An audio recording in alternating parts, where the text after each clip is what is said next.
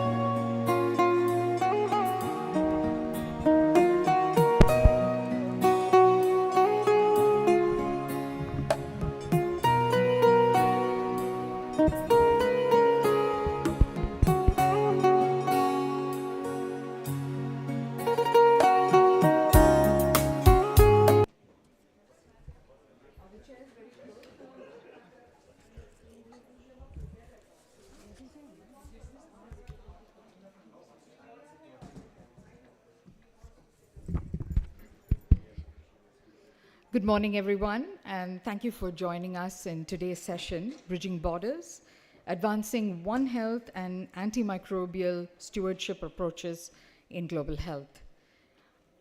Antimicrobial resistance is already a present crisis with a projection of almost 10 million deaths per year by 2050. Over 70% of global antibiotic consumption occurs in the animal sector, often without oversight, accelerating resistance that threatens both human and animal health. The One Health approach, however, insists that we can no longer tackle infectious disease burdens, including antimicrobial resistance, in silos alone. We must forge pipelines that link drug discovery, surveillance, policy stewardship, and stewardship across human and animal and environmental sectors. The 2024 UN high-level meeting on AMR reaffirmed the urgent need for coordinated and cross-sectoral action for new antimicrobial development. So today's panel really brings together experts from research, policy, and the industry to explore how an integrated or maybe a linked surveillance systems and public health partnerships and regional collaborations can strengthen our own defenses and safeguard health security for all. So without much ado, I'd like to introduce today's panel. We have chairing today's session, Dr. Sanghamitra Pati. She's a physician, laboratory scientist, and public health researcher, and is the Additional Director General of the Indian Council of Medical Research in New Delhi, and formerly the Director of ICMR Regional Medical Research Center in Bhubaneswar, with significant contributions to public health research and policy. She will start off today's presentations with a focus on One Health and animal health approach. We next have Professor Christopher Dawson. He's the director of the Howard Dalton Center at the Warwick Antimicrobial Interdisciplinary Center, the University of Warwick. He currently holds a personal chair at the Warwick University and is a past member of the Medical Research Council Infections and Immunity Board. He has established the Sir Howard Dalton Center for Translational Mechanistic Enzymology and the Warwick Antimicrobial Interdisciplinary Center. We also have joining us today Dr. Kamini Walia. She's a senior scientist at ICMR's Division of Epidemiology and Communicable Diseases, specializing in AMR surveillance.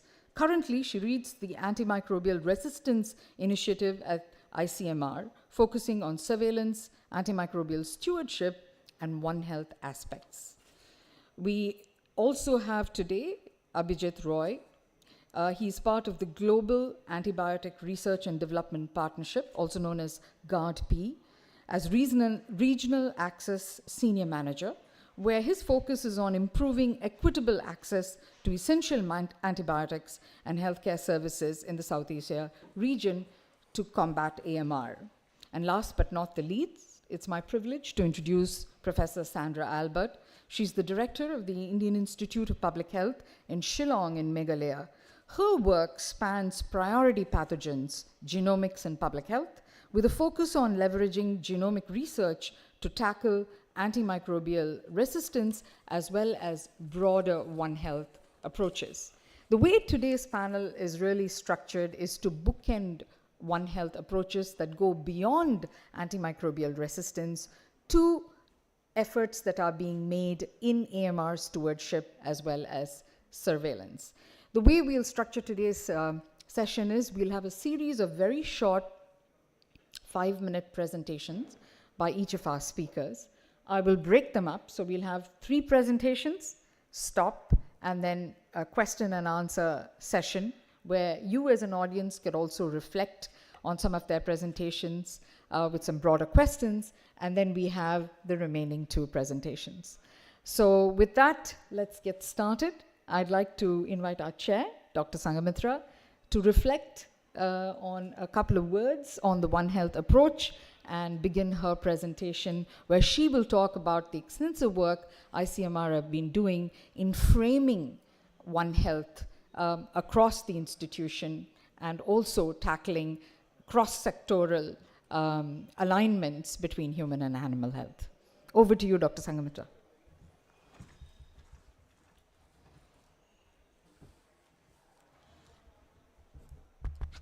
I think Priya, no one introduced you. So she is Dr. Priya Balu, the anchor of this whole panel session. Thanks, Priya, for this brilliant introduction and setting the tone. Already all of us are well aware, I did not re-emphasize or reiterate the importance of One Health. With this COVID-19 pandemic, each one of us very well realized the need to look at infectious diseases through One Health lens. And One Health, which is a very holistic approach to look at infectious disease even nowadays, for example, chronic kidney disease, snake bite. So every day we are getting more and more conditions, more and more public health challenges being included under the realm or the umbrella of One Health. And basically when we say One Health, it's human health, it's animal health, it's environmental health, which means we cannot look at human health or animal health in silo. We really need to look them in toto. And towards this ICMR, because I am representing now Indian Council of Medical Research along with my colleague Dr. Kamini Walia, so who is leading the AMR initiative of not only the ICMR but the country as well. So Indian Council of Medical Research is the apex medical research organization of the country, and it's one of the oldest medical research organization of the world as well. And in ICMR, if we look at all the 27 institutes are under the umbrella of ICMR, and all these 27 institutes are somewhere or other working on One Health. We have majority of the institutes focused on infectious diseases, such as many of you have heard about National Institute of Virology, which played a pivotal role during the COVID-19 pandemic. We do have another institute which is exclusively focused on bacterial infection, that is National Institute for Research on Bacterial Infection, or NIRBI, Kolkata.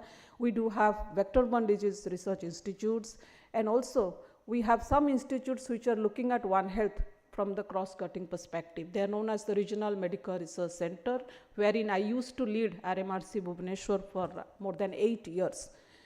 So when we discuss, apart from AMR, we also have set up a National One Health mission under ICMR, and within this One Health mission, most of our projects have been joint surveillance, joint outbreak investigation, designing joint mock drills. Very recently, we demonstrated a joint mock drill of an unknown pathogen, and how 3 disciplines or 3 departments, Ministry of Health and Family Welfare, Department of Health Research, and as well as Department of Indian Council of Agricultural Research and other allied organizations can join together to identify an unknown pathogen. And now, as Priya told, I will be just discussing or briefing on One Health, taking the animal health perspective. In fact, Dr. Baldev Gulati, because it's One Health, we had planned that we should have representatives or speakers from both animal health side as well as human health side, and at the same time AMR. Due to some medical emergency, he could not be present, but as it is One Health, I will speak for him. Yeah, is the first slide? Okay. So One Health, and especially zoonotic diseases, of late has become one of the areas of prime importance for India. And it is why? Because India, given its diverse geographic, diverse demography, diverse cultural practices, offers a unique condition or a unique ecosystem for emergence of zoonosis. For example, in my state, Odisha, we have been witnessing the outbreaks of 1 or 2 zoonotic conditions over the past 1 decade, and then only health system or only Department of Health interventions were not sufficient enough. I will discuss that how we developed and scaled up on One Health package of intervention to control zoonotic diseases when we start the discussion. So because of the high population with low land area, and has also with rapid urbanization and industrialization, the human-animal interface is becoming more and more close, and with that, the spillover or the jump from zoonotic disease to human is becoming more and more frequent, which means One Health is becoming even more and more important for each one of us in India as well as South Asia. Sorry. So when we see this, when we see the graph, or when we can see the timelines or the milestones, very well we can see that we have been off and on and off for time and again, we have been witnessing some transboundary animal diseases, because, and it's not that something which only emerging, but also many of them still continue to remain, which means we really need to think about how can we have a comprehensive package of intervention or a comprehensive approach. And what is more important is that how do we build our capacity, because each system is poised, or each system is competent enough to address their own set of problems, but here we nearly require how do we complement each other and then consolidate. That is why we all of us are here together. So why One Health surveillance? Why should we have joint surveillance, or why should we look at surveillance from a One Health perspective?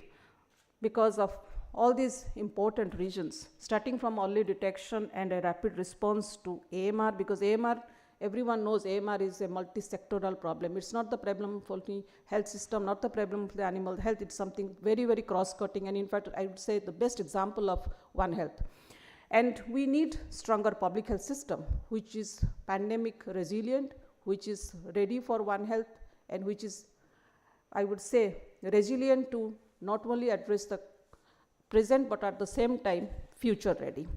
Then also, how do we, at the same time, not compromising with our trade, not compromising with our economy, how can we, at the one time, we can control these zoonotic conditions, and at the same time, we go ahead without compromising our economic productivity, our trade relation. That creates a challenge. I mean, how do we strike a balance? And most importantly, how do we go ahead with environmental monitoring, so that we don't have to, any outbreak should not be kind of we should not be acting when an outbreak is there, rather it should be forecasted, or it should be kind of, there should be some kind of bellwether so that we can know this is where an outbreak is going to happen. So this is about what is about Indian Council of Agricultural Research. They are the equivalent organization to Indian Council of Medical Research in the Department of Agriculture and Veterinary Sciences.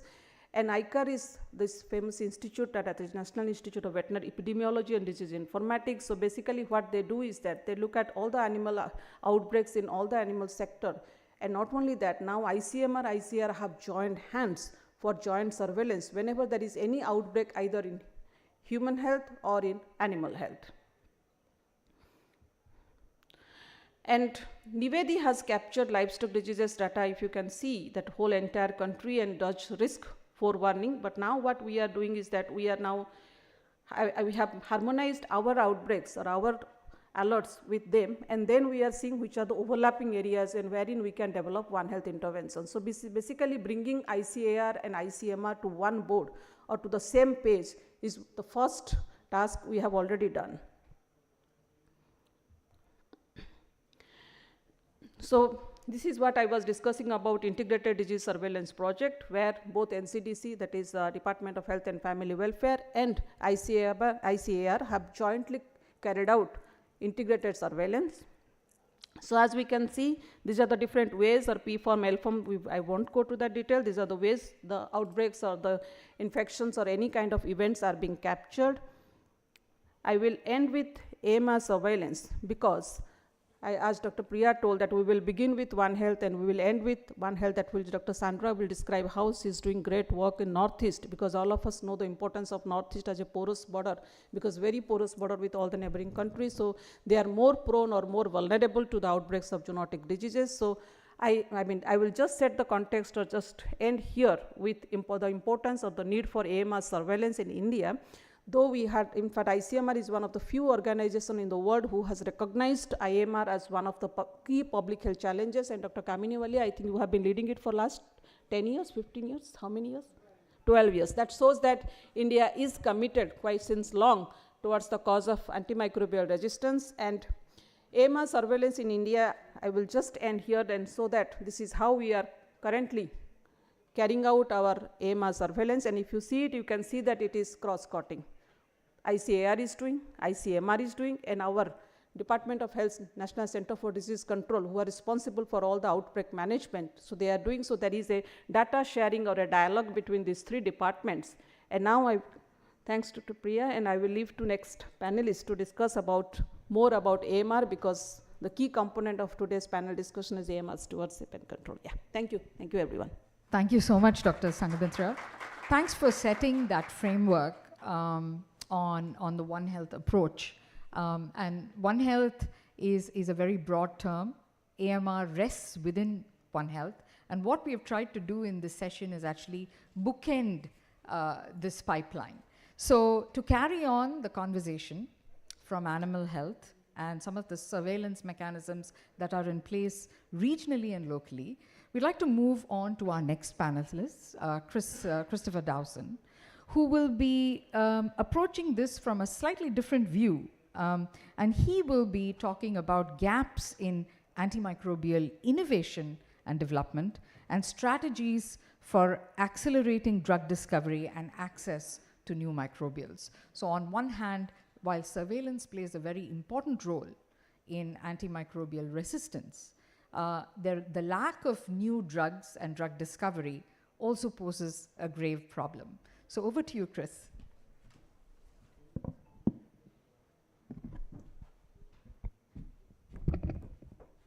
Thank you, Priya, for organising this, and your enthusiasm is endless. Lovely to meet panel members as well and see a much fellow audience. Thank you for coming. I think, is that my first slide? It is. Lovely. We have this lovely acronym, came up with from my fellow at Sussex University, Institute for Development Studies, who's our science policy partner. LEAD, Leadership to Enhance Antimicrobial Discovery and Development. So I got involved with Jim O'Neill's 2015 report suggesting that there was not enough human capacity, and last year at the UN reinforcing that there is not enough human capacity and capability. And that has been lost by the withdrawal of global pharmaceutical companies from the sector, which we'll look at in a second. And so I'm really keen to think about how do we train the next generation of global leaders and bringing key institutions internationally to work together and learn together and do stuff rather than just define problems. So that's what's driving and motivating me. I work at the University of Warwick, and this has all been enabled by private philanthropy. So private philanthropy post-COVID is a new powerhouse in helping to make change in AMR, and it's really important to bring together philanthropy, public and private partnerships as well. So that's another important part of what I'm trying to do to tackle the whole ecosystem. So this is my own personal experience. I'm a research scientist. I started working on penicillin resistance and mechanisms about how bacteria make cell wall. I have worked with all of these pharmaceutical companies. I helped deliver first-in-class drug discovery capabilities. We developed novel biochemical assays for these companies who were then, at the time, interested in making new antimicrobials. They have all gone. They've all gone. So myself and colleagues around the world who are interested in drug discovery as academics have no industry partners left to work with. There are micro SMEs and others who have a great idea, but what they have lost and what almost dooms them to failure is that they have lost the integrated expertise that existed in these pharmaceutical companies, where you had integrated teams of 30 to 50 people who knew how to make medicines, took that good idea to make a medicine, and that's what's been lost. So how do we rebuild that integrated knowledge base when global pharma is no longer interested in helping us? And the expertise is out there, but it's fragmented. So how do we build that into a defragmented capability globally? And that is, for me, what we really need to do, and harness the expertise that exists already, that is now dispersed. There's lots of people out there, but they're elderly, older than me, and aging. So we have just a few years, really, to learn from them before they are no longer with us. So we need to press on with this. So there's time dependency for lots of reasons. If we have a brain drain, then how are we going to rebuild? So we need to do something now. So we've started this with a small program, so a big hand of friendship between the UK and Japan, small amount of money, 1.5 million from private philanthropy, the Great Britain Sasakawa Foundation, who took a gamble, if you like, on an idea. And they said, what can you do with this money? I said, I could do with a bit more money, but if you give me £1.5 million, we'll double it. So we've done that. So we have at least £3 million now to set up a program of policy research and science research between the UK and Japan. And importantly, what we've identified are key research fellows, mid-career people who have permanent jobs, who we've taken out of their jobs for a few months at a time to be able to train them in the wider drug discovery ecosystem. These are 2 pediatricians who want to know about drug discovery.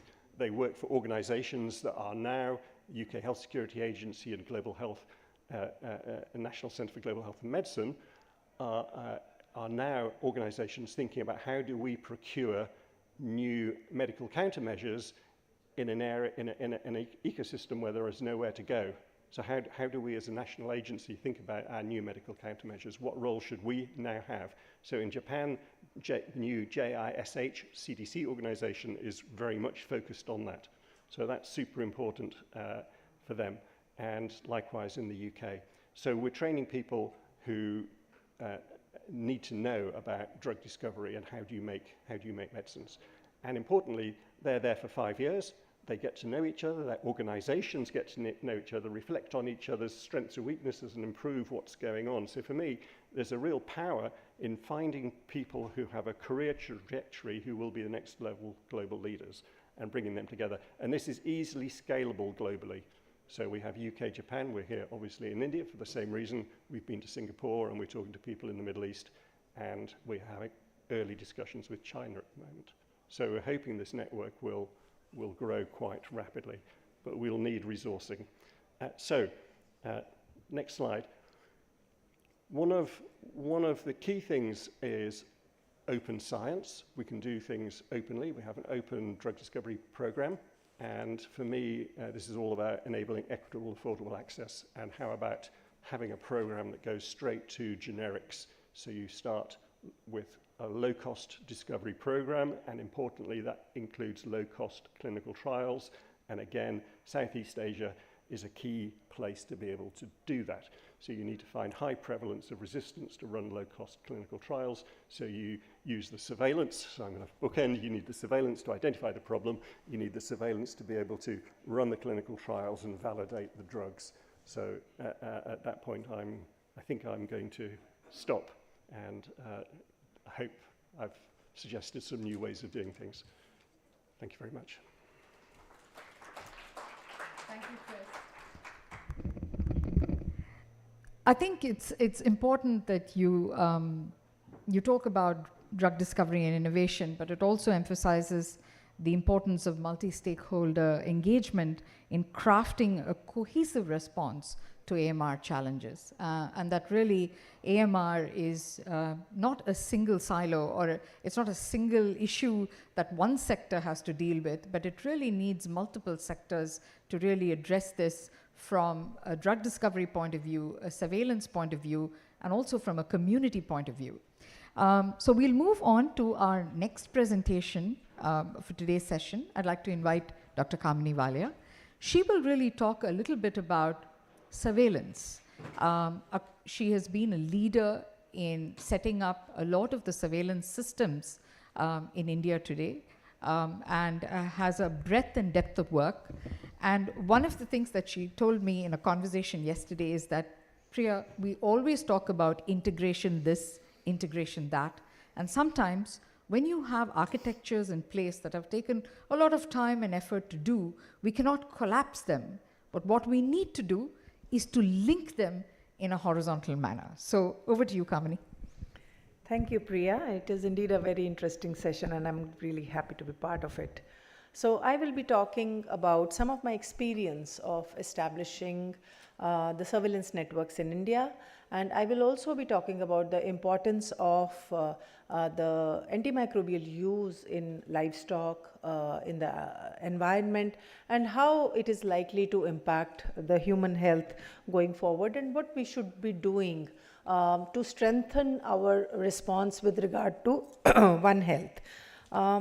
So as we all know, enough has been said about the excessive use of antimicrobials in humans, but when we talk about One Health, we are talking about antimicrobial resistance emerging in different areas. For example, in the animals, the antibiotic residue in the environment. This is the report from UNEP. Up to 75% of antibiotics used in aquaculture may be lost to surrounding environment. 70% of antibiotics are used by animals, only 30% are used by humans. And animal use of antimicrobials is expected to jump by 67% in 2030. Up to 80% of the consumed antibiotics, even the ones which are consumed by humans, are actually excreted through urine and feces. They again land up in the environment. So we cannot afford to ignore the environment anymore when we are looking for solutions which are multidimensional and which we hope that they will address all aspects of antimicrobial resistance. This is a very interesting pathway which I came across a few years back, and this actually shows how the antimicrobial agents and how the antibiotic resistant genes, they travel across livestock, they travel across the aquaculture, the environment, and soil, water, everything. So the circular lines are actually antimicrobial agents, and the straight lines are actually antibiotic resistance genes. So you can see this is quite a maze. So everything is ultimately landing up in the big green circle below, which is the humans. So we are receiving a lot of antibiotic residues, antibiotic resistance genes, and antimicrobial agents from everywhere. More so, we have a direct contact with animals, which previous speakers alluded to. We have a food chain. There are many processed and unprocessed foods which come from animal source where antibiotics have been used. There is environmental contamination, and of course there is horizontal gene transfer. With this in background, there are many outbreaks which have been reported in the past. Drug resistant pathogens from animals find ways to humans through food products. For example, resistant bacteria detected in bovine, chicken, fish and related products, then from pigs, horses, donkeys, then the cattle, coagulase negative staphylococci, E. coli, Staph aureus, including the strains carrying ESBL and the NDM1 genes, poultry, E. coli, Staph aureus, enterococci.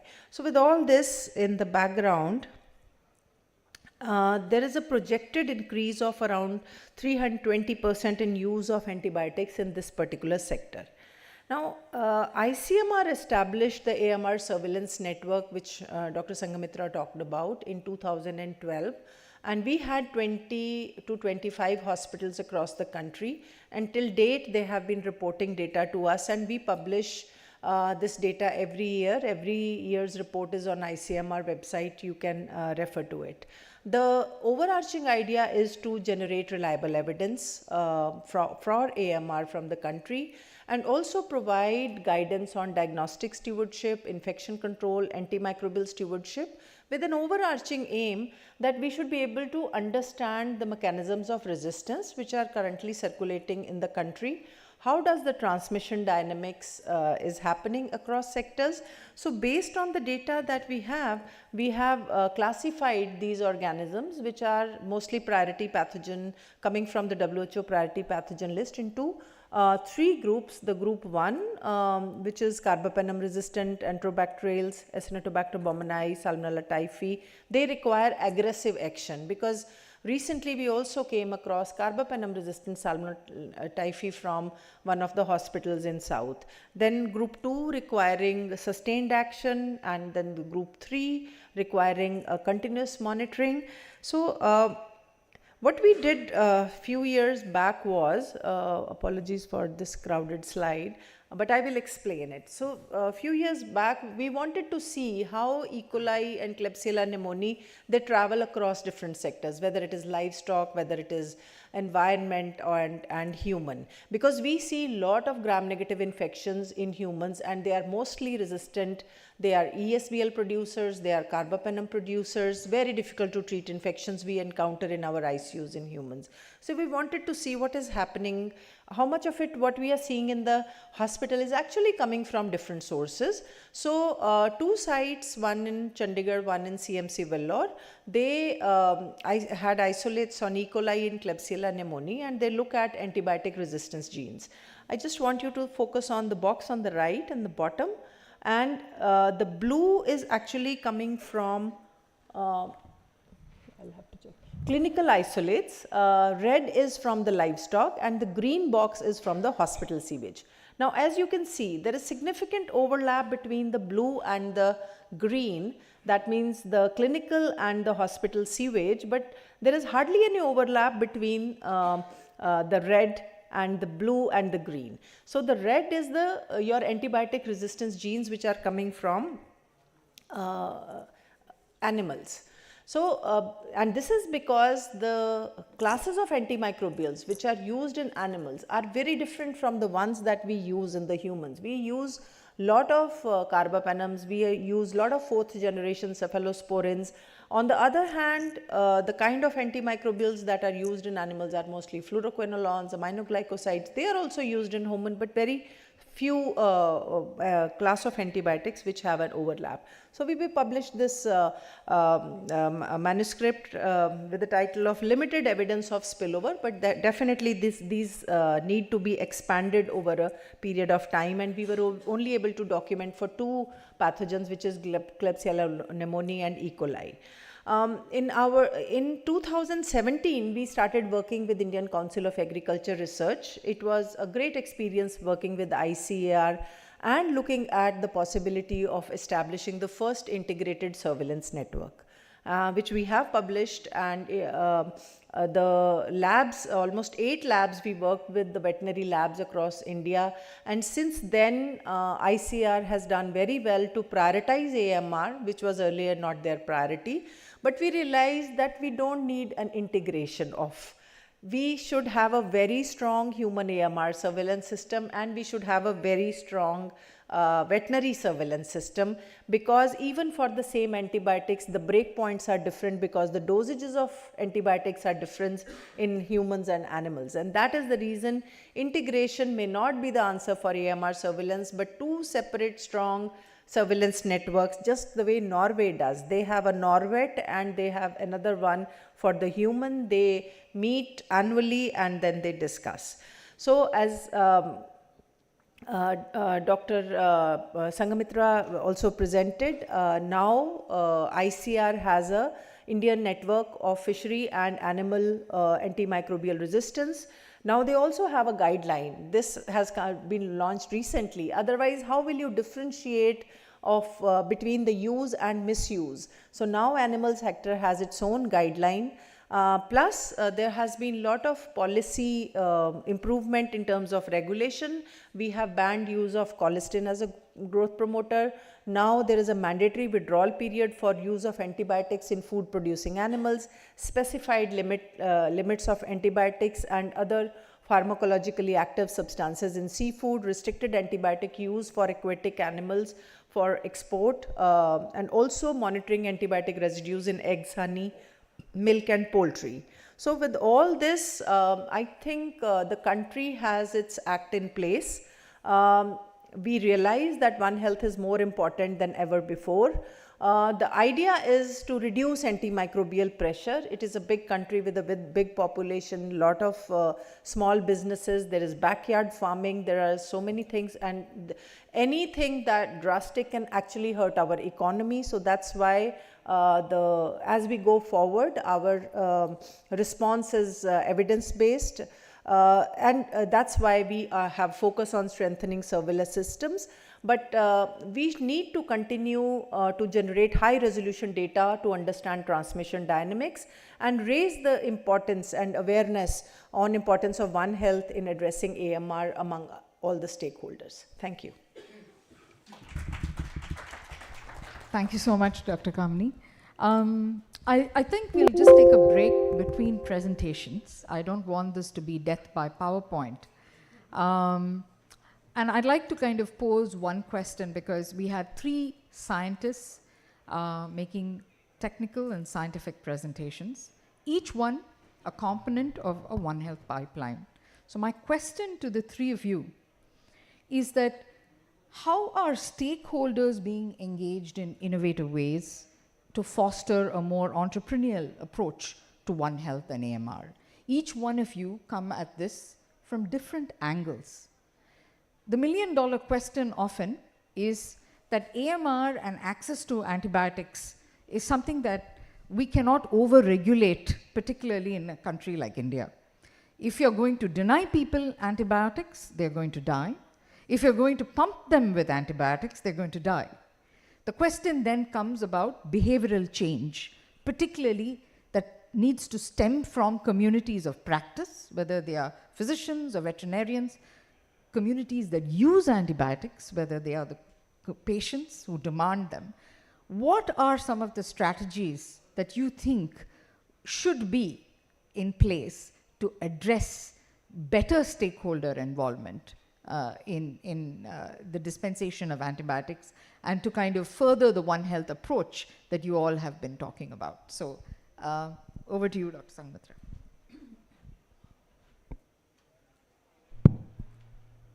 Yeah, that's a very important question. Thanks, Dr. Priya. In fact, as you rightly pointed out, it's very easy to blame that doctors are prescribing antibiotic, because being a clinician, I do also understand the importance of timely intervention. And at the same time, how do you also stop overusing it?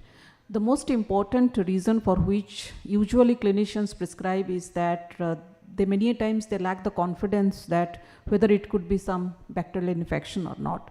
So for this, I would think, I mean, what we also have been discussing, even Dr. Kamini earlier was the series of AMR webinars she was doing. We had a lot of discussion around it. The first thing is that how do we make sure our health facilities infection control is at its best? That's the first thing I think, because many of the patients, if you see, they acquire infection also in the health facility. So that would be how we engage with stakeholder, and therein we really need to involve stakeholder, because it's a behavioral, not only behavioral, it's a norm or a culture of an organization. So how do we make that happen? So one is infection control, very strong infection control in adherence to all the precautions that we did during COVID pandemic. And second is, how do we develop point of care diagnostics? In fact, Dr. Kamini was leading the essential diagnostic list, and we were discussing that. Many times physicians, while waiting for the culture or while waiting for the infection or not, they start prescribing empirical antibiotic. If they have a point of care diagnostic, I won't think they would go on prescribing. So this is two. And third is, I would leave the other 2 panelists to say what they want to suggest. But for me, I think these are the 2 ways where we can start involving the stakeholders. Yeah. Great, thank you very much. So yeah, it's a different perspective. Part of the problem we're in is the economic failure for the antibiotic market. Antibiotics are too good for themselves. You don't need many tablets, therefore you can't get return on volume. If you do use volume, you have a problem with resistance. So perhaps we need to flip this around and think about this as not as an economic problem, but as a global public health or moral problem. And if you start taking the economics out of the driver and have this as a global public health need and put the driver as global public health need, then you can start engaging institutions in a new way. And if you do this in an open, collaborative way, then things become an awful lot easier about transferring and transmitting information, training people, and you can unlock a whole lot of things that I think are currently locked up with the economic problem.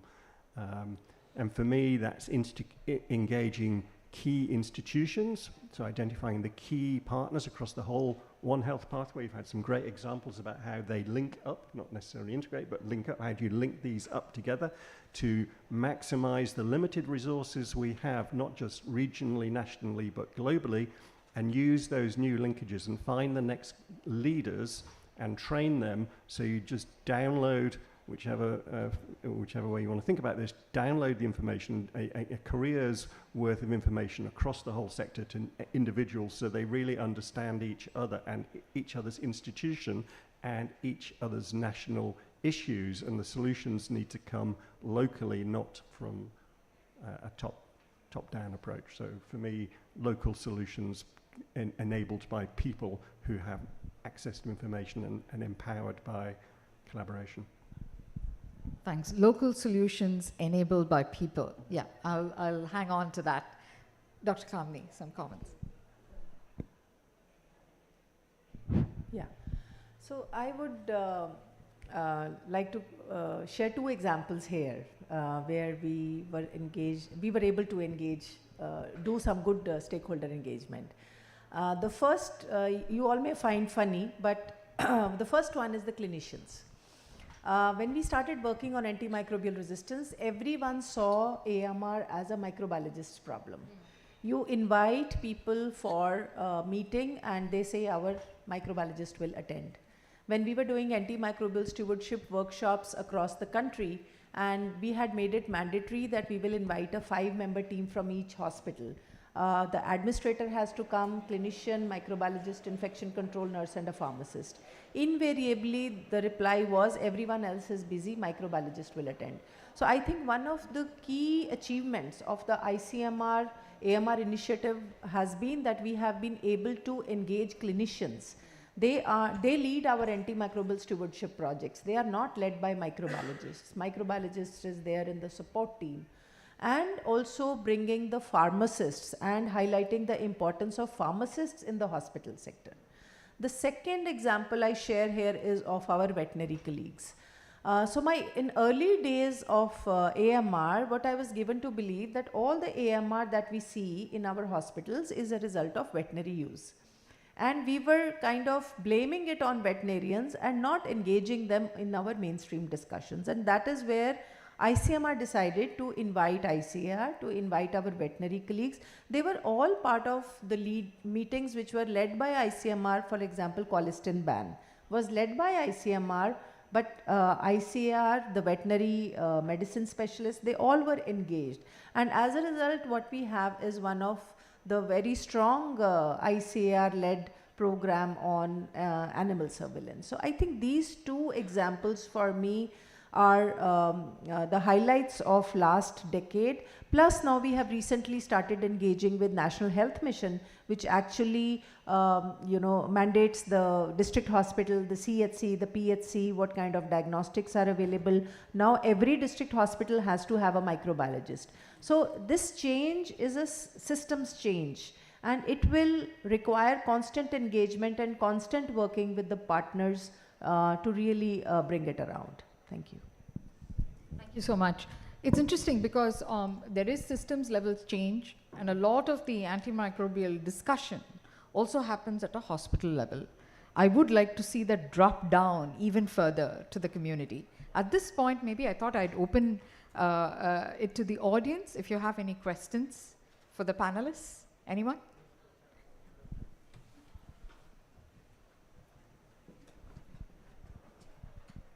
Thanks a lot. Extremely interesting session. My name is Joachim Seibold. I'm from Charité University Hospital in Berlin, and for us, AMR is a patient safety issue, definitely, and that's why our AMR specialists, ID specialists, they are actually under the direct supervision of the medical director, which means their salary is not paid by the ID department, it's paid by the medical director. That's just one aspect, and we feel that it is extremely important for hospital to know about their AMR situation. And I found the ICMR initiative extremely important, that you get the information from 25 hospitals throughout the country about their AMR situation. I wonder if, or I would expect that there is even high demand of virtually all hospitals in the country, because if they receive their AMR situation in comparison to other hospitals, that should be extremely interesting, and the demand should be overwhelming to get this information, how well one hospital does in comparison to others. We run that for at Charité for the majority of other hospitals in Germany, And we feel that there is a high demand to get this information, how well I'm doing as a hospital in comparison to the other hospitals. So this would be my question actually, what the situation is here in that country, in the country. Thank you. Any more than Yes. one person can reflect Yeah. on this.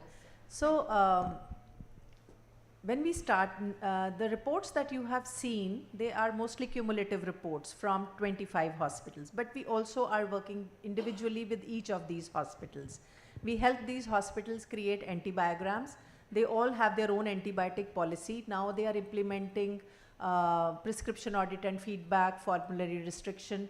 The challenge is that Indian hospitals don't have ID physicians like all other all over, like especially in the West and in the North, many hospitals have ID physicians. We don't have ID physicians in government hospitals, so it is essentially a pediatrician or an intensivist or any other physician who is passionate for antimicrobial stewardship leading this initiative. Regarding your question of inter-hospital comparison, I'm sure many of the hospitals that you are talking about from Germany are funded by your government.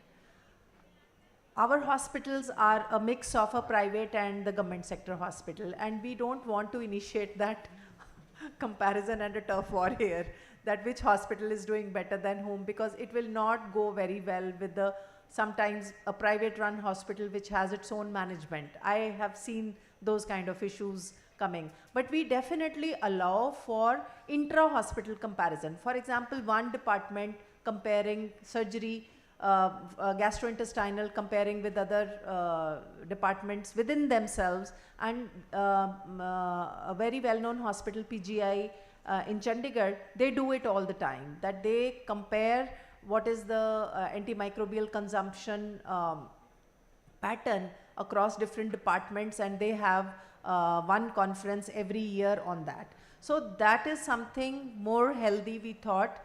Then we are not there as yet, where if one hospital has higher NDMs and is using higher carbapenems, it may just not attract many patients, because a lot of patients come to India for medical tourism.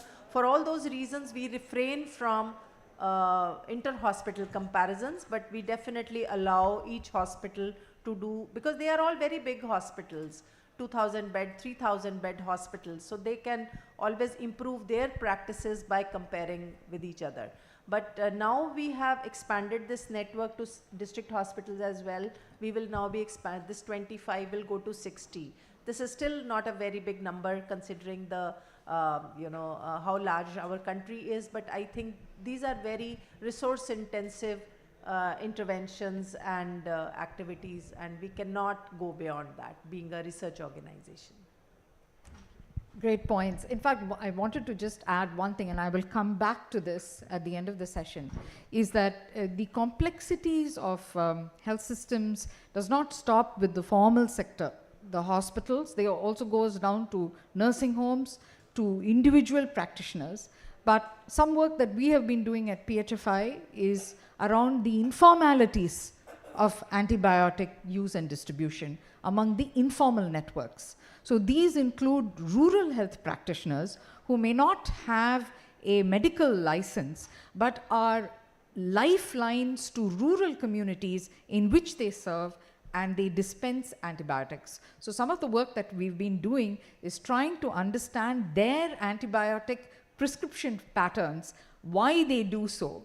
And one industry that we found was extremely plugged in, far more than even us researchers, were the pharmaceutical companies, because they formed part of the pharmaceutical pipeline, where the dispensation of the antibiotics went right down to rural health providers, and pharmaceutical companies were actually training them.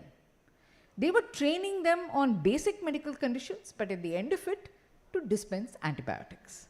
So it's a really complex chain, and it is very parallel, not just among India, but also colleagues that we have seen in East Africa and others, where informal networks form a very big component of antibiotic distribution. But I'll stop here and we'll come back to that. I'd like to move on to our next presenter today, Mr. Abhijit Roy. He's from GARDP. And he will talk a little bit about some of the really interesting work that GARDP is doing on investing in new drug discoveries, but also co-opting a very crucial sector in mixed health systems, the private sector. So over to you, Abhijit.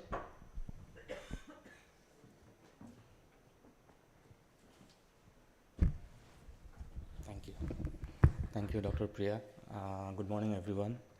So, is it presenting?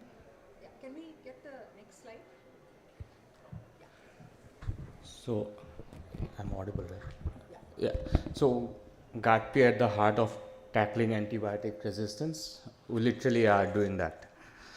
So, just to reflect on about GARDP, I think the model which we follow is basically a three-pronged approach which we are taking, integrating R&D and access. So, most of our projects are basically dependent on urgent public health needs, which we are trying to address. We are also following this collaboration and license agreement, through which we de-risk antibiotic drug development projects. Equal partnerships, obviously, the license and the agreement and the partnerships where we get in, we try to bring our own experience and our own knowledge about certain things, as well as we try to benefit from the partner's experience and the work they are doing in certain areas. Also, I think most of our activities are matching the response to AMR data, whether it is based on low and middle income countries where the needs are. We are also focusing on high burden population.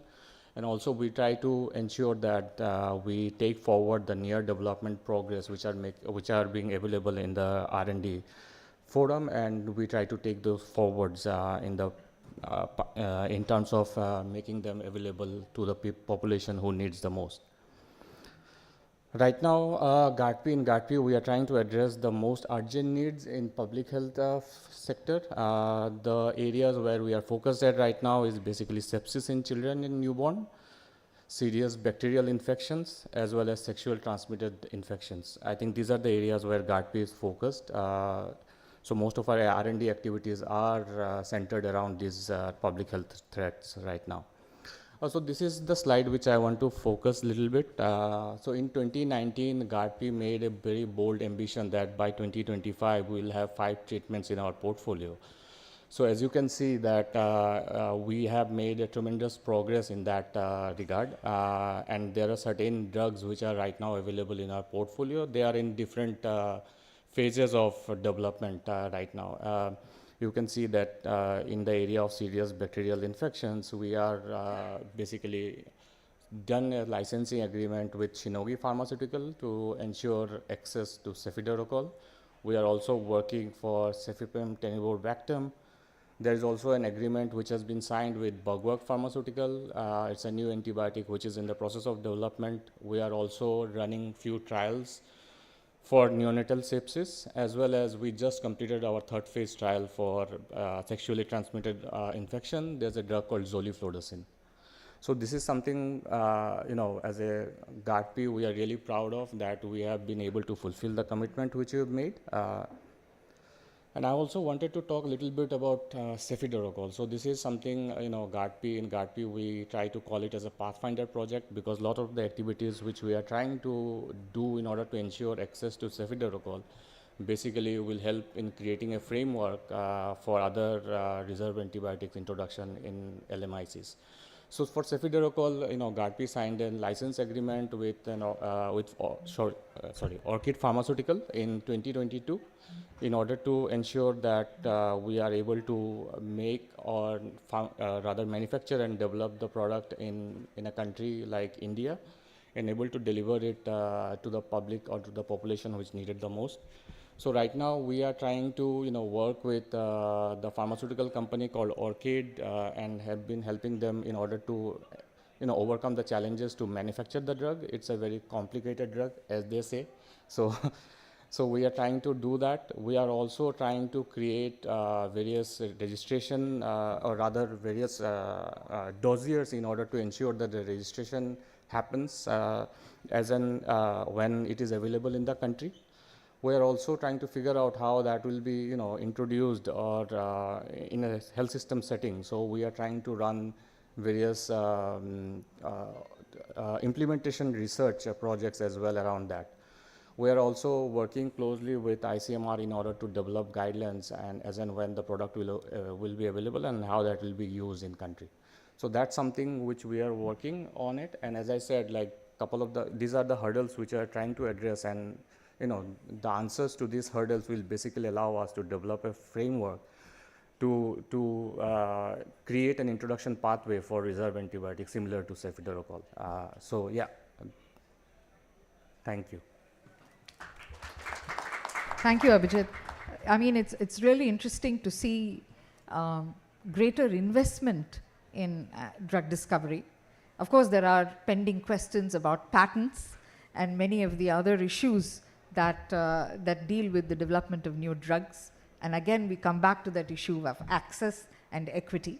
But the final presentation today is by Dr. Sandra Albert, who will close out, I think, this loop for One Health. Because so far we've been talking about bugs and antimicrobials and infectious diseases, and Sandra will go beyond that, and she deals with other infections that are equally important but often neglected.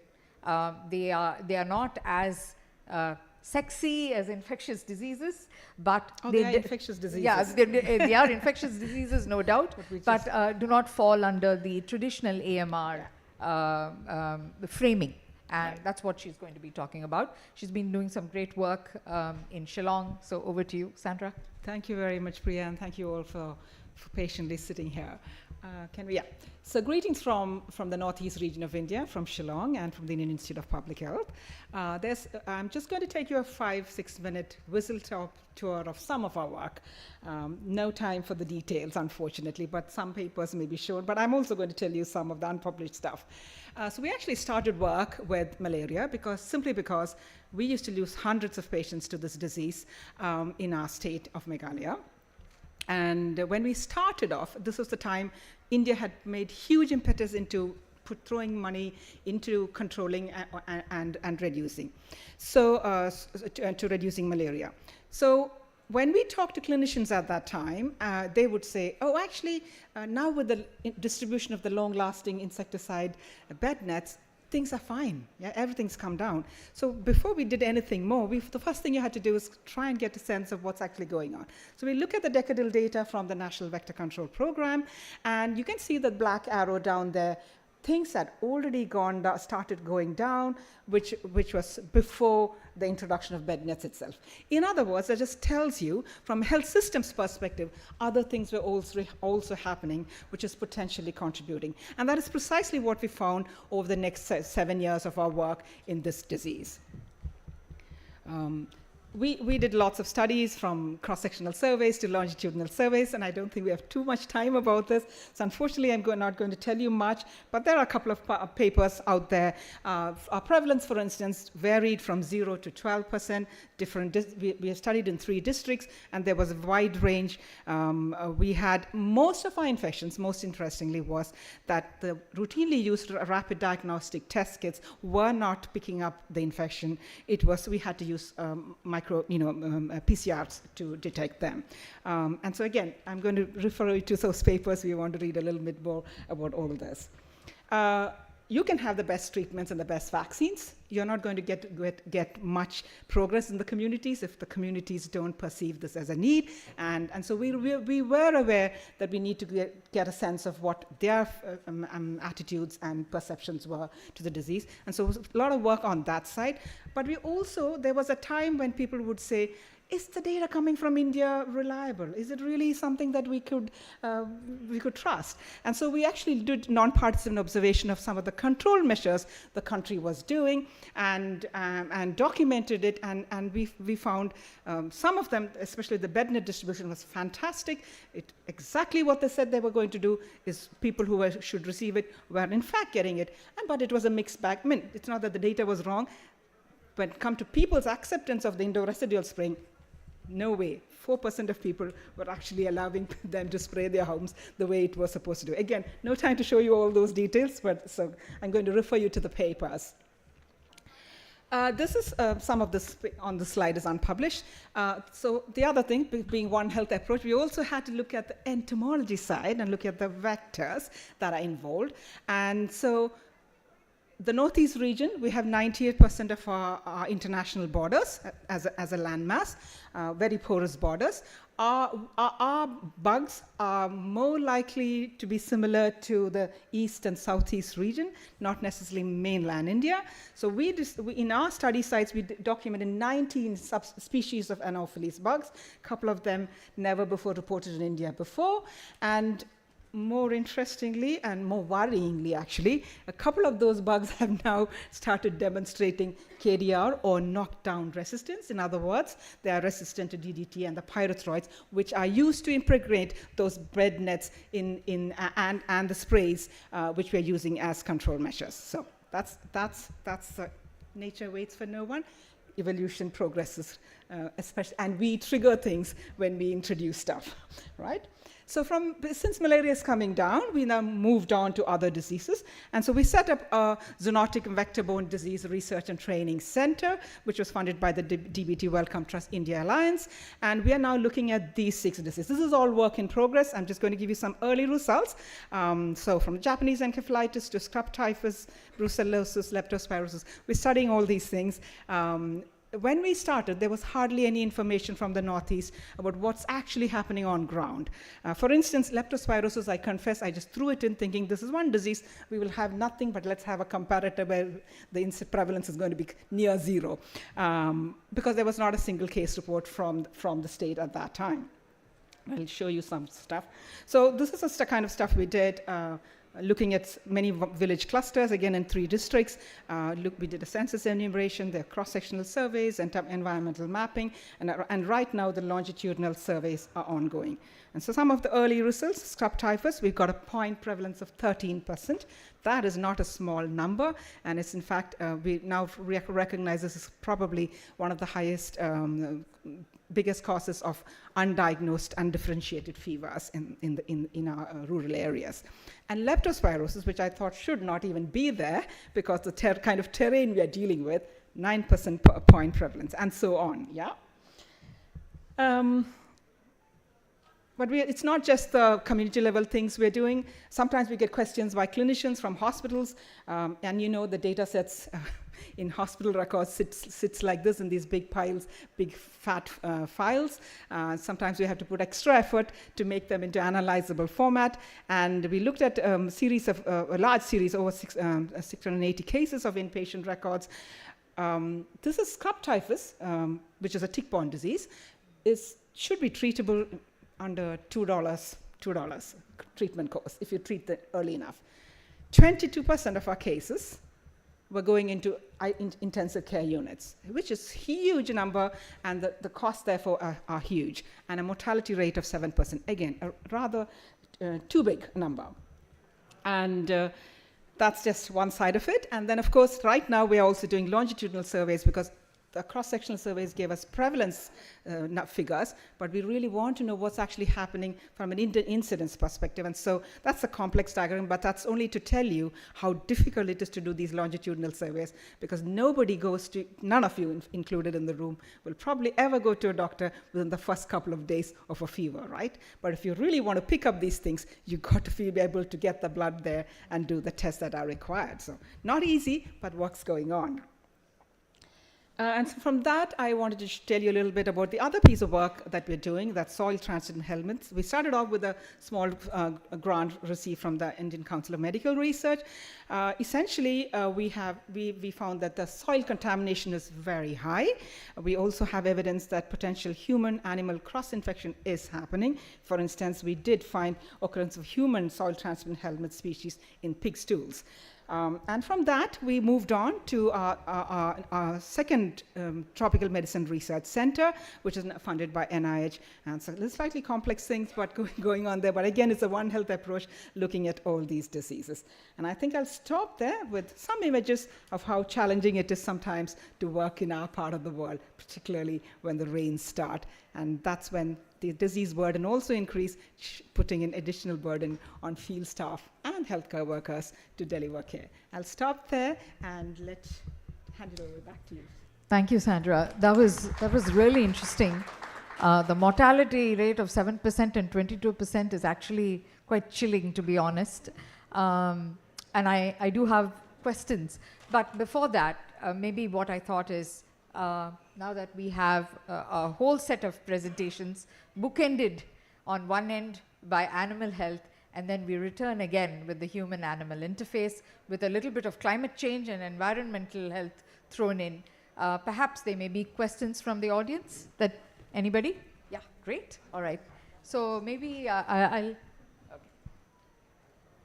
Maybe we have one there, one here, one here, and Meera. Yeah. Thank you. Great Yeah. presentations and a strong sort of, tone of practice and practitioners' insight. So my name is Akhila Shivdas. I'm part of an organization called CFAR, and I come from the space of communication, and particularly with mass media. And now it's a buzz. AMR is a buzzword. It's, making it into the sort of, into the front page. So I'm just wondering, in all of this, you mentioned, Priya, about the end user, the consumer, not just the pharmacist, not just the clinician. I'm wondering where the whole role of communication comes in. And today the opportunities are huge of both disinformation and information.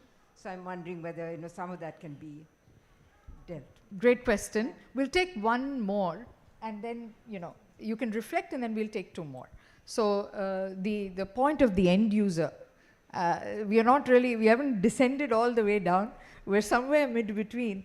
But you and me, that's the end of the day. So maybe we could talk about that. And we had one more question here. Yeah. Thank you, ma'am. I'm Prateek. I'm a medical student here in Delhi. And I believe that with AMR, it's a battle that we are fighting that is getting stronger each day. The opponent is getting stronger each day. But at the same time, we are losing on the weaponry and the armory that we have against them. And being the fact that as a medical student, what I can see, having the perspective both from the hospital setting as well as from the general population point of view, we live in a country, or maybe say it's the problem elsewhere as well, where every household has a doctor, and popping antimicrobials is just like candies, like anything, they just pop antimicrobials like anything. So I believe that there is a very important role of primary prevention here. And being a medical student, I just want to know the perspective. I believe that youth has a very important role here, leading the fight for AMR advocacy and the AMR stewardship. So I want to know the role of youth, the action plans that you might have and suggestions that you have. Great. So two questions related to communication. Shall I stop here, and then we'll take a next round? We do have a little bit more time. So please, you can, whoever wants to reflect, please do. Yeah.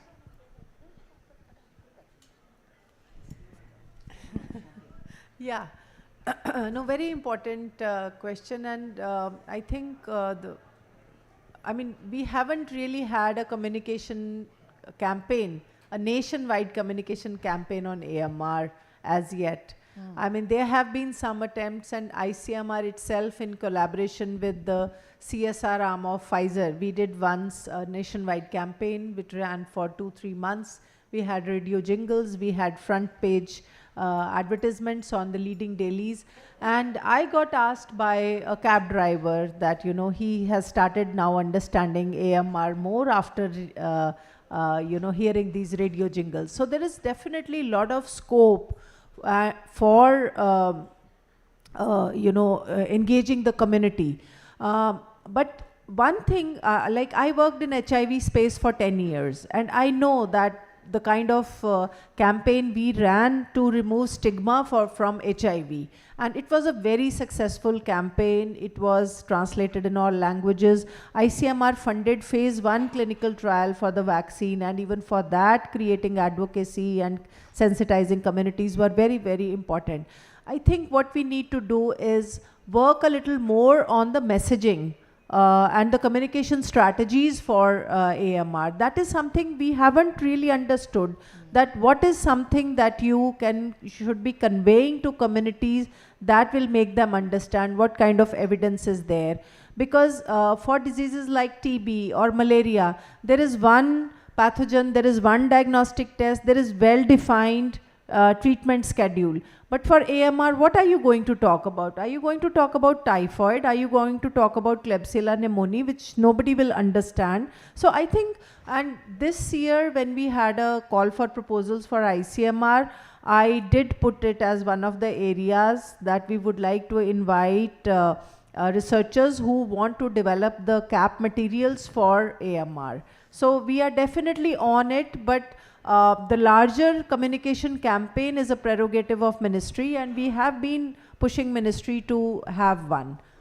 That's ICMR's Sandra, would you role. like to also reflect? I mean, this is a point from the ministry.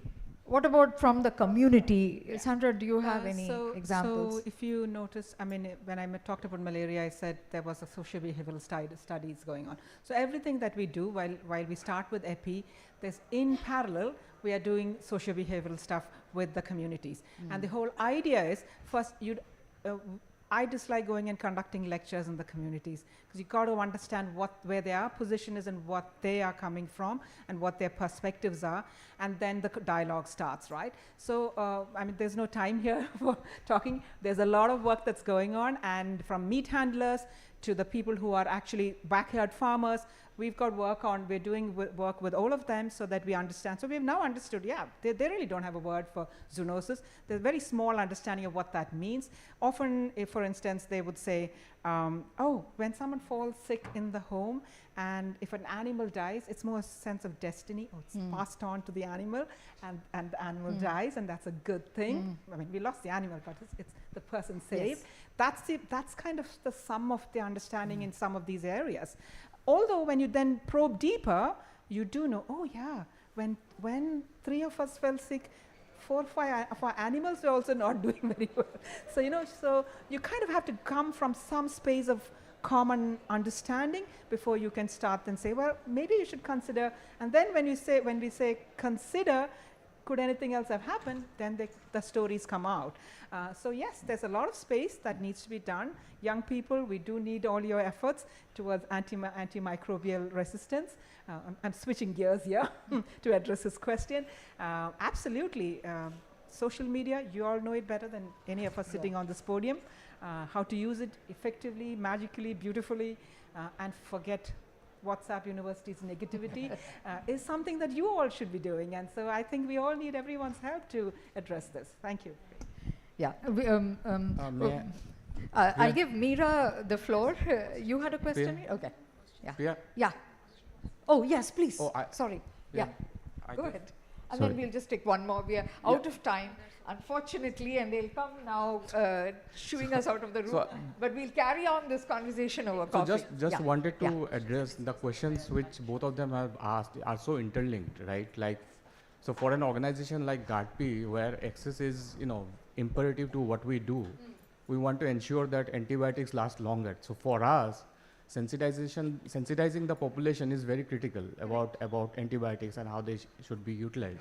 So one of the key things which we have realized is that in India, the national media is something which we can utilize in order to sensitize the population, right? And that is something we don't see it often, right? You see when TB day happens, you see a full page ad about TB, right?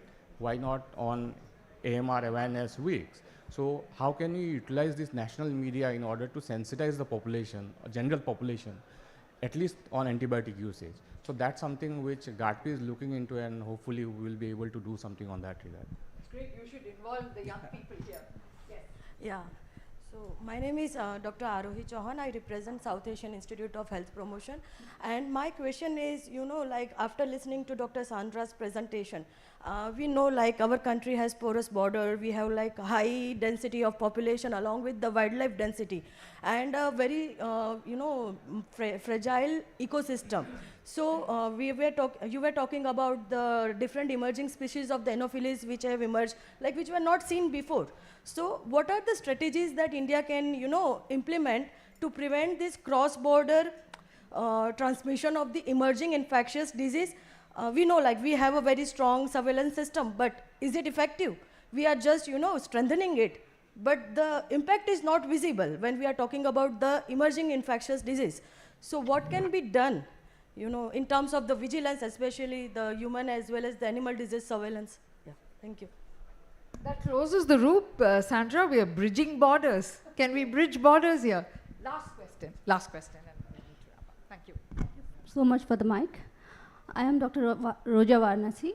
I am scientist from Central Council for Research in Homeopathy under Ministry of Ayush, and this is an important topic which is being discussed here. So my question is, India is a country of medical pluralism. We have both allopathy, that is modern system of medicine, and we have complementary and alternative system, a strong infrastructure which is there in India. So why not explore this one?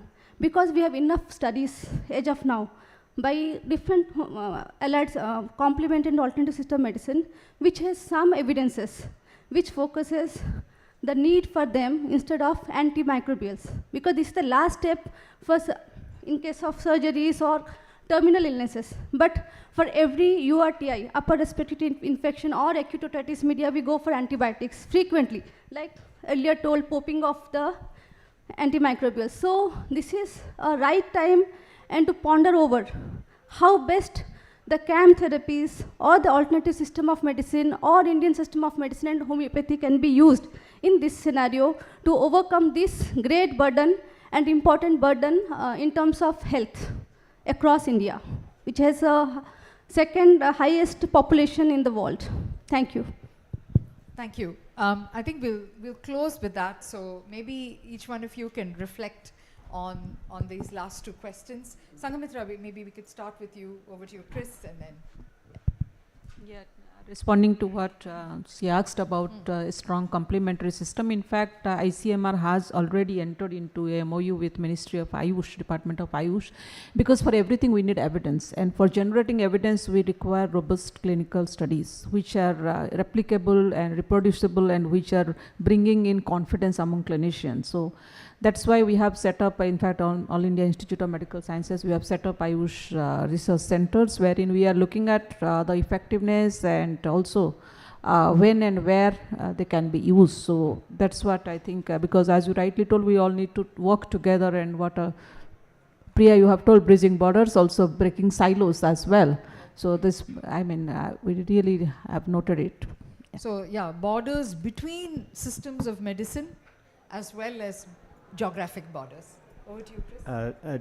Natural products as well as AI-generated small molecules are all important, and working out how to use these together. So we need to, we need to be slightly smarter on how we use medicines together. We need more pharmacologists. That's what we're short of, certainly in the UK. One more stakeholder to bring into the loop. Yes. Responding to her question of across the borders, I think one example which I can share with you is typhoid. We are looking at typhoid very closely because the ceftriaxone resistant typhoid, it emerged in Pakistan, and azithromycin resistant isolates have been reported from Bangladesh. So that is something that is on our radar for AMR, and it would be very important to kind of watch it as we go forward. Regarding the other system, the other systems of medicine and bringing it together with the allopathy, I think the example that we can follow is Japan. They have clubbed the Chinese medicine system or Japanese traditional system of prevention. I mean, this is more for prevention with the the allopathic. So the doctors are trained in both. So I think that is something that we can follow, but that is something for ministry to do and to find out how we can best do it, use it to our advantage. All right. I suppose you want me to respond to the trans-border. So one of the objectives of our research center is to actually understand transboundary diseases, and the cluster of villages, one cluster of villages we're looking at is in fact on the border of Bangladesh. While we do have a surveillance system I'm afraid we do not know much what happens in our borders actually happens in terms, because bugs don't, humans have some barbed wire which prevents them from crossing, right? Bugs don't. They can move in and out and fly in and out or whatever. Again, avian, the birds are one transmission route, which is really poorly understood in our country. So there are lots of things that needs to be done. We hope we are kind of making a start, and as the group and the work goes, we will understand it better. So all I can say is these are work in progress, and we are nowhere near to reaching optimum understanding of these things. I just want to highlight on the question is that cross-border transmission is GARDP is actually looking, or rather, looking into doing a similar kind of study in Africa. Right now that's something which is undergoing, and I think once we do that study, we'll be able to figure out what exactly is happening. But yeah, can't comment more than that on that. Yeah.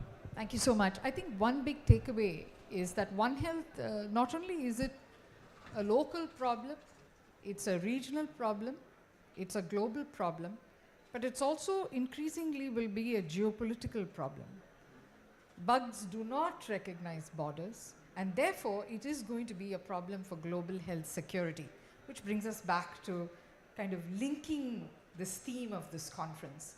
And therefore, we hope that this session has given you a little bit of a glimpse of all the exciting work that many dedicated scientists and public health professionals are doing across the globe. And if you're students, I hope this inspires you to take up more work around AMR. So with that, Dr. Sanghamitra Pati, Chris Dawson, Kamini Walia, Sandra Albert, Abhijit Roy. Thank you so much.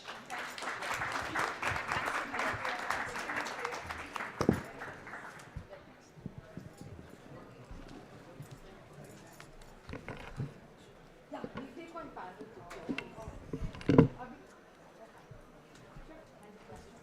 Go back. We'll stand.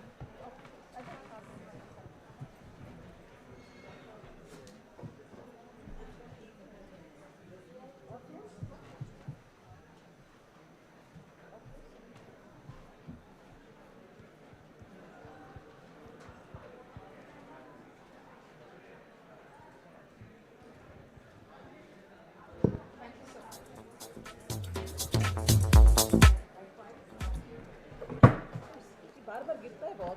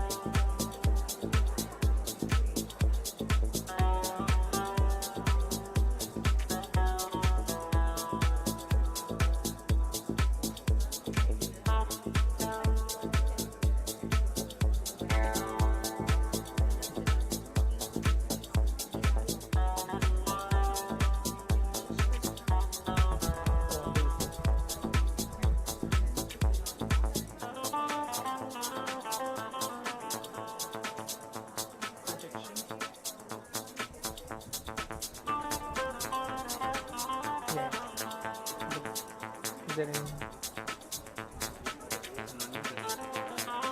how do you change them? Sure, but how do I?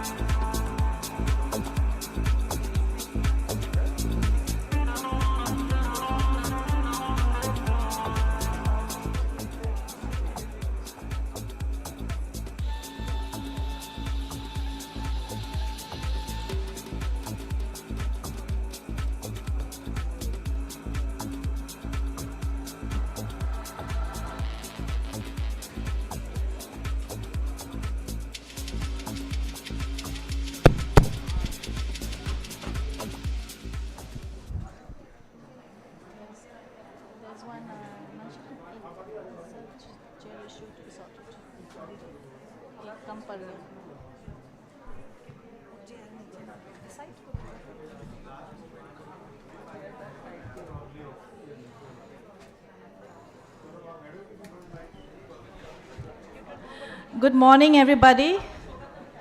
A very warm welcome to the Engender Health and CHAI Clinton Health Access Initiative session. Please bear with us for another few seconds. Yeah, there's some, yes. This is a very cozy panel.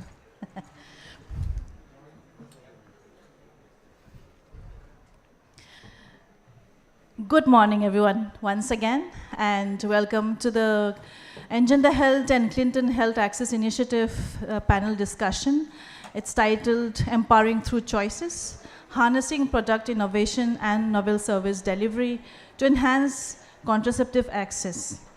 And before I proceed, I'd like to introduce my co-moderator, Mansharan Seth. She is the Director, Sexual Reproductive Health and Oxygen Access, Maternal and Child Health.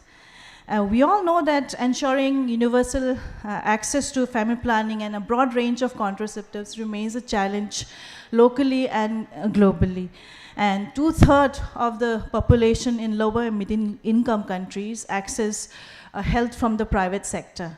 But of this, only less than a third access contraceptives from the private sector. This demonstrates that there's a lot of opportunity for engaging the private sector and looping in them into the formal system. And through private doctors, pharmacists, hospitals, and the like. And there is the issue of unmet need that we are all aware of. So in this session, we will explore opportunities to boost access to family planning. We'll look at three important topics. One is the introduction of novel contraceptives and product innovation. At the same time, we'll also discuss about maximizing the utilization of existing products in the system. Then we will talk about unlocking online and offline private channels for contraceptive services and also product delivery. And lastly, in line with the summit theme, we will discuss program strategies for scaling equitable access to family planning and explore meaningful ways and systematic ways to integrate private sector into government health initiatives. In this case, we will talk about family planning. I would request my co-moderator, Mansharan, to provide some additional overview on the topic. Thanks so much, Rodi, and a very warm welcome to everybody in this room and for your interest in the space of reproductive health. Just building on what Rodi said, I think sometimes when I reflect on this, what I find very interesting or staggering is, like, as a country, we consume more than $1 billion of shampoo. And if we look at hair care, we consume more than $6 billion of hair care. When it comes to contraceptives, we consume $263 million. So it just seems like, we need $6 billion of shampoo and hair care, but we need $263 million of. So I'll leave that number with you as food for thought. That what does it reflect on, So with that, I extend a very warm welcome to Ms. Andrea, who is very kindly accepted to chair this session. She's the UNFPA India country representative and also the country director for Bhutan, and has really worked in more than 50 countries across Asia, Africa, and Latin America. So, ma'am, a very warm welcome to you. And thank you for chairing this session. I will very briefly introduce all of the speakers for today. We have Dr. Ajay Khera, who is the country representative of Engender Health, and who's also previously with the Ministry of Health and Family Welfare. We have Dr. Poonam Goyal. She's got more than 26 years of experience now in the space of obs and gynae and also in IVF. So, ma'am, thank you so much for being with us, and we found a common point. Both our education goes back to Patiala, but on very different topics. We have Dr. Deepti Tandon, who's a senior scientist with NIRRCH, and has very, very interesting areas of research interest, which includes STIs, reproductive tract infections, premature ovarian, anemia. So, if those are topics that interest you, she's the person. We have Dr. Kirti Iyengar, who's the director of SRHR with the Children's Investment Fund Foundation here in India, and so passionate about so many subjects, particularly bringing how do we, we really unlock the role that what the private sector can play in this space. We have Dr. Rajiv Sharma, who's the VP of Medical Affairs at Tata 1mg. We will hear some very, very interesting things about the kind of path-breaking work that 1mg is doing in this space, and hopefully, learn more and get some ideas. And we also have Dr. Saurabh Sharma, who's the president of the Delhi branch for the Indian Pharmaceutical Association. So again, I welcome all of you, and thank you so much for being a part of this panel. And with this, I will hand over to Ms. Andrea to kindly kick us off with some opening remarks. Thank you, ma'am. Okay, thank you so much, and a warm welcome to everybody here this morning. I want to start off with kind of a grim statistic.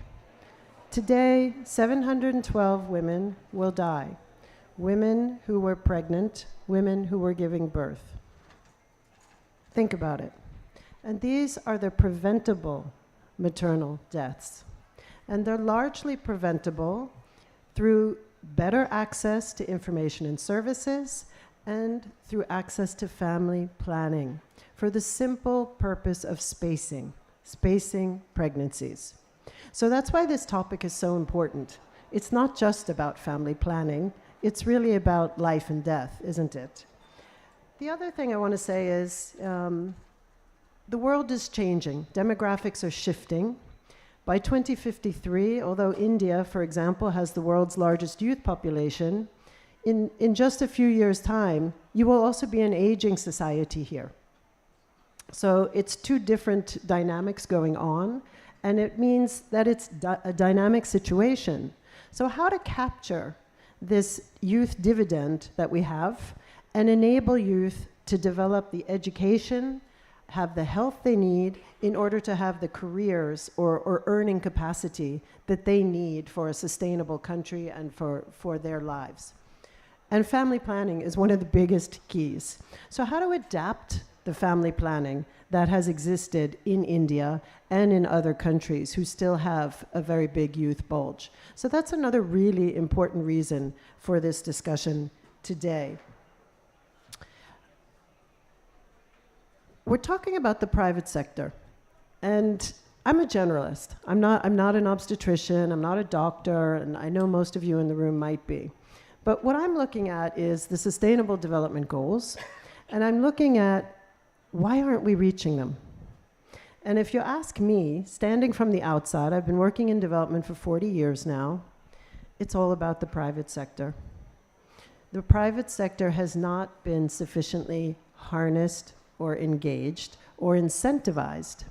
Frankly, I don't even think we speak the same language. One is doing the tango and the other's doing the waltz, and we're not dancing to the same tune.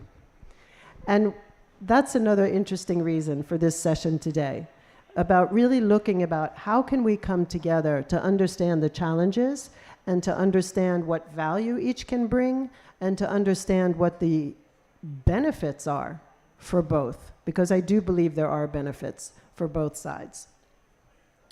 So again, we're looking at a holistic paradigm. We're not looking at just population control anymore. We're looking about rights and choices.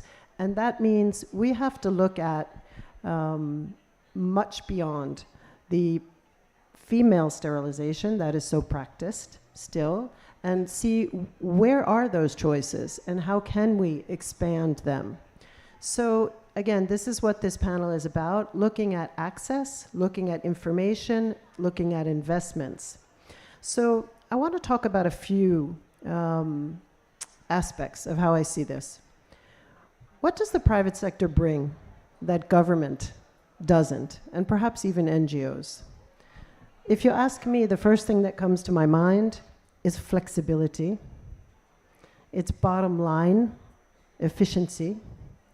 It's consumer insights, listening to the customer, user-centered design, which is something we're particularly bad at in the not-for-profit sector, or in many of us, or in the multilateral sector, or in government sector. We think, we design, we roll out, and then we look at it, and then we evaluate, and we wonder what went wrong. instead of starting with the customer and asking from that perspective. The next is on innovation. Even here from the perspective of the UN, we have something called UN 2.0, which is sort of the next generation of the United Nations. And we're trying to become much more innovative. And I tell you, that is not an easy beast, because it's all about attitudes and mindsets. How do you get people to think about innovation when they may not feel very creative or innovative themselves? So it's a whole science of changing the mindsets around how you develop that. But the private sector has it. They have it already because they need to do it to remain agile and to remain profitable. The next is on marketing expertise. I think we all agree the private sector knows how to market, and if they don't, they go out of business. It's that simple. We don't. We often keep marketing the same things. If I look at some of the branded condoms, oh my God, they've been around since the 60s.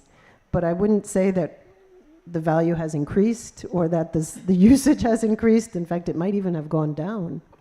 So another is looking at supply chain expertise.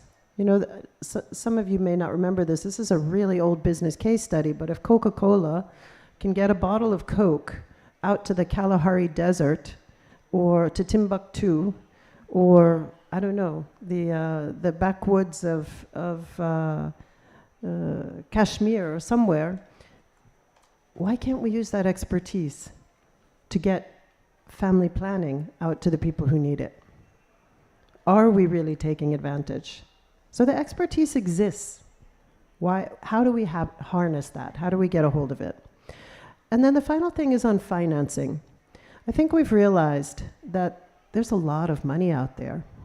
The world has never seen so much private capital in the history of the world. And it's available. And people want to invest it. And people want to invest it for social causes. So now we're getting better at developing all kinds of schemes for harnessing those funds as well. So this is what I mean when I say, how can we tap the private sector better? And I hope we'll explore some of these issues more in this session. I wanted to give you a couple examples just from UNFPA, because we won't have an opportunity to cover them in this session. One is something we've launched called the Global Coalition for Reproductive Justice in Business.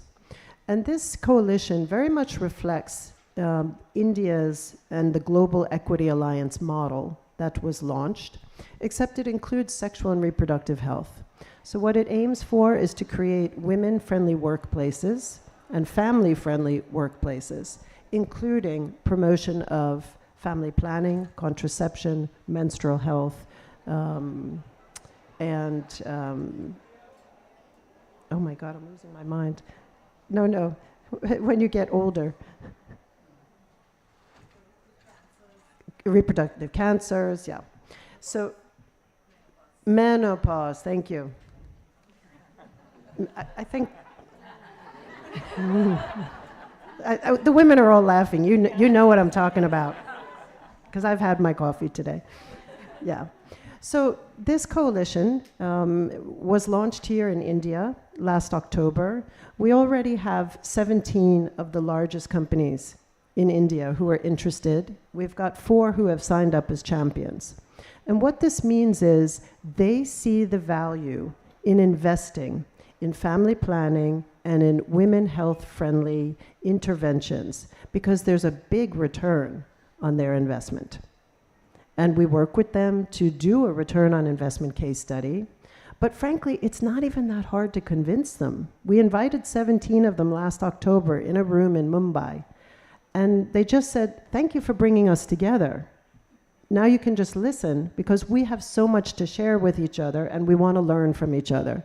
But we need you to convene us and to help keep it going.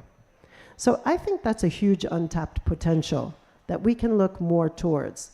And you might be thinking in your head, oh, you know, these are C-suite executives who are thinking about women at the top of the chain.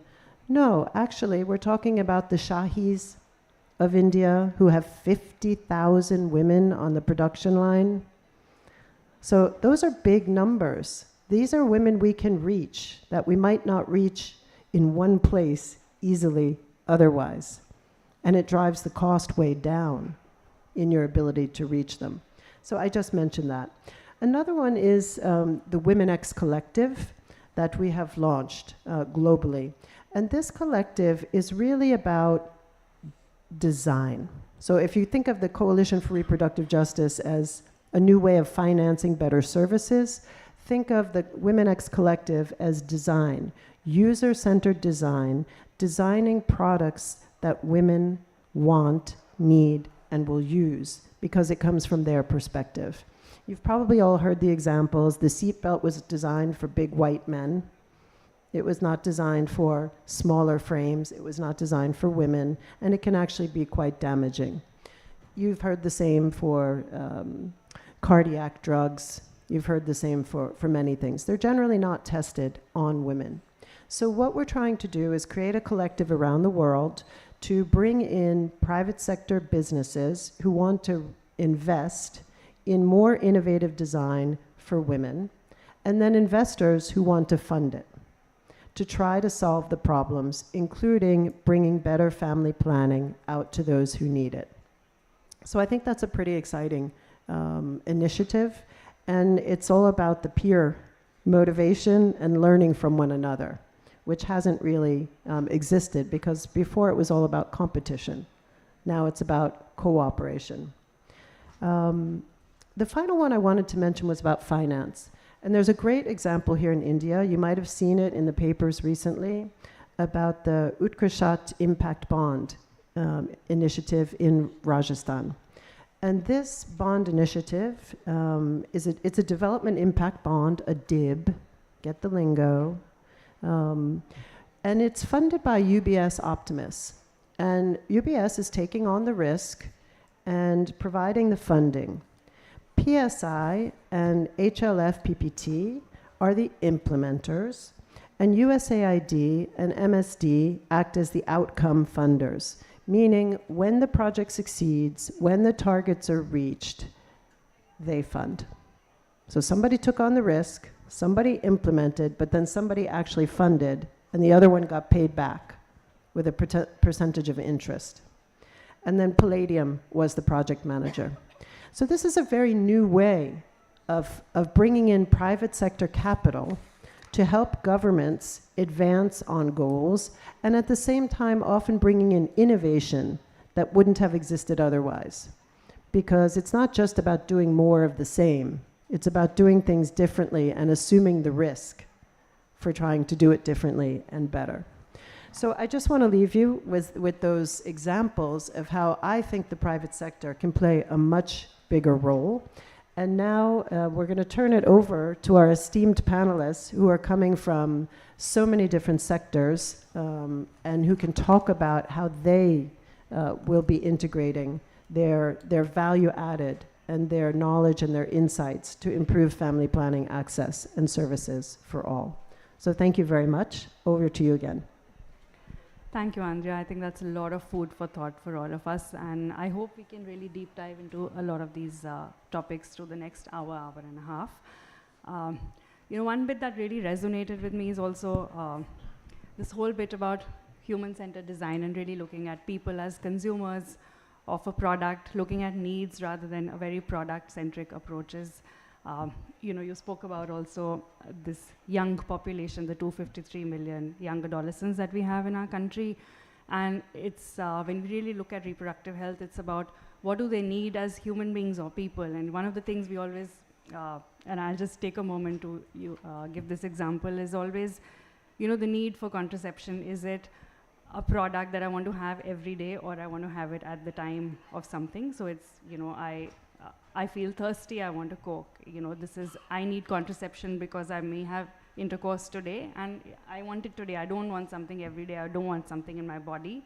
So I find it fascinating, that we have, in some categories, there are like thousands of products for different users. You want black hair shiny, black hair plus plus. But when it comes to contraception, it is so narrow, it is so small that nobody really thought about the user, from so many different lenses, whether it's men, gender is at the core of it, but there could be theoretically thousands of needs that contraceptives could really serve, and we are nowhere close to that spectrum. But I will now start, and we really hope we'll go into all of these subjects today. Dr. Khera, I think I would take this opportunity to maybe help you kick us off. At Engender, you've done so much work in reproductive health, maternal health, child health as well. I'll ask you two questions maybe, and which is that, one, how have you seen some of the role of the private sector involved in this space? Have you seen some change? Where do you see the gap with regard to the work that you do? And can you think of any recent pieces that you may have done where you feel that the needle is actually shifting? Are there any examples that you could share with us where you feel, yes, we may not be there yet, but we have some baby steps in that direction? Yeah. Thank you very much, Mansharan, and very good morning to all of you, and greetings to all of you on behalf of Engender Health. Today we are talking about the contraceptive access with a special focus on the private sector, and Andrea gave us, number of examples. And we are all aware that, that we are all committed as per SDG for universal access to the SRH services. And even within the FP 2030, there is also a commitment for universal access. And you must have, seen the FP 2030 commitment of India. And there are few priority areas have been identified. And if I look back at those priority areas, like one of the priority area is that we really want to, expand the reach and the range of the contraceptives. And when I mean reach, that means I need to reach to the last mile.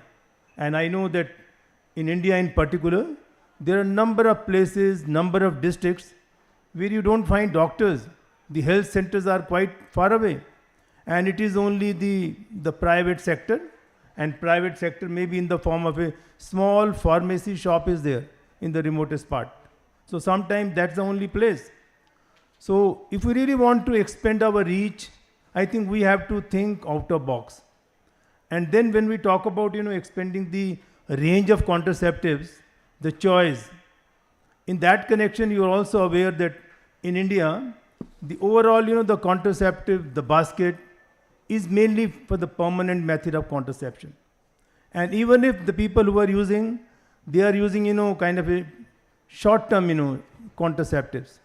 People are not aware of the long-term, kind of a reversible contraceptives, but there is a real need.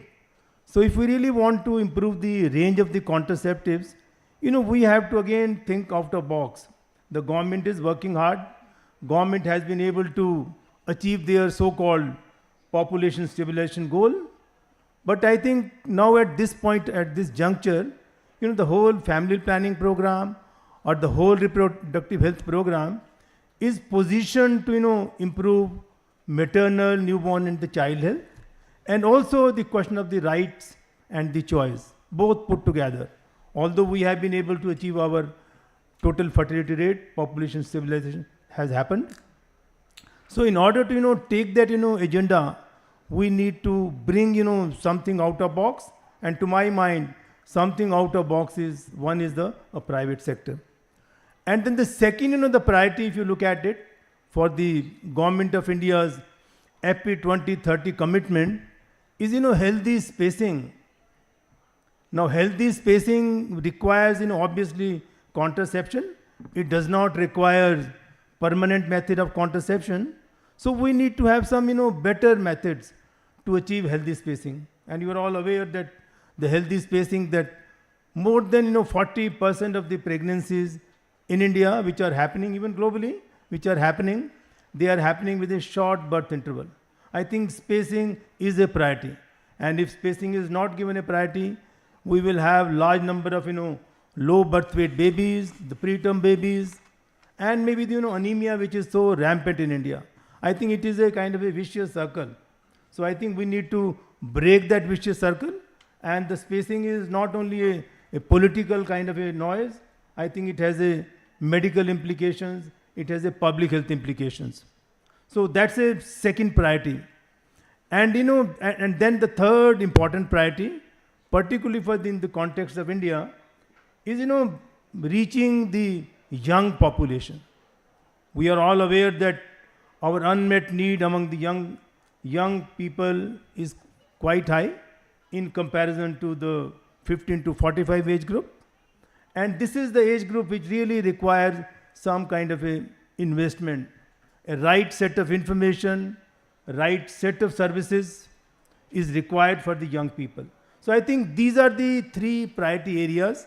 And to my mind, if all these three priority areas needs to be addressed, the private sector is well positioned. And we have seen that 60% of the medical care, in spite of National Health Mission program in the country, 60% of the people are still, availing medical care services from the private doctors, from the private sector doctors, maybe pharmacists or maybe Ayush doctors or MBBS doctors. And I also looked at the data sets in the context of contraceptions. Around 30 to 40% of the contraceptive services are being provided. So there is a real potential to, take this private sector forward. And, at this point of time, I would like to, share some of our experience, which we have recently working on. We are working closely with Parivar Seva Sanstha, who is our field implementing partner. And there, we are working in 29 districts in 3 priority states. And in those districts of Rajasthan, Haryana, and Karnataka, we have done a mapping of these pharmacists. And why we did the mapping? Because we could find that many of these districts do not have doctors. The only medical service available is the small pharmacy shop. So we try to, map all of them, and then we engage them in terms of, some kind of a business seminars, Not like, real training or capacity building. We called it a business seminar, so as to kind of, make their interest that we are going to teach you the art of running business and how you can earn more money. And then simultaneously, we also imparted them, knowledge around SRH, knowledge around contraceptives, and in the role of, the role of counseling, particularly in that context. And things like, keeping confidentiality, keeping privacy, and, non-judgmental attitude. So we sensitize those pharmacists. And beside pharmacists, we also sensitize the local doctors. Local doctors were type of, Ayush doctors and even the MBBS doctors. They were also sensitized, and their knowledge was improved. Their counseling skills were improved. And, with the result, and in order to reach to large number of, doctors and the large number of pharmacists, we also came up with a self-learning digital training package, We call it a Mighty Saksham. And that particular is the kind of a self-learning module where, at your ease, you can, learn. You can understand the basic understanding about the various methods of contraceptions. And I think it was a real eye-opener. And particularly in India, where we have been able to increase our basket of choice. Many people have not heard about injectable contraceptives. People have not heard about implants and even the subcutaneous, kind of the injectables. So people are not aware. So I think, we made them aware, both the doctors as well as the pharmacists, using the power of the digital technology. And, we could reach to around about 40,000 pharmacists. We could reach around 1,000 doctors. And, we really found that their knowledge, their awareness, their counseling skills have really shown a real improvement, So this was, one experiment which is still ongoing. It is being implemented. And by, looking at the broader observation after the repeated meeting, these pharmacists and the doctors, we could see that now 87% of the pharmacists have started stocking, more than 3 contraceptives. And before the project, only around 60% of the pharmacists were keeping those 3 contraceptives. And even they started keeping the injectable contraceptives. Around 15% started keeping the contraceptives. And beside that, the doctors which were trained, around 25% of doctors, started giving even the injectable contraceptives, which they were not giving in the past. So just by capacity building, by engaging pharmacists, I think we were able to make some kind of a change. And we also kept on looking at the overall, what is the kind of the market trend which is happening, following this investment in our 29 project districts. And we could see around 15 to 20% increase in the contraceptive, use in the market in that particular project area. So I think this is a small experiment which has been done, but the objective was that we really wanted to reach to the last mile. That was one approach.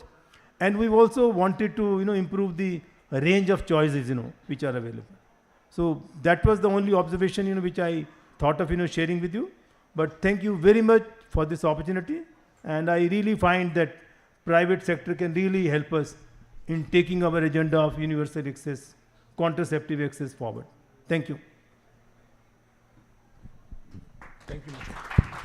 Thank you very much, sir, for highlighting the private sector role not only in family planning but otherwise for other public health issues. Now I'd like to move on to Foxy. We all know Foxy. They are the largest network of OBGYN in the country. And yesterday, Dr. Sunita, the president of Foxy, mentioned there are 46,000 doctors across the country. In terms of number, coverage, and technical expertise, I think as a private sector, their contribution to family planning, contraceptive equity is unmatched. So while we are on the topic of innovation and product innovation introduction, I'd like to hear your views, ma'am, on what are those critical questions that needs to be answered, bearing clients in mind and the private providers in mind. What are those questions that needs to be answered before any new method is rolled out in mainstream contraceptive offerings or the public sector or the private sector? First thing is that one size will never fit all. So we have to take into consideration what are the customs and what are the patient's needs and how they want to go about it. It is cafeteria choice, we say. But when the patient comes to you, she is wanting that I want to have a IUCD, but the husband is resistant. Nahi, property nahi lagwani hai. So it goes like that. So she is not empowered to take decision for herself. That is one thing which is most important. If she is empowered, she wants, I want to use this method. So that method should be used. So that is one thing that every lady should be empowered. She should decide when she wants to embark on her next pregnancy. Next pregnancy should be planned and proper spacing should be there. That is very important. Then another thing is that counseling part is very, very important. Suppose I am giving her injectable. So her periods may stop or she may have irregular bleeding. If I have not explained it to her that this is the normal problem with this, she will be coming back to you every time, or next time after 3 months she will not come for the injection. So this is the most important thing. If your counseling fails, your method will fail.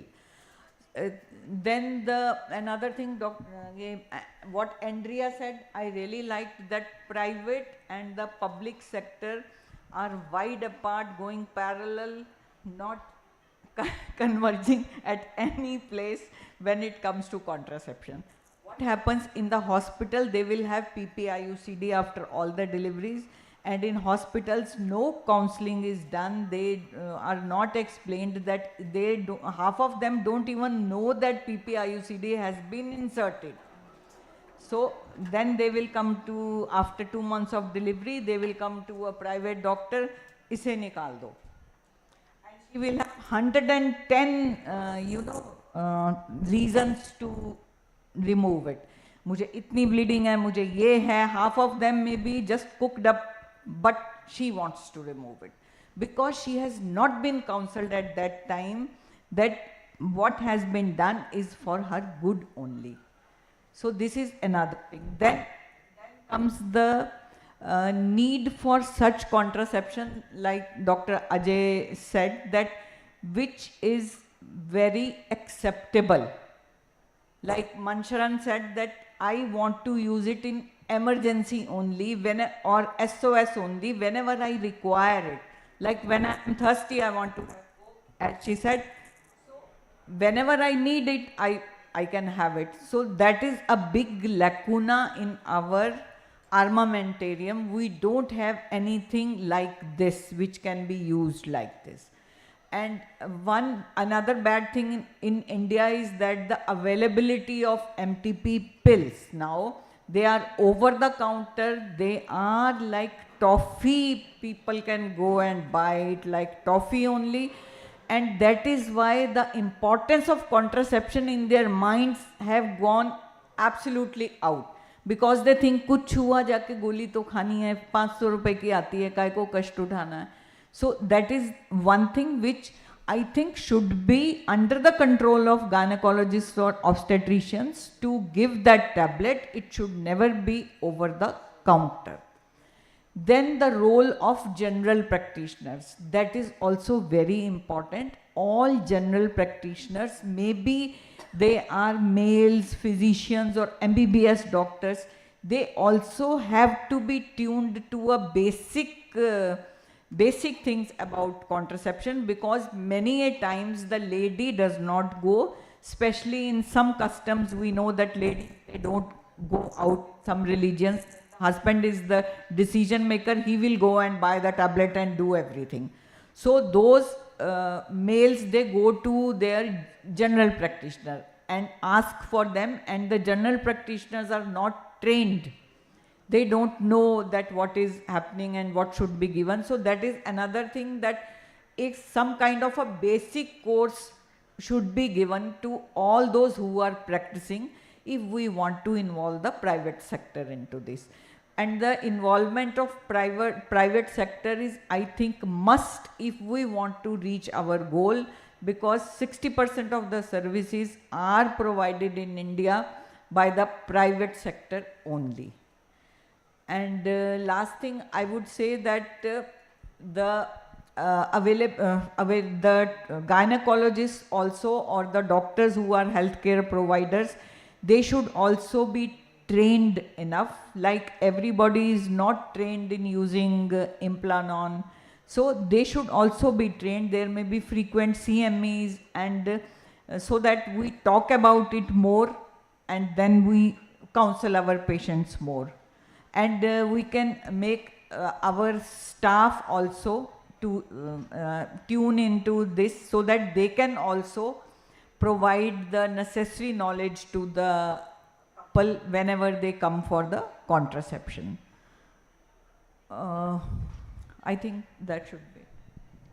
Thank you so much, Dr. Goel. I think what I'm hearing is a lot of food for thought for all of us, which is one, not just, we started by talking about just the kind of contraceptive choice available to different users, different segments and different cohorts of people. But I think what I'm also hearing you say is not just that, but in the end, does the decision maker have the ability to make a choice no matter what choice is offered? So I think that's also a really interesting aspect for us to think about.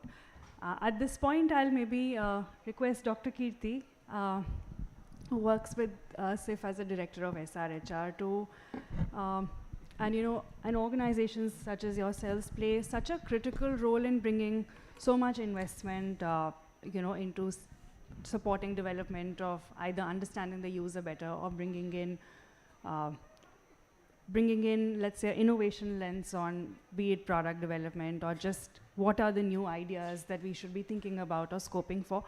What is your view? Have you seen a change in how you know, traditional philanthropies are looking at the space of SRHR, particularly with that private sector lens? And is there any work that you've done recently which sort of you could share with us as an example of this? Thank you, Mansharan, and thank you all the other panelists for your remarks. So, like as Andrea already mentioned that there are so many maternal deaths that are happening today, and similarly there are so many women who would have an unwanted pregnancy today. So we know that like there are millions of women who have unintended pregnancy every year globally. And at the same time, we have, like as Mansharan also mentioned, contraceptive development has been very slow. There are so few contraceptive methods that are available. And why is it so? Like, as Andrea also mentioned, that there is a new platform within UNFPA called Women Health Alliance, and whose analysis has shown that there is a huge lack of investment towards women's health. Apparently, out of all the R&D investments, only less than 2% is invested for women's health problems. And that also, like if you keep the cancer research aside. The other problem that occurs with all the innovations is the market introduction barriers. What has been seen, especially for women's health solutions, is that even when a solution is developed, it is developed in the lab or it is developed in a research university. However, by the time it reaches a ground level, there are detrits sometimes. HIV self-testing is one example. It was developed in 1986. However, by the time it was approved by FDA and then subsequently WHO, it was at least 3 decades later. And even now we know that at least, in several countries, it's not available in the public health system. The other example that we all know is DMPA-SC. It has been available for almost last 2 decades. However, its widespread availability and registration is there only in some 50 countries or so. It's not widely available. So while like what your question was, so all the development partners and donors are already working very closely with the national government in India. They are supporting government's FP 2030 vision, and it is for supporting the development of new solutions as well as to facilitate the expansion of the proven solutions for larger populations and reducing the market entry barriers, such as like CIF is also sort of supporting the government in its efforts for reducing the market entry barriers by facilitating the regulatory approvals, coordinating the product introduction strategies, and negotiating more sustainable prices with the manufacturers for private sector. So I think there is a great role that not only philanthropies but other investment, other private investment entities can play to increase the investment for women's health, specifically for contraception. I think, as Mansharan mentioned, that we need more and more user-centric methods, and as we know that there are large proportions of women who report that the reason they have not been using the contraception is because they have infrequent sets. They don't want to use the contraception that is going to be in their bodies every single day, and that is one example. There are marginalized users, or there are people who have infrequent sets. As per the NFHS 5 data, 25% of the women have reported that their last sets was more than 30 days ago. So if there are so many women, like we know there are huge numbers of migrants who go from one state to another, if there are women who don't need a contraceptive every single day, why can't we have approaches that suit their needs? And CIF has supported globally some of the research on-demand contraception, which has shown that some of the methods such as Mifepristone 50 or LNG 1.5, which is our common emergency contraceptive pill, when they are used, they have very high levels of efficacy when they are used by women up to, as an on-demand contraception, up to 6 times a month. So in women's health, I also wanted to mention that women's health, and especially sexual and reproductive health, has not been a priority for domestic philanthropies. Like, of course, 1 or 2 donors or philanthropies cannot do everything alone. We need lots of them. And I was very happy to hear about this platform that Andrea mentioned, that there are donors who want to invest in women's health. And we just need to leverage their interest. So the government is already investing so much in all these efforts, and I think we all need to put in all our efforts together to see that the investments go to the solutions that people want. If people want something which is on-demand contraception or other similar solutions, we should be putting our thoughts towards that. And also where we need to share more thought or technical support, we should do that, because eventually government is already doing a lot of investments and leading lots of programs to reach the last mile, and we can all put in our efforts together. The other thing I just wanted to mention was that so the other approaches, so even when we have more methods available, they are not reaching the people. And as Dr. Thera gave example of a couple of approaches through the pharmacist, and we will also hear about some other solutions, because nowadays young people are online. They would like to have something online rather than walking into a PHC, because when they walk into a PHC, they may face a lot of stigma, barriers, whether even married young people, and there is research which has confirmed that even married young people do not get the services the way they want, and therefore we need to look at some of the innovative approaches, not only the innovative methods. I would stop here. Thank you.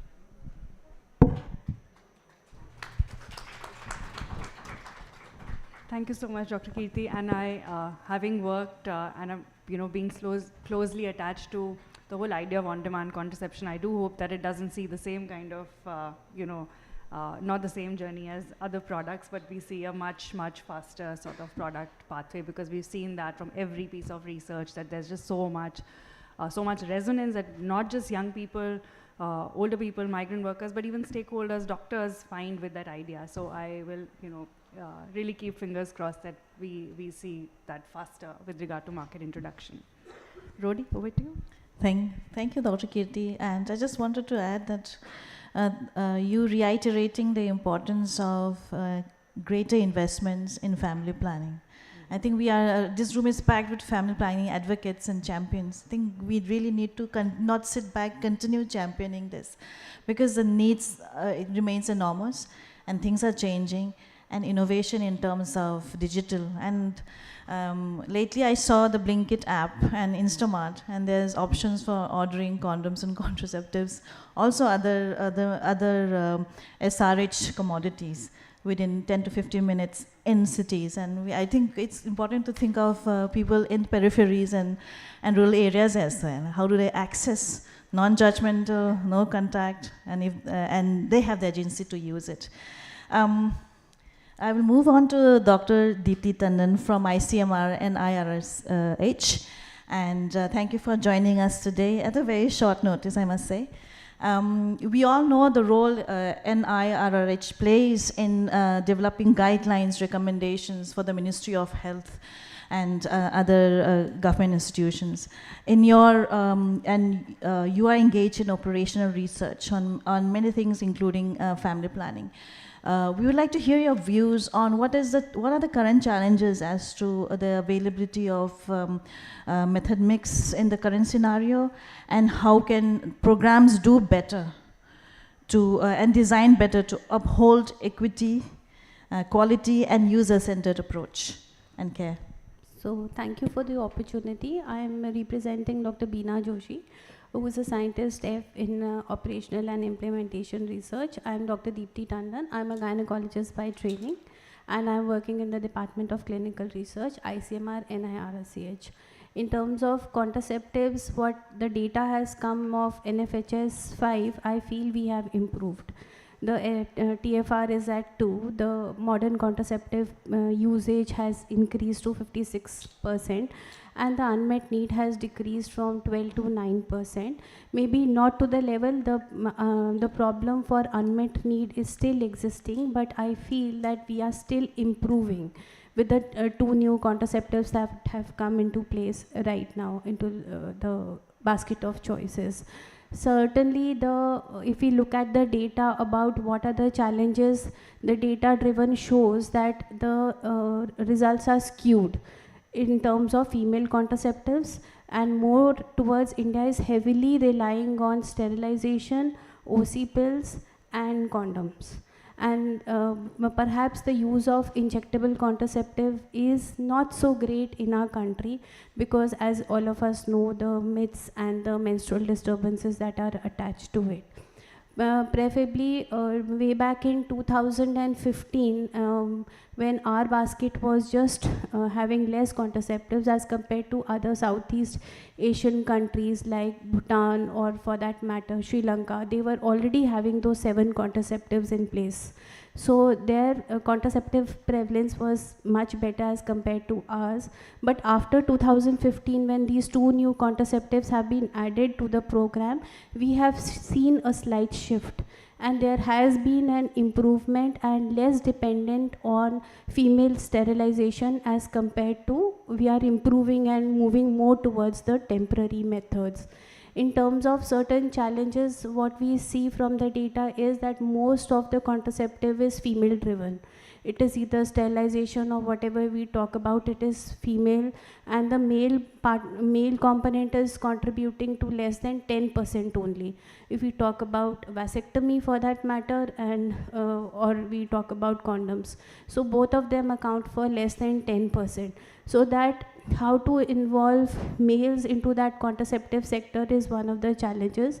I remember a study done by Dr. Shaina Begum ma'am. She did that intervention control trial in rural Maharashtra, in which they did a trial in which an intervention group in which the males were also counseled for taking contraceptive and for improving in the decision making for contraception.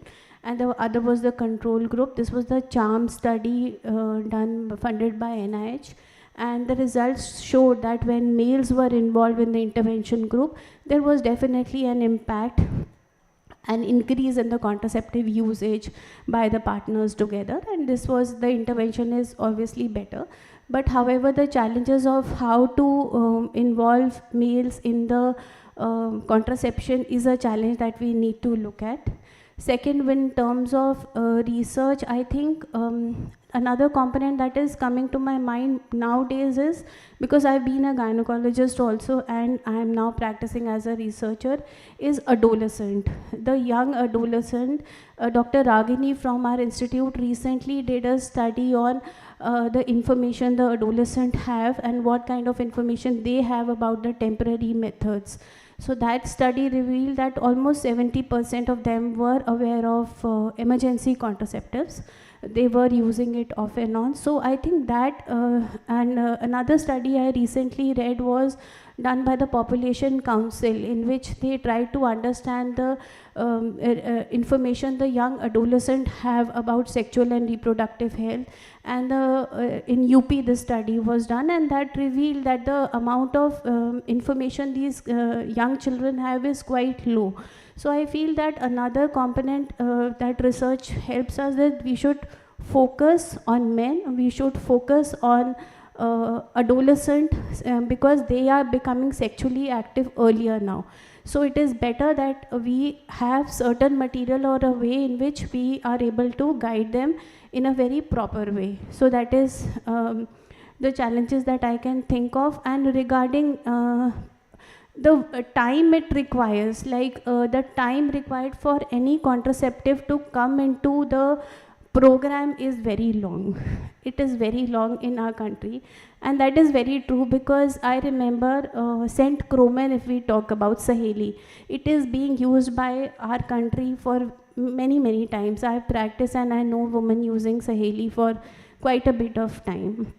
It came into our program in 2016. Post that also, 2019, Dr. Rita Cabra and group, they did a study to understand. They tried to collate all the studies with respect to St. Croman. So they did not find any robust studies. Those studies were available, but they were not happy to take it to the international market. And that is why now the WHO has set up a guideline group for a scoping review and deciding which are the emerging contraceptives. And it is good that St. Croman has qualified to become a part of the emerging contraceptives as of now, from whatever data has available, and the systematic review for St. Croman is underway. And after the results of that systematic review will come, probably it can go up to the next level. So the time required, I mean to say, is very long. And another terms of, we were talking about the reach for the contraceptives. Yes, the reach for contraceptives is poor, and it does not percolate from what we get in Delhi to what we get maybe in the rural sectors. But just to highlight, we did a recent study by WHO, who funded us for a study to understand what were the challenges and mitigations to provide contraceptives in the rural services in Maharashtra during the time of COVID. So COVID was that made us realize that what happens for the how the contraceptive services were effective. So that time there was actually lot of the services were impacted, especially in the first wave when the sterilizations were stopped and COVID testing became mandatory even for a copper T insertion and everything. But the one beauty that came out of that research was that the ASHA workers played a wonderful role in delivering the contraceptives. So they made it sure that it was there in their bags, and they kept on distributing household condoms, OC pills, everything, whatever they could understand. So maybe what came to my mind was that these ASHA workers, community health workers, adolescent health staff, whatever is there, they should be guided. Obviously, they cannot put implants now. We can't expect them to put implants. But we can just tell them the IC material this is available, this can be done. So this is what relationship those ASHA workers have with the community. Nobody can match that, I feel. Even if I have to do any research or anything, I have to go to the community, it is that ASHA workers. So they are actually the frontline workers. We have to appreciate them, and they played a wonderful time during COVID. And anything that comes is through them. So that is all I can say. Thank you. Thank you so much, Dr. Deepti. I think a lot of the examples that you shared with regard to just the information asymmetry and just the needs of young adolescents or whether male segments, I think we're hearing a lot about different cohorts of users, not only where it is three things almost coming together. Do they have the right information? Do they have the right product? And thirdly, are they even empowered enough to make that choice? So thanks for bringing out those examples. Dr. Rajiv, so, we heard examples and some mentions of Blinkit that came up that, yes, we are accessing and we're living in this world where we want everything in 10 minutes, no matter what it is. So you are here on behalf of 1mg. What is the role that you think digital, just online channels can play in this whole world in where it's changing how we, consume products, how we purchase them? Will you talk about what is your thinking? Have you historically done a lot of work in, let's say, reproductive health as a category, and are you doing or thinking of, testing new grounds, and not just with the urban, but let's say, consumer who's accessing Blinkit, but let's say through different cohorts and segments of population. So, would love to hear your thoughts on that. Sure. No, thank you so much, Mancharan. So, very quickly, it would be a surprise to a lot of people here who've probably used or are using Tata 1mg. Tata 1mg actually started as a content platform, and what that means is that we started making healthcare understandable for normal people and not doctors and healthcare professionals only. And what that meant was it started getting us a lot of readership and viewership to make sure that we provide even better content. And how is that validated? We, I was talking to someone, I was saying we command almost 1.5% of global healthcare traffic. We actually rank number 5 when it comes to people visiting our platform, and it's huge. We've got 2 odd million YouTube subscribers, and in a healthcare content setup, it's almost unheard because it's not that very interesting content or video content that one gets. Now, why I'm telling you all of that? Because what that leads to is the channel, the digital channel that we have access to provide content to almost to more than 450 odd million users across the country every year. Those are the kind of numbers that we have for the number of people who visit our platform. It's almost 1/4 to 1/3 of Indian population. Now, when you're talking of those numbers, and these are not just digitally savvy people, these are people from urban India, rural India. We also provide content in vernacular language. We had 4 before, but at least Hindi is very up and perfect. All of this kind of puts together a channel that is ready for distributing the right information, warding off misinformation, and putting the power to make choice in the hands of men and women.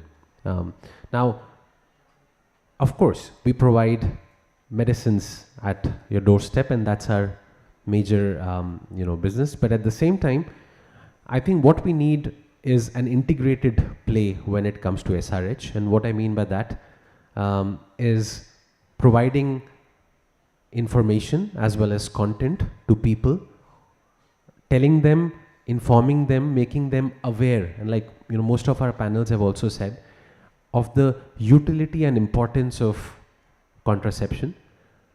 Not just that, taking that to, let's say, teleconsultation, which we do on our platform, wherein people can actually talk to advisors, like Dr. Deepti was talking of ASHA and Anganwadi workers, doing that digitally so that we can also plug out or take out the stigma that is attached when one needs to go to a PHC and talk to a healthcare worker. And then providing product, or making sure that product is available when the person needs it and timely. It just doesn't stop there, because that's when, just to throw numbers, but Tata 1mg provides medicines and products to more than 20,000 pin codes, which is almost the entire country. So if people are aware that they need to use contraception and they can order it, they can get it discreetly, while managing, honoring social, cultural and religious beliefs of the society for different ethnic groups, different cultural groups. I think that is one thing that probably will take people over the chasm of this hitch of understanding and using. Now, to tell you also, Mancharan, in terms of numbers, I think I was going through some time back, and more than 350 or 400 odd million women are in the reproductive age group, and 90% or 85 to 90% of them are actually aware of contraception. It's not that they're not aware of it, but I think the utility is far lower. And like all of us have kind of aligned on the same point, then, and that's where we need to come in, break the stigma, and take away the misinformation. And that can happen by going to the phones of people in the language that they understand, and taking. Now, at Tata 1mg, we have been publishing content on spreading awareness about SRH, as well as telling people even nuances of even how to use a condom. As strange as it may sound, but even the simplest of things people are not really aware of, and that delays the usage as well as the apprehension that one has when it comes to readily available methods that can actually aid in spacing, like Dr. Khera was also mentioning.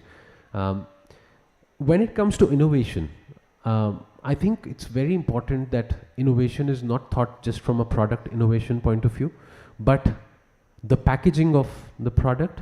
I'm very sure half of the Indian population is still, while ordering online, it's easy, but when going to a chemist and asking condom, it's still the C word.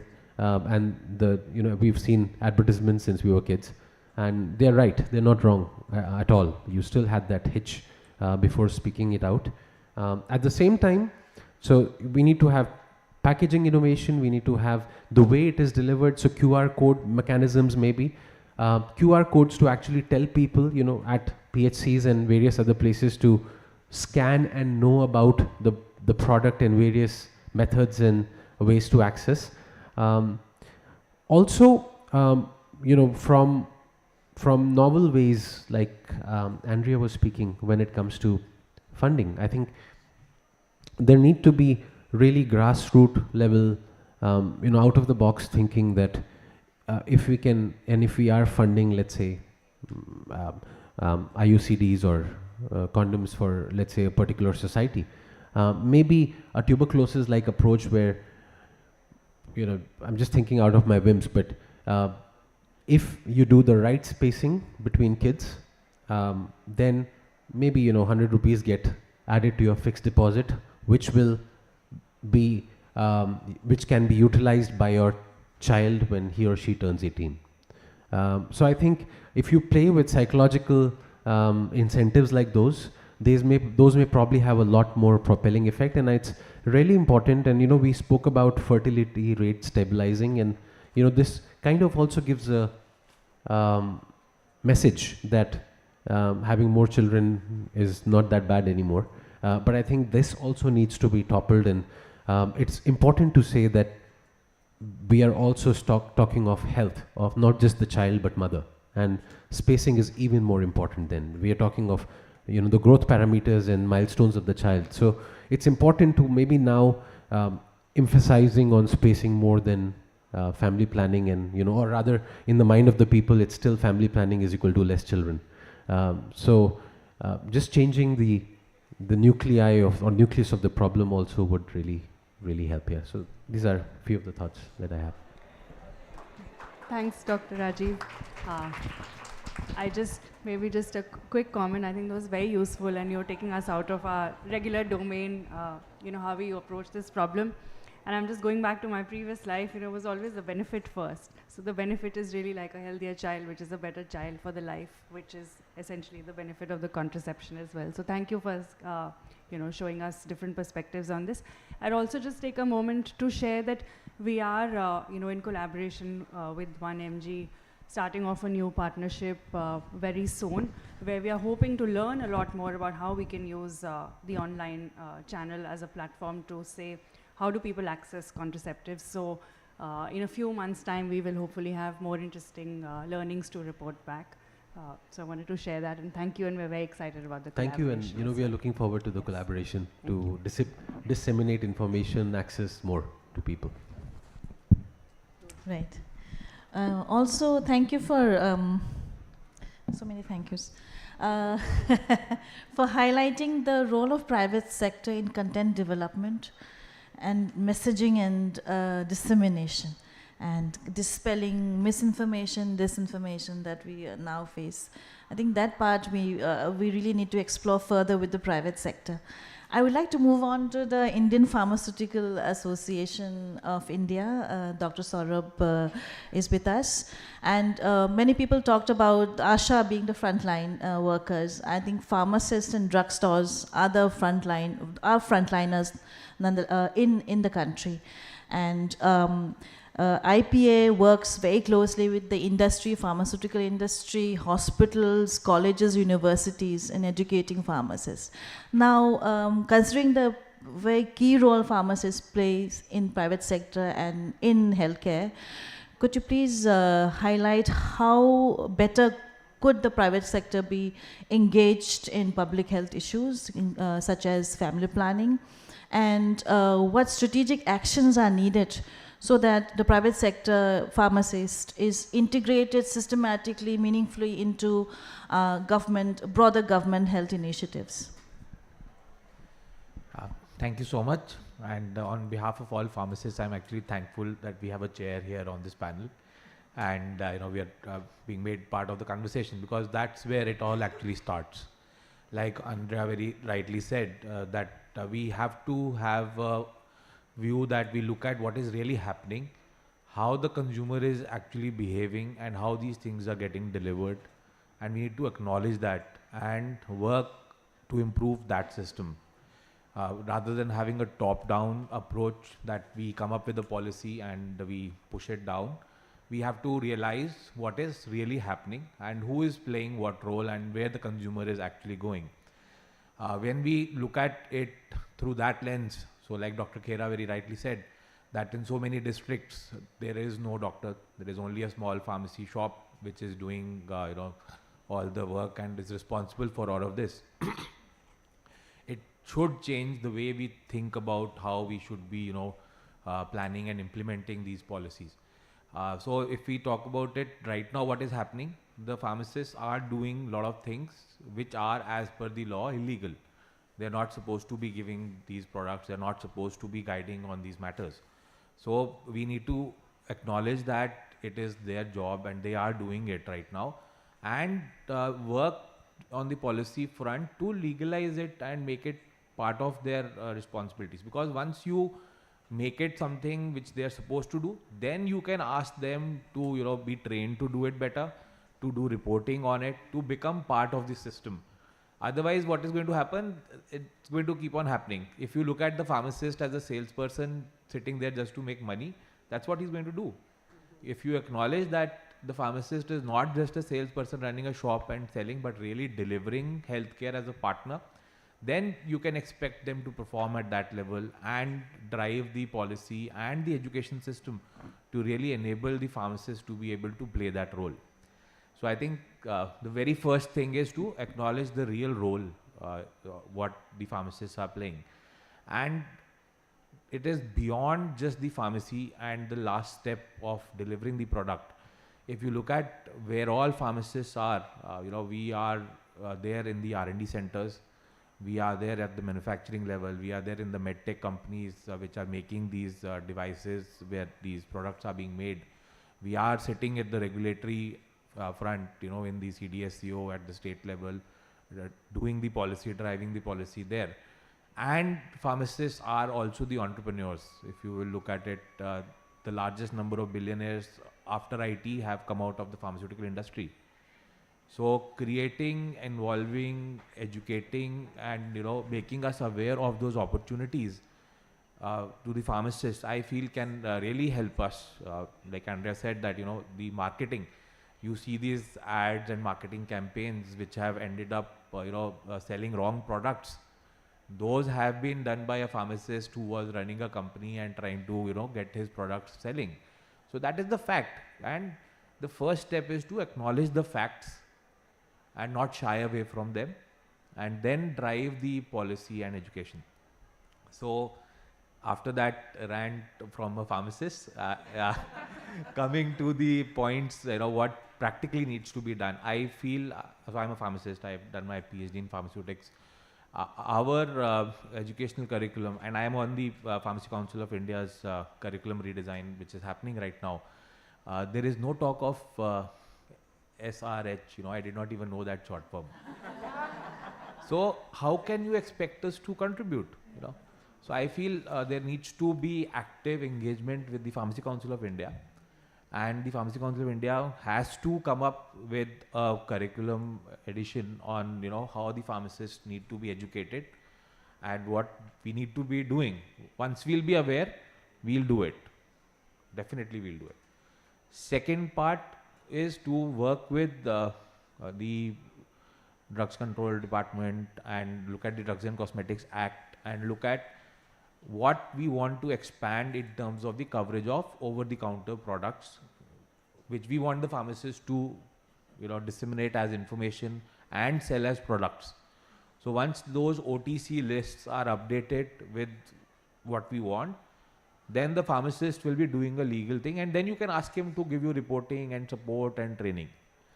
So teach them, legalize it. Last but not the least, we need to incentivize it. Like Dr. Khera rightly said, once they told the pharmacist that, this is a business model. You stock these additional products, it will add so much to your top line, to your bottom line, per unit sales. End of the day, we guys are there to make money out of it. Again, don't shy away from it. It's a fact. So once you do the first two steps, then maybe we can have something like an accredited pharmacy for providing education on the sexual and reproductive health.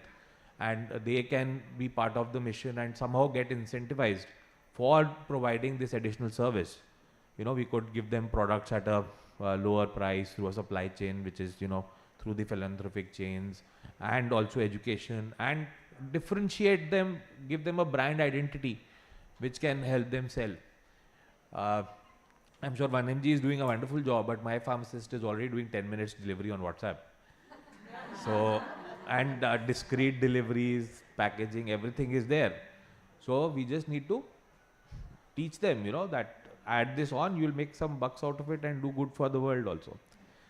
So that, and last approach which I feel is, like all of us have been saying, that innovation is slow and new products and new approaches are not coming out as fast. So there we should look at brands like Sirona, a new age brand which has come out and really taken away the taboo, and I think Deep and his team have done a wonderful job of really creating that. So making those examples and bringing those possibilities to the entrepreneurial pharmacists, and telling them that these are opportunities which you can go into. So then we can have the entire activity scale up and get some good work done. There are more than 10 lakh registered pharmacists in India, and our pharmacy colleges are bringing out huge numbers of pharmacists every year. So I feel with these steps, we could be playing a much bigger role in this. Right on time. Thank you.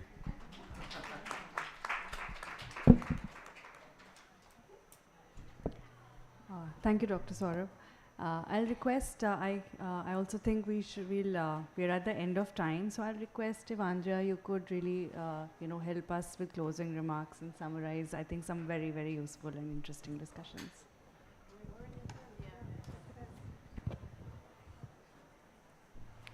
So I'm sorry we didn't have time for questions, but I will try to summarize a little bit. We talked about 3 themes today. We talked about product innovation, we talked about private sector engagement, and we talked about going beyond traditional service delivery channels and product delivery channels. And very interestingly, I think there was a lot of emphasis on on-demand as-needed use for women, for youth, for men, and for youth in particular. Honestly, I never thought about that when I was in reproductive mode. I just accepted what was there. Oh, okay, here are my choices. And I think it's so much more refreshing and interesting and enlightening to take a different look at this and say, well, the rest of the world works on buyer demand. Why doesn't this? So we have a lot of work to do in this field to advocate.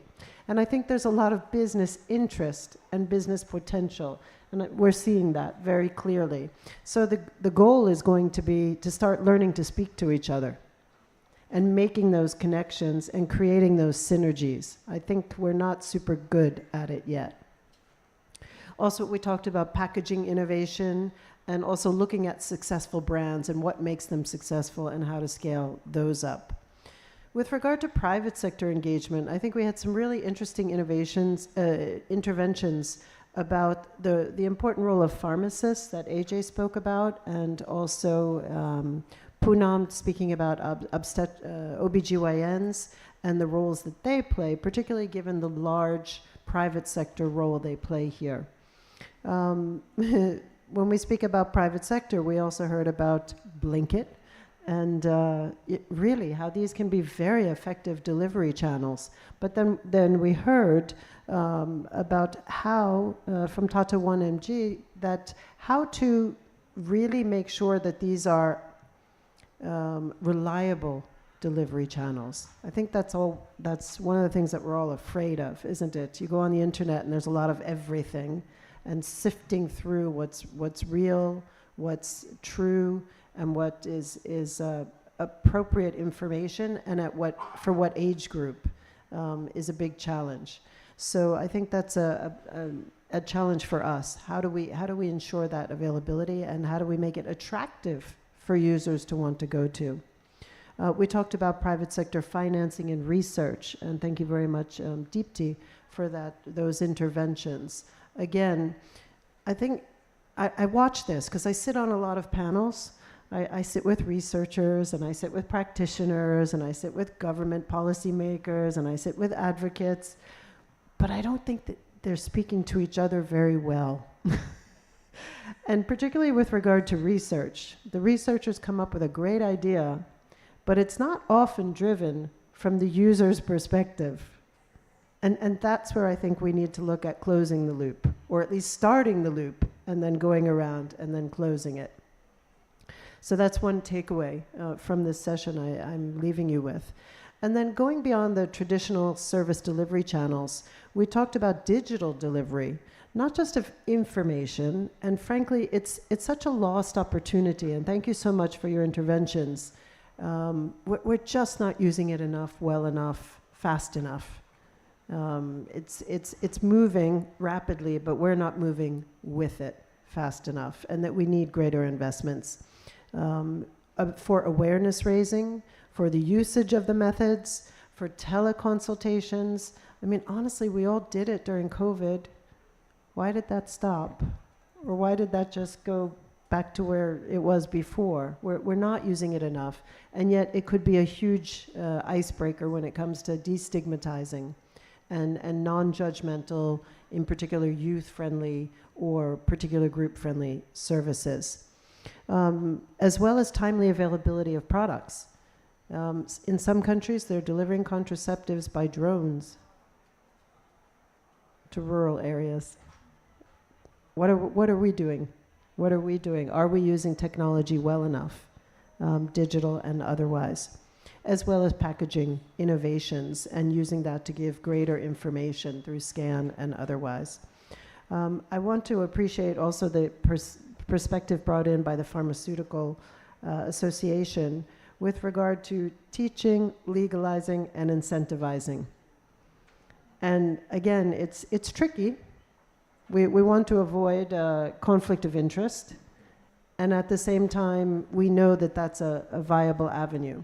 So how do we develop better standards? How do we develop better means of incentivizing teaching and legalizing? These are all challenge areas for us. So I want to say really thank you to all of our panelists who did a super job raising all of these numerous aspects that we have to work on. But I think it's very clear that a multi-sectoral approach is required if we're really going to move the needle ahead. And it's all about rights, and it's all about choices, and it's about rights and choices for women and men, and it's about rights and choices for young and old. So let's make sure that we're all working together across sectors to make that happen. Thank you so much. Thank you so much, Andrea. And Rodi and I thank all of you for being a very patient audience on behalf of both the Engender Health Organization and also on behalf of CHAI. So thank you so much. I know we didn't take any questions, but if there are questions, reflections, suggestions, please feel free to drop us a mail. Would be very happy to hear your further thoughts on this subject as well. Thank you. And thank you again for all the panelists. Yes. Thank you everyone and for the great timekeeping. We finished right on time. Yes. Yes. 12:15.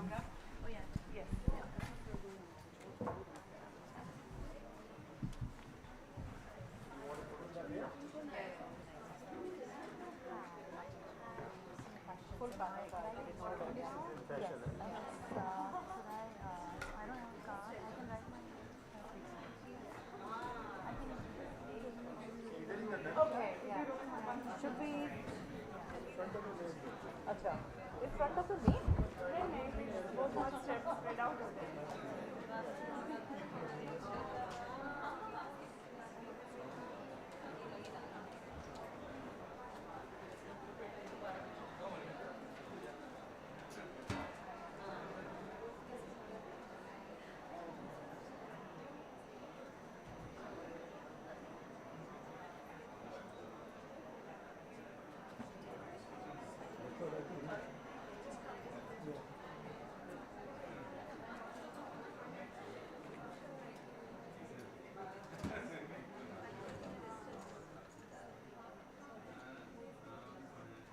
Thank you very much. Thank you. Thank you very much.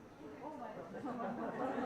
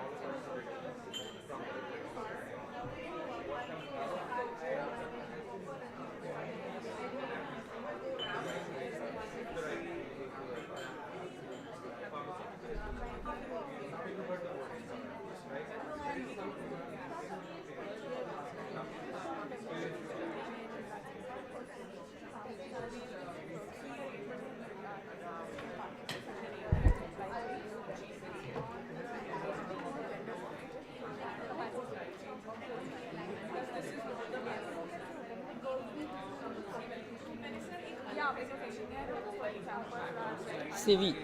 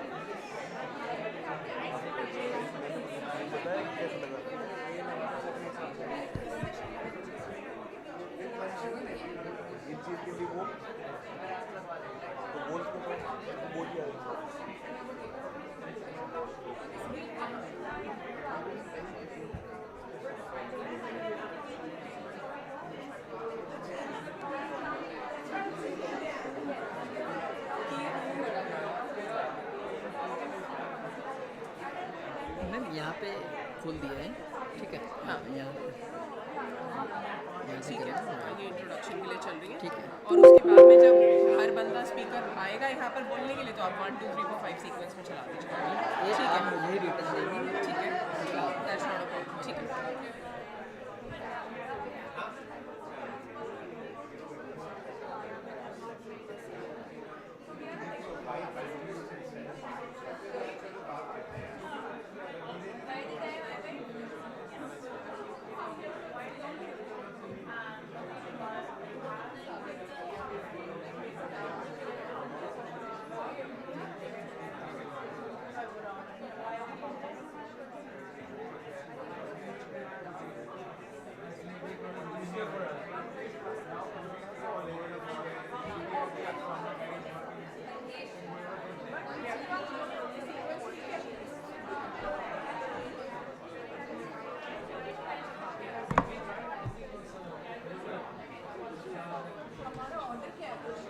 Shivani को बीच में नहीं कर सकते, first ही रखेंगे because वो wheel chair bound है ना, तो वो उधर व्हील चेयर लगेगा।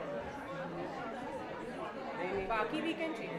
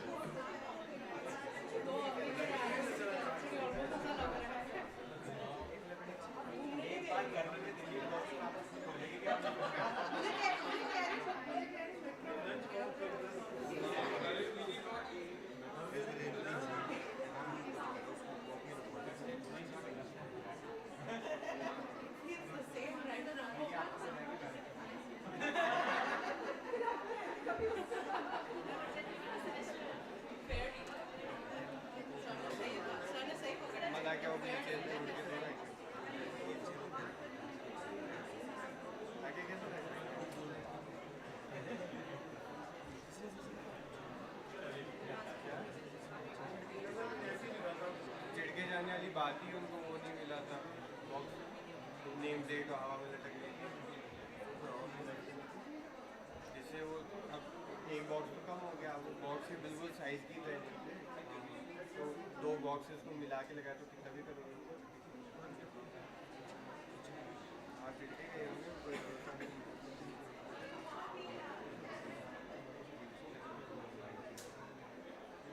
वो आए हैं क्या, मुझे लग रहा है आए शाम को, क्या पता नहीं है ना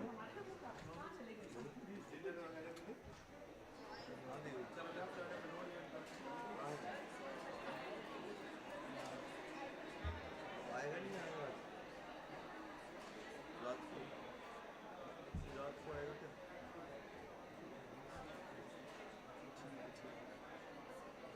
कुछ नहीं, ना कुछ बात नहीं।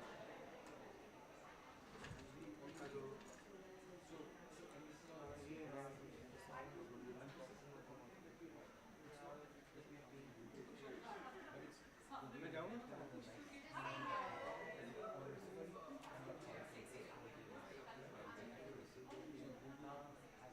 क्या फिर आप उधर रख जाना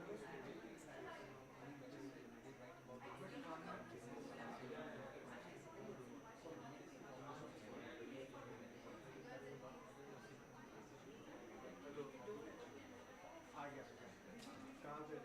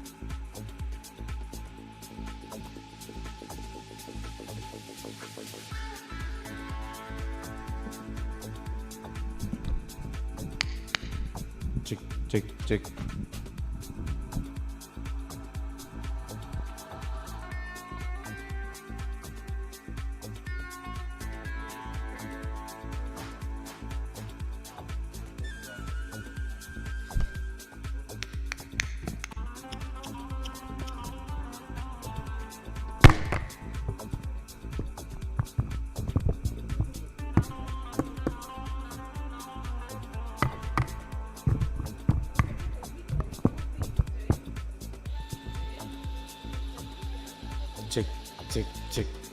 Check.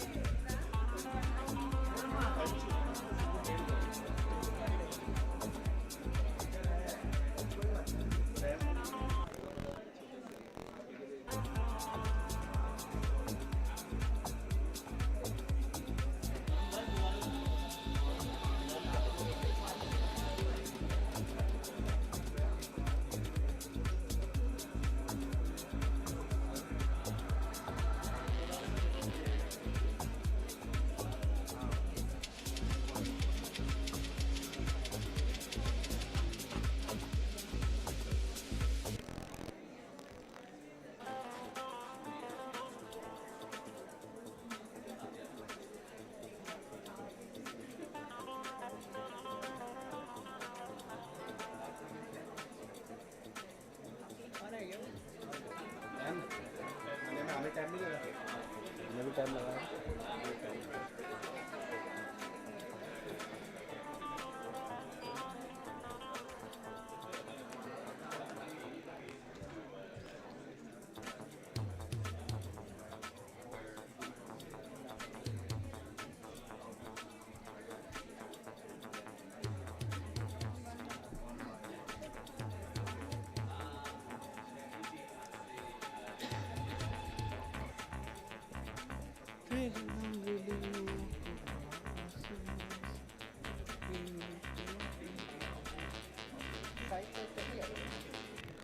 ये 4 इंची हाइट।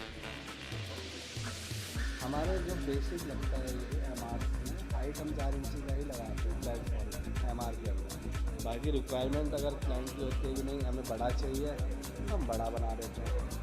4 इंची का पर्पस ये है। हेलो,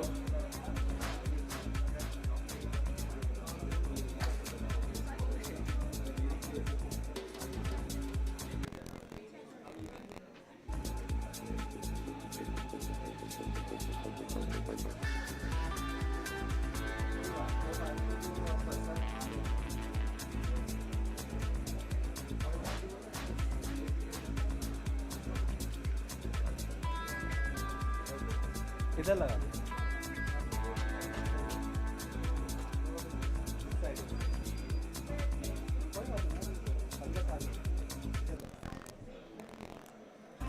मैम, जगह ठीक है, मैं इसके ऊपर से पूरा बराबर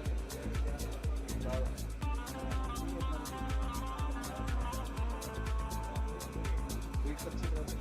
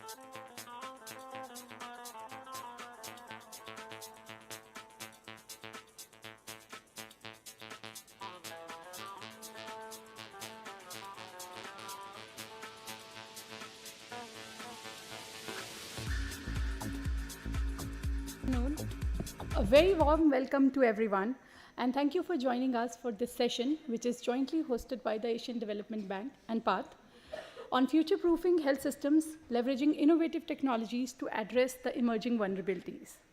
As we know today, the world is on a critical juncture wherein health systems must be prepared to respond to all kinds of public health emergencies, including climate change, pandemics, and the changing disease burden. Innovative technologies play a crucial role in strengthening the health system's readiness by enabling early detection, proactive measures, and scalable solutions.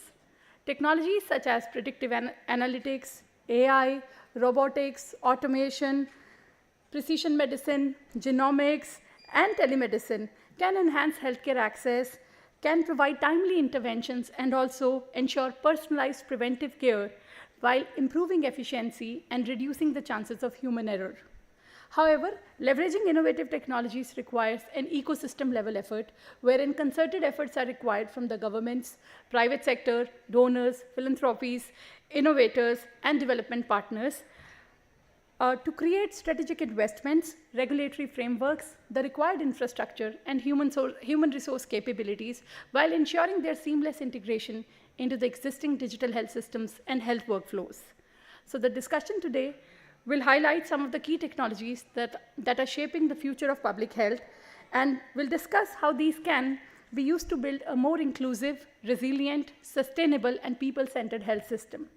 So without further ado, I would request Dr. Jay from ADB to set the context of the presentations and the session, and also invite all our esteemed speakers for the day. Thank you.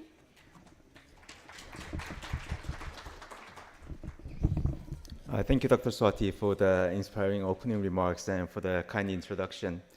As Dr. Swati mentioned, when you think about vulnerabilities, it changes, right? Everyone could think about the era of the MDGs, the Millennium Development Goals, and of course the SDGs as well. Right now, we're facing disease pattern, epidemiologic transitions, urbanization, digitization, also on the health risk of climate change and health, and a silent disaster of NCDs, mental health, and AMR. So I think we should take a moment to see how we can address these emerging vulnerabilities in our health system and how can make it more resilient. As Dr. Swati mentioned, there are a lot of innovative technologies that we can leverage on it to enhance the resilience, the accessibility, and also the efficiency. Just saying that, in this session, we have three main objectives. So the number one is to understand emerging health vulnerabilities and evolving priorities, including mental health, One Health concerns, and the intersection of climate change, disability, and trauma care. Number two, leverage cutting-edge technologies and their potential to enable a proactive, resilient, and efficient healthcare system. And number three, foster cross-sector collaboration to create a conducive ecosystem that fosters and leverages promising technologies for future-proofing health systems. So without further ado, we'll be going to the speaker presentations and the panels. So I would like to invite all the panel members to the stage and have a seat over here. It's Dr. Bhaskara Rajakumar. He's the Program Director of Health Initiatives Art Park. Ms. Shivani Gupta, Senior Inclusive Design Manager, Global Disability Innovation Hub. Dr. Jonas Karlström, Associate Professor, Innovation Science for Global Health and Innovation Science Core Lead, Global Programs and Research, SingHealth, Duke NUS Global Health Institute, Singapore. Ms. Veena Mokhtarli, Chief Executive Officer and Co-founder of Periwinkle Technologies. Mr. Ramkant Vempati, co-founder of WISA. Please give a big of a round to the panelists. And I will also go to my seat.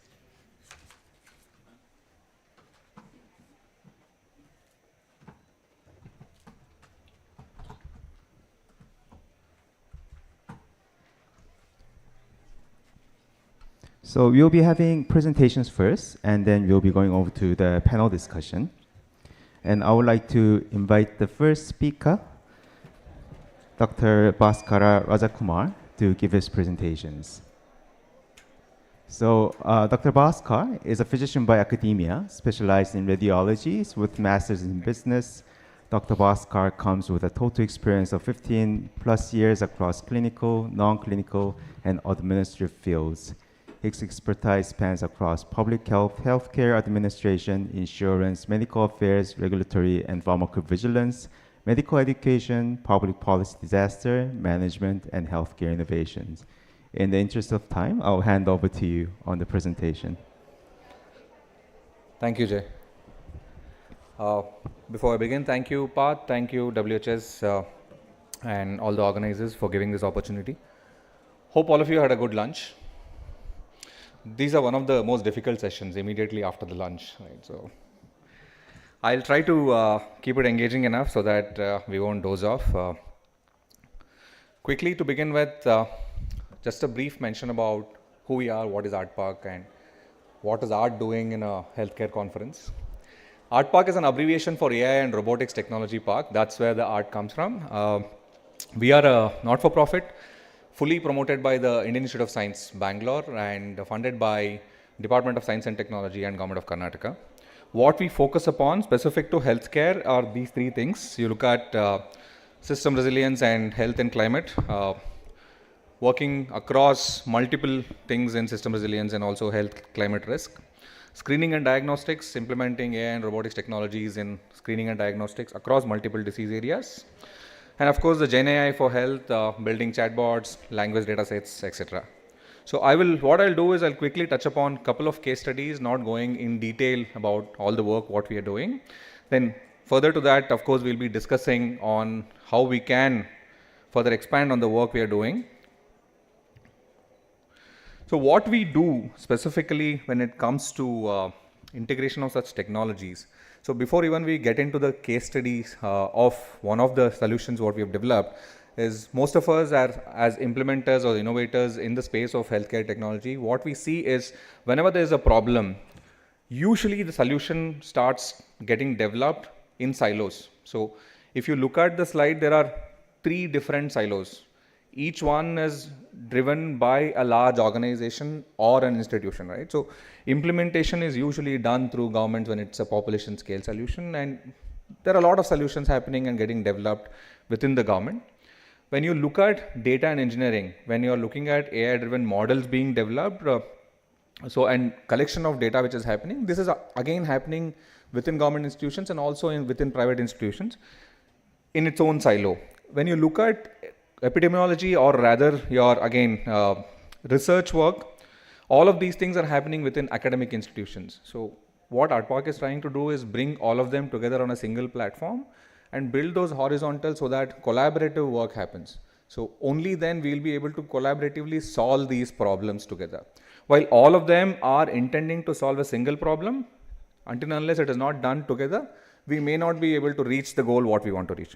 So taking an example of one of the work what we have implemented and been successfully running in Karnataka state is dengue outbreak prediction. So what really started is after COVID, we were looking at how can we enable systems which are used during COVID to be a sustainable one. So all of us who would have contributed during COVID, what really hurt us is immediately after COVID saw a drop in cases, together with that, the technology systems which are implemented also started going down. People started pulling all of them down and they were not using it. So we said, we have put in so much of efforts, let's see how these can be made a lot more sustainable. That's where we started discussing what can be the disease area which we can pilot with. So that's where we said, okay, let's start with dengue and see if these systems can be integrated within the systems which are already there. So that's where it started. And when we asked them, what do you really need? So 2 things which came out. One, they were all used to dashboards. Right? So dashboards became a very fancy thing during COVID, and everybody had an access to dashboard and they wanted to see the cases on dashboard, right? So from Excel sheets, we were moved to Power BIs or dashboards. So I said, okay, we'll give you a dashboard, which is a simple nowcasting dashboard, nothing extraordinary, no great technology. Said all the case data, what you have, whatever number of years you have, we put up on a dashboard and said, this is a nowcasting dashboard. And this became accessible to every single decision maker from primary healthcare to the commissioner and the state missionary. So why we did that is because behavior change is the most important thing when you are implementing any technology within the government systems. We wanted them to get used to accessing a system on a day-to-day basis, so that when you start improvising on top of these systems, they know how the system works and there is some trust element built into the system. So we gave them a nowcasting dashboard where they started comparing what's happening with the cases, with time, what's happening in my neighboring district, and how it has been over the years, etc. And they started using that. From there on, we started collecting a lot of data in parallel. So one, of course, the dengue case data is something what we had from the government. In addition to that, climate data, weather data, which started coming in. Then we had the people mobility data, land use and land cover data. I started layering all of them to see if we can predict dengue cases, rather not the case numbers. We are looking at dengue outbreak. If we can predict dengue outbreaks, and will it be helpful? So when we started talking to the government decision makers, what they said is, with the current knowledge what we have, we know where there are going to be outbreaks. So most of the government officials today, they know on the back of their hand, for the experience what they have, they know this is the village where there might be an outbreak. So nothing beyond that your system can really do, right? So, but how accurate it is, how predictable it is, looking at the climatic factors. With climate, of course, all these things have been changing. Dengue outbreaks used to be between July to October usually. Now we are seeing dengue cases from February, March itself. Can these be predicted? That's something what they wanted to know. And second thing what they wanted to know is, what is the lead time you can give me? Can you tell me like 2 weeks prior? Can you tell me like 4 weeks prior? That's a second thing. Third thing what they wanted to see is, knowing at a district level is fine, right? So this district might have an outbreak. Can you go a little more spatially, more specific, and say which village might have an outbreak? So your decision becomes really specific and say, this is the area where I can really take an action. If I want to inform certain decision makers at the ground level, if I want to improve surveillance with ASHA workers at a certain geography, they can take those decisions. That's where we built that model and said, let's try. So layering all these data, we built a 4-week ahead prediction model for the state of Karnataka. So what it does is, it gives a 4-week ahead prediction at a sub-district level, which is accessible from the primary healthcare and upwards till the commissioner. So they have been using it for nearly an year and a half, 1 full season plus the new season, which is going to start probably around May, June. Now, once this was implemented, what we started seeing is, we started using a couple of models, simple statistical models and CNN models, and see what predictions it is giving. What we realized is, when we started using different models, it started giving different kind of results. So we started building an ensemble of models. So now what we use is an ensemble of models, which gives us predictions specific to those sub-districts, and that is being used accordingly. Now it is expanded further, and now we use heat maps, which is helping in a lot of decision making. In addition to that, we also digitized a lot of ground up technologies. So larval survey becomes one of the key decision points, and also data which will help us in prediction. That is completely digitized with geomapping, and also tells us where are the breeding spots, which is making the decision making a lot more precise. Won't get into that. So what it has done till now is helped decision making across the state of Karnataka, and also expanding into multiple other diseases. Now what it has moved on beyond that is, from dengue, the idea is also was to templatize this kind of systems integration, like I started my talk with. Now we are using similar systems for heat wave prediction. We are expanding similar kind of work for malaria and other diseases also. And we are also started working on non-communicable diseases, and also trying to map climate change against health, not just with respect to heat waves or flooding, etc., also looking at mental health, also looking at maternal child health. So these systems have become an integral part of overall health machinery of the state. So now looking at taking it higher from Karnataka into other states, and also at the national level. So briefly, that's the work what we have been doing. There are multiple case studies. I'm happy to discuss further and talk. I got a timing notification saying time's up. So thank you for this time. Happy to discuss further. Thank you very much for the important presentation. Yes, indeed. Like the climate-induced emerging infectious diseases like dengue, malaria, we are seeing outbreaks where there wasn't any dengue or malaria in the countries, but there is. So this kind of technology will be really useful. And also for the heat waves, we are in Delhi right now, so we can just feel it, and it's just getting worse and worse. Can I have the slides for the next presenter, please? Oh, yes, so the next presenter will be Ms. Shivani Gupta. She has over 25 years of experience working in the area of disability inclusion, passionate about independent living for persons with disabilities in less resource settings. Her areas of work include improving physical accessibility by promoting inclusive design and support service for persons with disabilities. So the floor is yours. Thank you so much, and good afternoon, everyone. It's really a pleasure to be here and to be a part of this forum. I'm very happy that the forum is bringing up issues of persons with disabilities, and so basically I'd just like to begin by highlighting that disability is a part of human condition. It's a part of human diversity, and almost everyone will be temporarily or permanently impaired at some point in life, and those who survive to old age will experience increasing disabilities in functioning.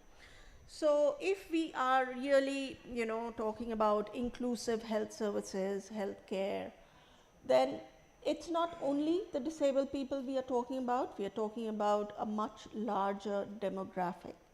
It is also older people, people who are more marginalized, vulnerable, migrants, and it's a much larger group. And before I begin, and in my presentation today, I'm going to be sharing about a piece of research we did. But let me begin by just giving a brief about my organization.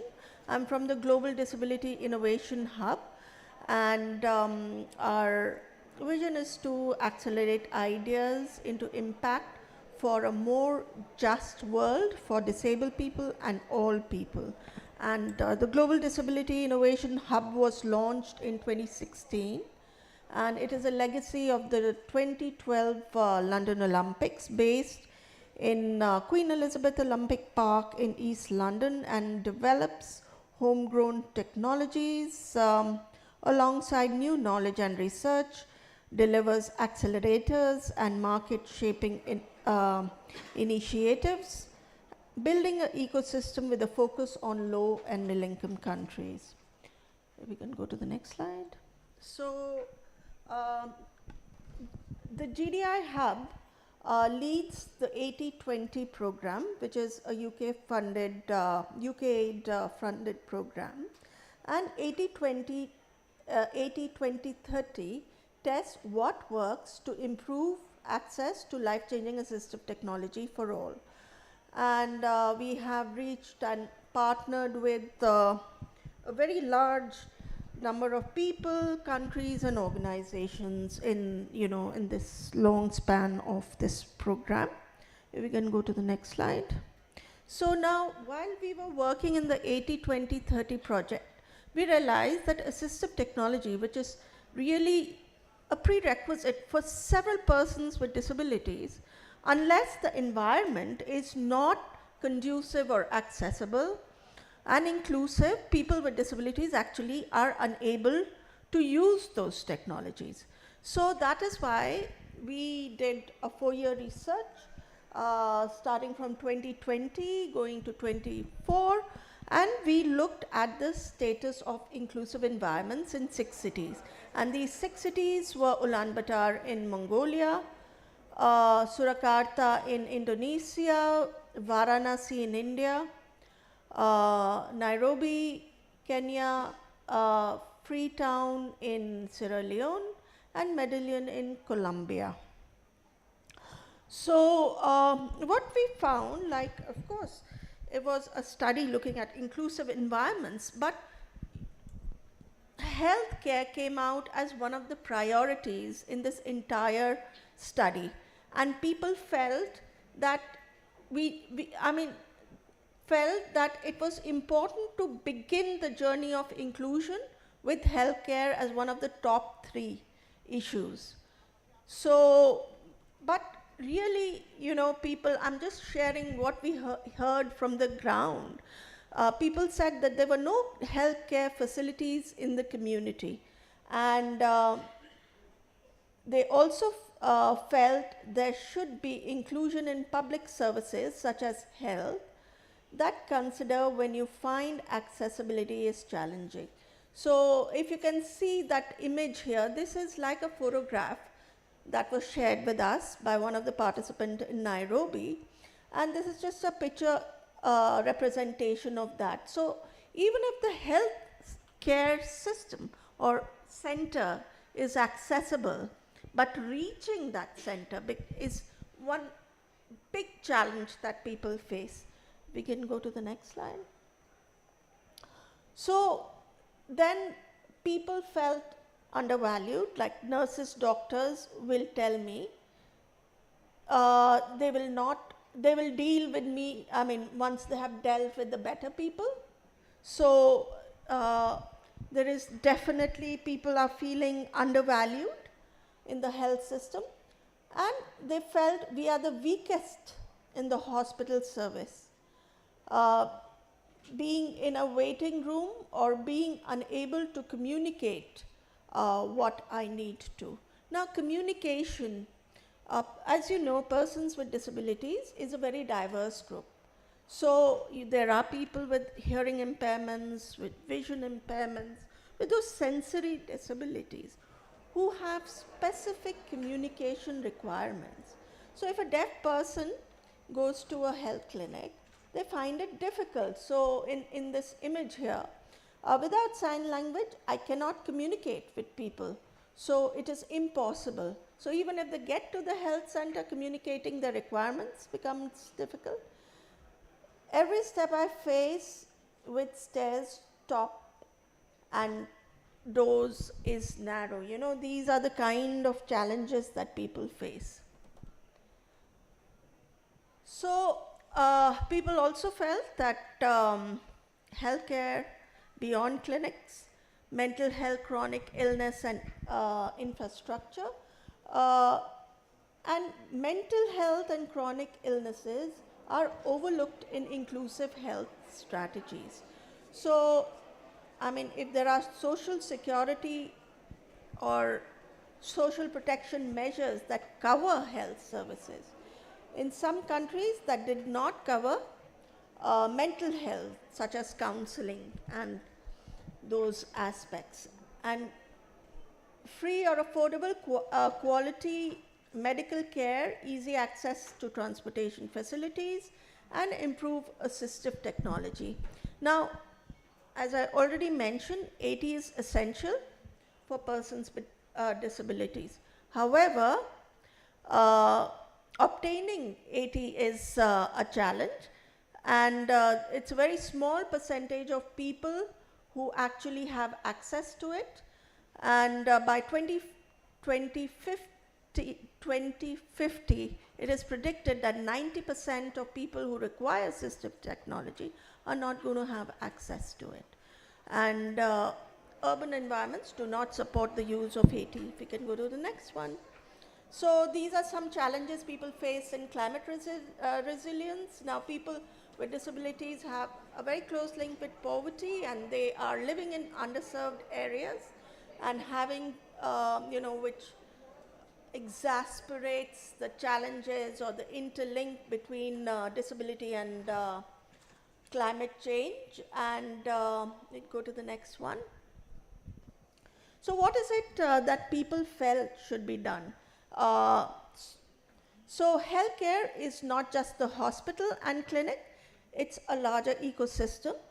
For people with disabilities, healthcare access depends on accessible infrastructure, mobility and assistive technology, digital and community-based support systems, and inclusive services with the provision of trained staff.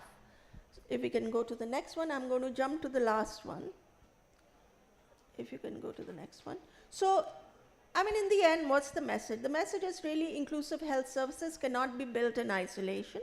It requires an all of society approach. And I'll just end with the QR code to the reports. If anyone would be interested, well, it's not working any longer, but yeah. If anyone is interested to read the reports, are most welcome to do that. Thank you so much.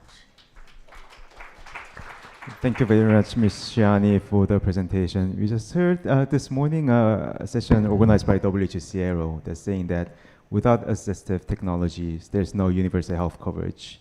And there's more than 2.5 billion population in the world who needs assistive technology. So very important topic. Thank you very much. Our next speaker will be Dr. Jonas Karlström. Presentation, please. Yeah. He is a Swedish medical doctor trained in pediatrics and a global health professional with more than 15 years of experience in health innovation, health international development, policy, and global health. Currently working as associate professor at Innovation Science for Global Health and core lead Innovation Science, Global Programs, and Research at Sing Health Duke NUS Global Health Institute, Singapore. Previously, Dr. Karlström worked in various positions of UNICEF Health and Innovation Programming, leading health innovation efforts to scale up access to oxygen therapy in West and Central Africa during the COVID-19. Over to you, Dr. Jonas. Thank you, thank you. Well, first off, delighted to be here and have the opportunity to speak on trauma through a lens of climate change. I'd also like to extend my thanks to the organizers, ADB and PATH, and thank both of your organizations as well for having joined us for our Climate Health Innovation Centered Hackathon that we hosted in Singapore at the beginning of the year. With that, let's talk about trauma and how it connects to climate change. So we know that the climate change effects, of course, are driving a lot of health impact, trauma being one that's clearly connected to severe storms, typhoons, cyclones, flash floods, mudslides. Easy to see how that would help to drive trauma. Looking a bit closer at this problem, we actually have an astonishing burden of trauma on the global scale. More than 900 million cases each year, and the vast majority of those in LMICs. So we could think of this as an unaddressed and bit of a silent epidemic, with very few people stepping up to very few organizations stepping up to the plate to really try to deal with that enormous burden. Just to highlight some of the volumes we're speaking about here, global death toll from trauma surpasses fatalities from HIV, tuberculosis, and malaria combined on an annual basis. And on top of that, we also have a large burden around 15 million people who are afflicted with open fractures. And open fractures are particularly complex, which we'll go into shortly. And again, this disproportionately affects poor and vulnerable populations. So what are the main drivers? Natural disasters, as we just mentioned, but of course also super relevant to the region we're in. Road traffic injuries and violent conflict, also on the rise as a global trend, unfortunately including here in Asia. So I mentioned the number of 15 million open fractures. What's an open fracture? Well, it is what we see in the picture. It's a fracture that penetrates the skin, and then that dramatically increases the risk of infection and poor health outcomes in the longer run. So once you get this type of injury, it's very important to get quality care rather quickly. But here we're facing a number of barriers, with affordability being one, and there's also access that's attached to training of local teams.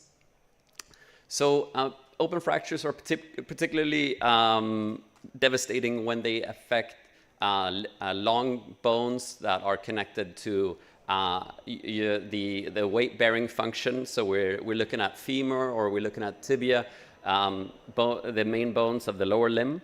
And unless these get treated correctly and rapidly, you're looking at lifelong risk of disability, possible amputation and death, of course. So what are some of the main challenges? Well, there's this lack of access to surgical care.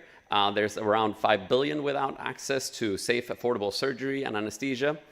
And particularly, again, in LMICs, there's a financial burden on the side of the patients.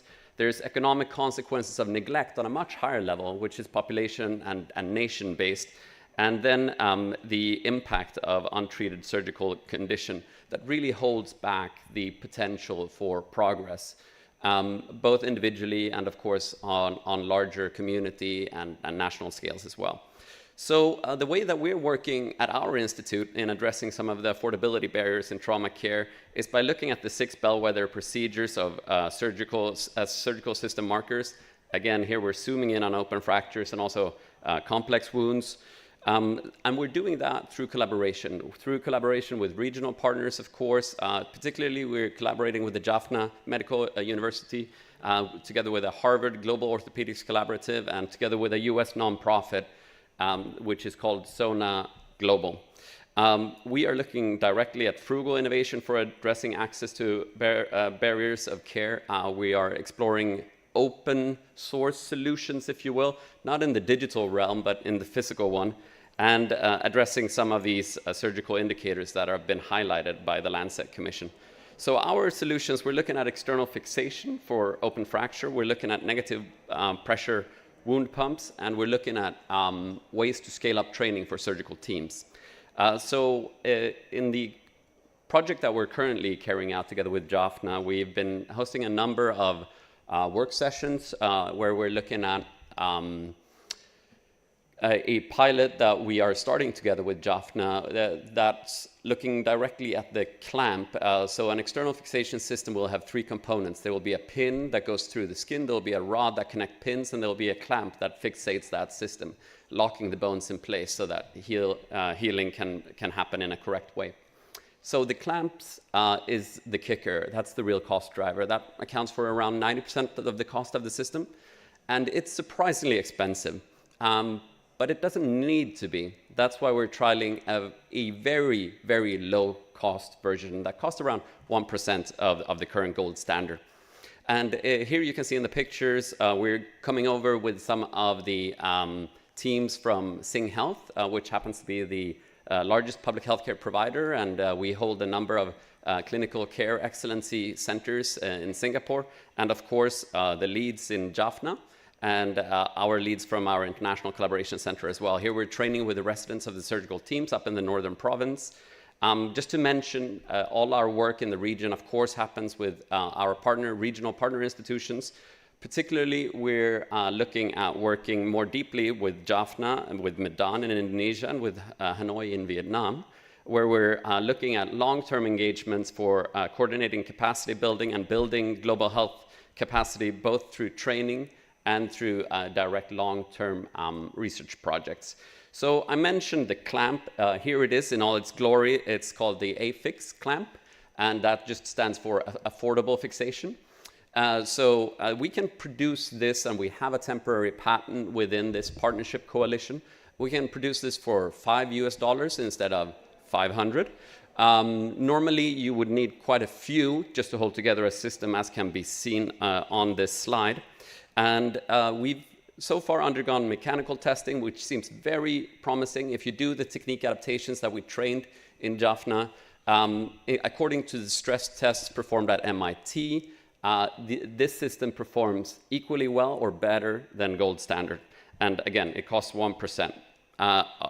So what we're doing is also creating a pathway towards potential local manufacturing, because the system is so simple. So just a few comments here on how we're setting up our piloting and evaluating cost effectiveness. So local collaboration and regulatory approvals. Of course, these are first clinical trials that are happening, so the regulatory approvals are stringent. It's taking us quite a while to move through that in Sri Lanka, but we're now set up to start. We'll be doing this in a dual-arm randomized clinical trial for AFIX, where we're measuring safety, efficacy, and treatment affordability. And we're trying to establish clinical non-inferiority and cost effectiveness compared to standard care in Jaffna. So let me stop here with this final slide, where we're saying, I just want to highlight how we're looking at enhancing affordability and accessibility through studies like this, through collaborations like this. We are very interested in finding additional partners that want to collaborate around affordable trauma care. We are also very interested in smoothing out the regulatory pathways of starting clinical trials like this, and with the aim to reduce trauma care costs in LMICs and help to change procurement and policy choices. Thank you for your time. Thank you very much, Dr. Jonas, for the presentation and introducing this very interesting technology. Once it gets approved and ready for distribution, I think it will be a very big tool for safe and affordable surgery. Thank you very much. Our next speaker will be Ms. Veena Mokhtarli. Ms. Veena, she's an electric engineer and a management postgraduate from the US, has 26 plus years of experience working with technology products and developing product commercialization strategy. Her career spans across UK, USA, and India, specializing in emerging technologies. She has helped the company Periwinkle obtain patents and regulatory approvals, collaborate with premier research institutes, and develop strategic partnerships. Over to you, Ms. Veena. Thank you so much, and thank you to ADB and PATH for inviting me to this session. As we see, cancer is one of the growing burdens on healthcare. And this is not just private healthcare, but even the public healthcare. We see cancer incidences are so much that public healthcare systems are really not capable of handling the care or even palliative care. So if you see, every 20 years, the cancer burden has been doubling. And these are alarming numbers. So the table on the right-hand side is actually just 2022 data of top 10 cancers, where you see that almost 12 million new cases have been identified. And if 12 million new cases have been identified, that means there are many, many more that have not even been either detected at the right stage, or patients who have reached care very, very late. Right, so perhaps they don't have a good prognosis. So if the numbers are this high, how do we screen for patients early? How do we screen populations early enough, especially for cancers that are easily preventable or easily treatable? How do we screen such huge populations? Can human diagnostics or human assessments be really enough? That's where technologies like AI come into picture.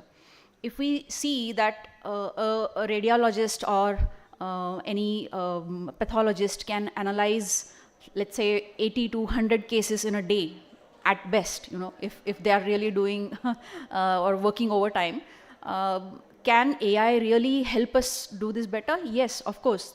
It can analyze results in a few seconds. So that means the scale of screening can be increased to perhaps even 100 times.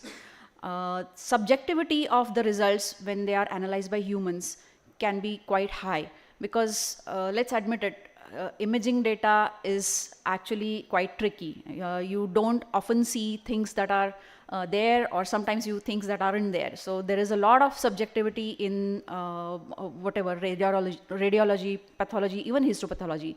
So as such, if computer vision can help us detect the anomalies much better in earlier stages, the accuracy of AI will be so high that it can become a trusted aid for all the clinicians.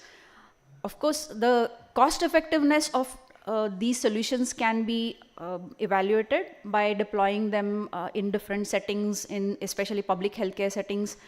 But one must understand that computing power aside, the sheer savings that we will have by detecting people earlier who are at risk and preventing the disease itself, we will be saving millions of dollars for every country in preventive care, by preventive care. Predictive analysis is something that can in fact encourage general population to get themselves screened, and we all know screening uptake is very, very poor pretty much in all disease areas. So getting people to get themselves screened, forget about cancer, something as simple as perhaps lipid profile also took almost 10, 15 years. Now we are starting to become a little bit more alert and aware about our own health. But everybody thinks that, especially if they don't have any family history, they don't see any reason to get themselves screened. So predictive AI can be much more powerful in that it will tell you if you have any risk of developing something like cancer in future, rather than telling you whether you have cancer now. So that can be an encouraging statement for general population. We all know that infrastructure availability is a problem in most low and middle income countries. So having something like an AI available in the neighborhoods, in your villages, can really increase accessibility and reduce the out-of-patient costs that people face when they have to travel to urban areas for detection. Now, cervical cancer is in that top 10 cancers list, albeit it's a little bit below, but it is a peculiar cancer. The reason why we chose to work on that was it is an easily preventable cancer if detected in very early stages. And it's extremely difficult to pick up the signs in the early stages, because most women think that this is a general normal hormonal imbalance or change that I'm facing, and they don't realize that they could be symptoms of cervical cancer. And there is a 50% mortality rate in the world because of cervical cancer, as women don't come to the healthcare systems early enough. So one of the challenges that most of these countries are facing is how to get women to come forward for screening. So as you see, our objective is reducing the multi-visit screening tests like pap smear or HPV DNA, which are lab dependent, which are infrastructure dependent, and which are also expert technician dependent. We have to move from that to a single visit test, which will give an accurate and consistent result. And who can help us do that? Of course, what can help us do that? AI. That was the thought that came to our mind. And around 10 years ago, we started working on that, when even AI was not really a very commonly known thing, or it was not even well accepted amongst clinicians. But along with the AI, what we also worked on was miniaturizing the image capturing device, because one of the things which I talked about in the earlier slide was availability of infrastructure. So we couldn't have dependent on existing imaging technologies like colposcopy techniques. So therefore, we developed a handheld device, as you can see in the slide, and that helps us complete the screening test in 3 to 4 minutes. We have made it a sustainable device so that it can be inclusive for women from all the walks of life, from all demographies, and it reduces the inequalities by making cervical cancer screening available to all the communities. And of course, it reduces the carbon footprint by also avoiding travel. So impact and scalability of SmartScope has grown in the past few years. We are now present in almost 20 Indian states and 5 other countries.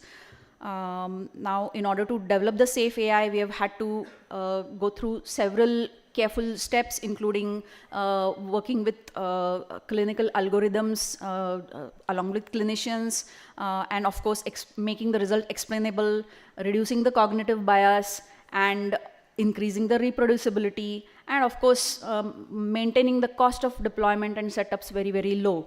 And in order to make the ethical use of AI, we have also included the clinician's interpretation as part of our system. So thereby the faith in that AI has also increased. I thank you so much, and I hope I'm within time. Thank you very much, Ms. Veena, for the presentation. I think there will be a lot of medical doctors present in this room. I hope they didn't get offended by one of the slides of the presentation, but that's our future. And for those clinicians, I think we have to be very tech savvy and be in the front line on adopting those AI technologies for responsible use of AI on clinics. Okay, thank you. And next presenter will be Mr. Ramakant Vempati. He's a co-founder of WISA, the world's leader in therapeutic AI for mental health, having served 6 million people from 95 countries.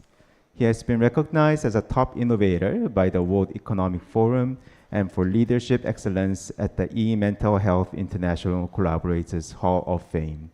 He's also currently serving as an advisor to the Legatum Center for Entrepreneurship and MIT Sloan.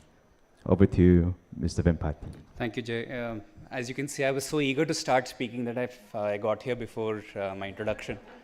So, just a quick show of hands. How many of you think mental health is a disease burden which needs to be addressed and is not being addressed? Wow, okay, I have a attentive audience, which after 2 hours after lunch, this is usually a challenge. No sleepy people here? Okay, I saw, okay, there's somebody being honest out there. Actually, on the subject of sleep, so sleep is usually, so it's not, mental health is not just a disease, right? If you think about sleep, how many people would like to sleep better? And can I see a show of hands again? Wow, so again, and by the way, lack of sleep is usually sometimes, quite often in our work across, now we've had 750 million conversations on WISA across 100 countries. And sleep is usually the Trojan horse. It's the tip of the iceberg which starts getting people talk about mental health. So I think the point I really wanted to make is mental health is not just a disease, it's also a skill.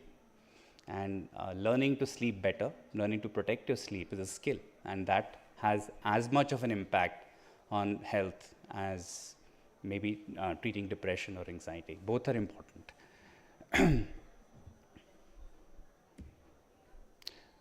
I wanted to focus our presentation today on the work WISA is doing in India. I think the topic of the session is inclusive health systems and in LMICs.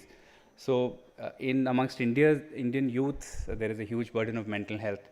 I think everybody has probably, if you have young people in your family, you know how stressful life is for somebody who's under 18. 25% of course, the health burden in India itself is very high.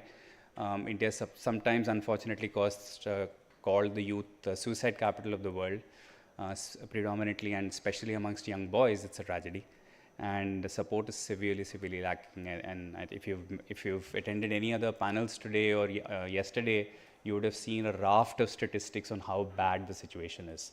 From a supply point of view, demand is huge, exploding. COVID has made it worse. Supply is horrible. Not enough mental health professionals. Less than 1 per lakh, 100,000 people, trained mental health professionals. It is enough to give you depression if you already were not working in this space. So what is WISA and why did we start that? So our attempt was to try to solve that demand-supply gap by saying, look, there is a point where somebody is ready when they want to go forward and take help from a mental health professional. But there is a very big space in between, where it's a very private space where you are dealing with distress and you want to come forward and talk about it. You don't have someone you can speak to. Distress happens at 3 in the morning, you're not able to sleep. You can't pick up your phone and call your therapist. You can't call your friend. You don't want to talk to your parents. What do you really do? And that's the space in which WISA starts actually having an impact. So we started WISA out of personal need. We had experience of suicide and mental health and depression in our friends and family circle. So we initially solved for a sample size of 1. And over time, this has now grown. It is the largest solution of its kind in the world today. As I mentioned, 750 million conversations, 7 million people across 100 countries. What it does is it delivers a therapeutic intervention on an AI chatbot. So we started this 5 years before ChatGPT. And the idea was to actually create or help create that safe space for people to have the conversations which they're not able to do with anybody else. It is available, and you can imagine what the advantages are. It's 24/7. It is anonymous, so you can call yourself, Rajnikant or Superman and have a conversation. Nobody really needs to know. And that is really huge because it is reducing stigma, it is removing barriers, and it is also, given it's being delivered on your phone, it is accessible. So at one stroke, you're sidestepping a lot of the barriers of access which otherwise people have, and what makes health systems struggle when they want to solve for mental health. We now serve 11 million lives, including we work with bodies across the world, including the Ministry of Health in Singapore. So WISA is offered as an early preventative mental health intervention to the entire population there. Like I said, 750 million conversations, have 70 enterprise partners. We work with 8 insurance companies, cover 40% of the adult therapy footprint in the National Health Service, the NHS in the UK.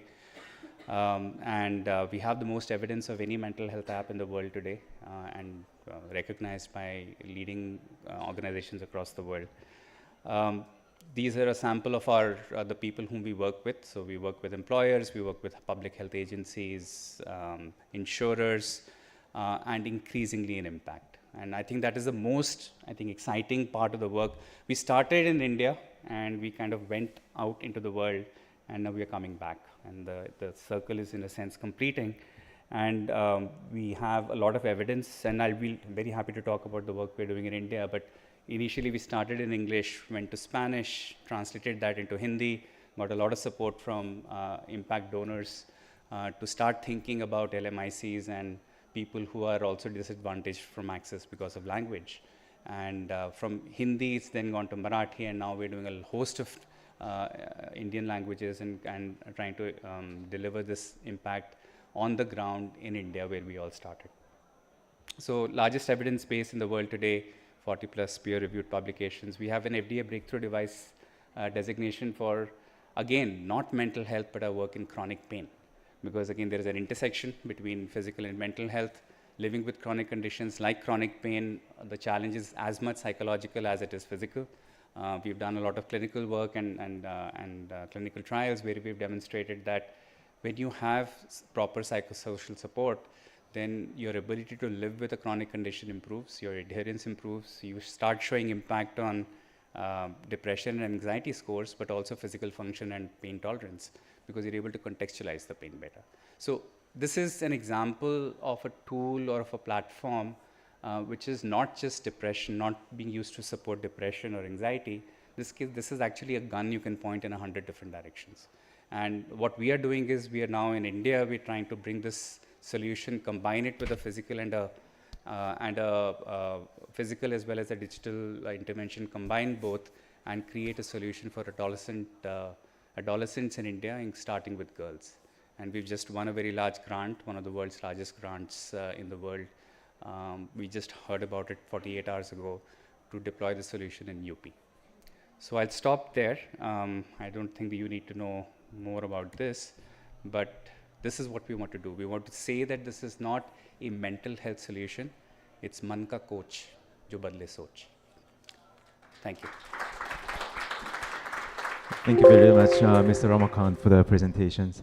Also ADB with PATH, we are trying to expand our portfolio on mental health using digital technologies. So I think there will be a lot of opportunities with multilateral organizations as well, which I didn't see in the partners list. So looking forward to further discussions. So without further ado, I would like to introduce Ms. Priyanka Bajaj from PATH, who will be moderating us through the panel discussion.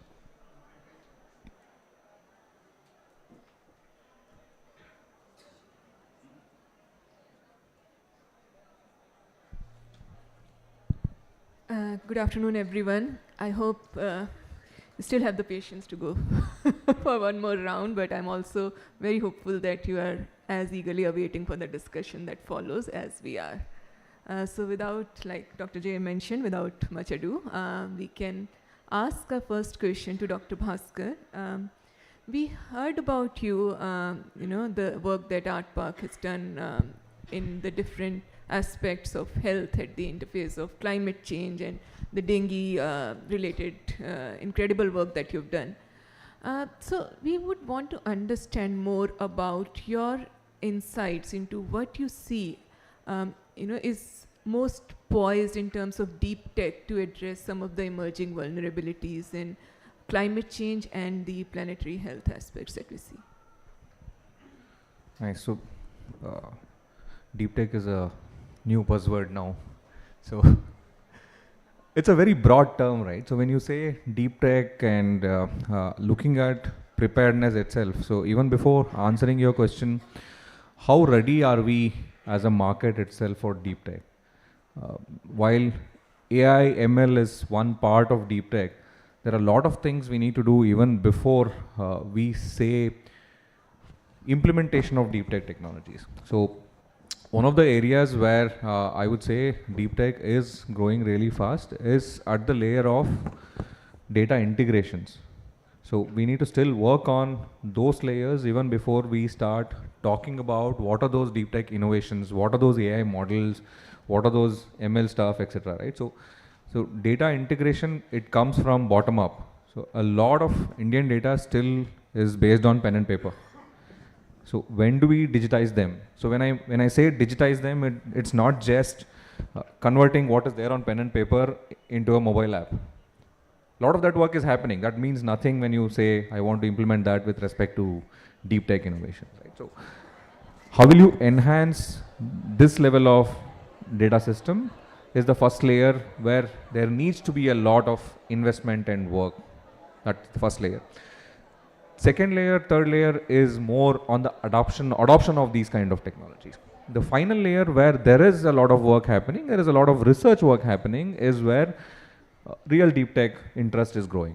Institutions like IISc, where we are based, and a lot of IITs, there is good amount of research on building fundamental models. Especially, we see a lot of work happening in the LLM space, right? So we just heard about Vaiza talking about language integration, which is one of the biggest barriers when you want to implement any kind of deep tech technologies in a country like India. So dialect-based technologies, so bringing in those language angles is where I would say a lot of deep tech work is happening today, which is very important from health perspective. A lot of that work is still happening on the finance space. Bringing that into health space will improve the access to healthcare significantly. Right. That also touches upon the aspect of inclusion of everyone into when we talk about public health. And inclusion also brings me to Ms. Shivani, and I think my question for you would be, we are also evolving as a society and understanding the importance of how we should be mindful of the diversity that we see across in the people. But in a future looking outlook, how would you say that, what are some of the innovative approaches that have made a significant leap in improving the inclusion for persons with disability? Thank you for that question. I think, there's been a lot of progress in terms of inclusion, not as much and fast as it should be, but yet, we talked about assistive technology, there is a lot of effort being made to make assistive technology accessible to persons with disabilities. GDI Hub, we ourselves organize accelerators to encourage new startups to come out with more innovative assistive technology. So there are several good examples of those. Then even countries, with ADB, we are doing country capacity assessments for assistive technologies, and at present we are doing one at Mizoram for ADB. So such country assessment analysis actually, empowers and enables country governments to take more precise, decisions, make policies and directions that can actually improve access. But yet, the challenge is extremely large, and there are huge gaps that have been created over time. These are not gaps that happened just maybe 10 years or 20 years. This is like historic gaps. We talked about cancer, and I'm thinking, about assessment. Are those, pap smear or some machines like that to do assessments? How accessible are those? So, efforts are being made. There are several good projects, like I just mentioned, but there is a big gap which needs to be covered. Right. One of the gaps that we also see is, of course, in terms of inclusion and being more accessible, but also upstream in terms of the research and development that is happening to keep pace with the changing times that we are anticipating. And I think I'll ask this question to Dr. Jonas, and because you're right in the heart of where the research and development is happening, which are some of the areas in R&D that you think can obviously related to your topic of discussion in trauma care, which can improve access, especially for the low resource settings? Thanks, Priyanka. So that's a big question, of course. I think I would like to shine the light on maybe 3 different components. So starting off first with the sustainable resources and financial needs for doing some of these types of trials around affordable and innovative solutions for trauma care. It's pretty resource intensive to be moving through both the research, the development, the early pilots, and then depending on whether or not something looks promising, to move on to scaling. So there, I think we need to find more dedicated partners, perhaps new coalitions to come together around that. This issue has not been one that has found maybe its true champion yet, and it doesn't really, again, reflect the amount of disease burden that we see on a global level. So it would be a well worth investment to start coming together around that. The second one I think I'd like to highlight is really around more on the side of data. So in order to be able to effectively target some of the needs, we need a much better picture of how the data is really looking on the ground. So there's a huge lack of trauma registries around LMICs in most of the affected countries. So one of the ways that we're working on this from the SingHealth Duke and US side is together with Jaffna, we're setting up a registry in the northern province for traumatic brain injury, and we're building off that to then start capturing additional types of trauma. But of course, that's just a first step, and there's so much space for a lot of actors to start looking on that on a much more local level in their contexts.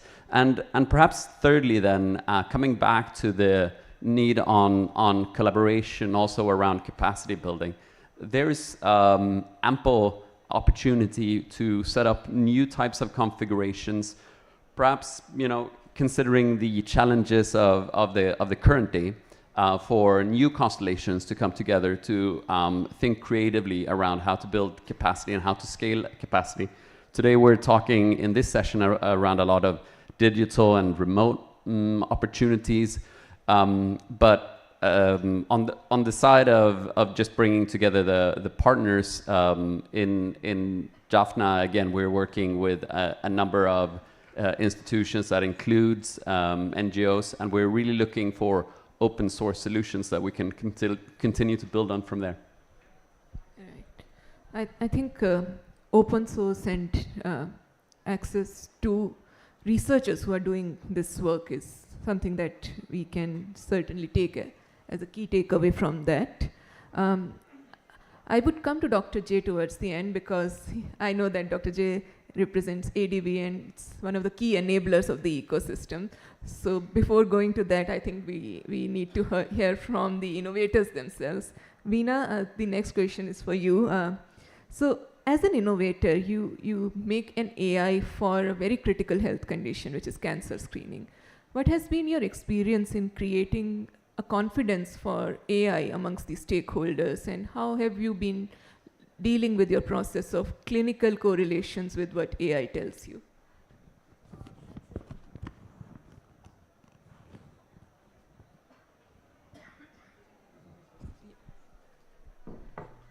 Hello. Yeah. That's a deeply important question, Dr. Priyanka. So what happens is in many of these low resource countries, the settings are at a very, two ends of the spectrum. On the one hand side, you have urban hospitals which are really very high end, and the expectations of the practitioners or the clinicians in those settings is very different, whereas in the public health care you have these remote, rural health clinics where the needs are completely different. But although the medical needs may be similar, the pathways to building trust are really very local. So this is true in most of the APAC countries. We see this disparity. At the heart of this trust building, I would say, is the clinical correlation. But the start is from an inclusive design. So when you're designing the AI or any medical device for that matter, if you include the end users, the experts, all the other stakeholders as well, such as, you know, maybe the public policy makers, or it could be channel partners, as well as the beneficiaries into that entire process, you get a lot of insights about not only how to train your AI better, but also how to represent the results, how what all comorbidities you need to take into picture. So the co-design becomes a way of making the AI a co-owned tool rather than something that is imposed. So that is first. And of course, as I said, clinical correlation is at the heart. So that means validation at not only the private healthcare settings, but also in various types of public healthcare settings is also very important.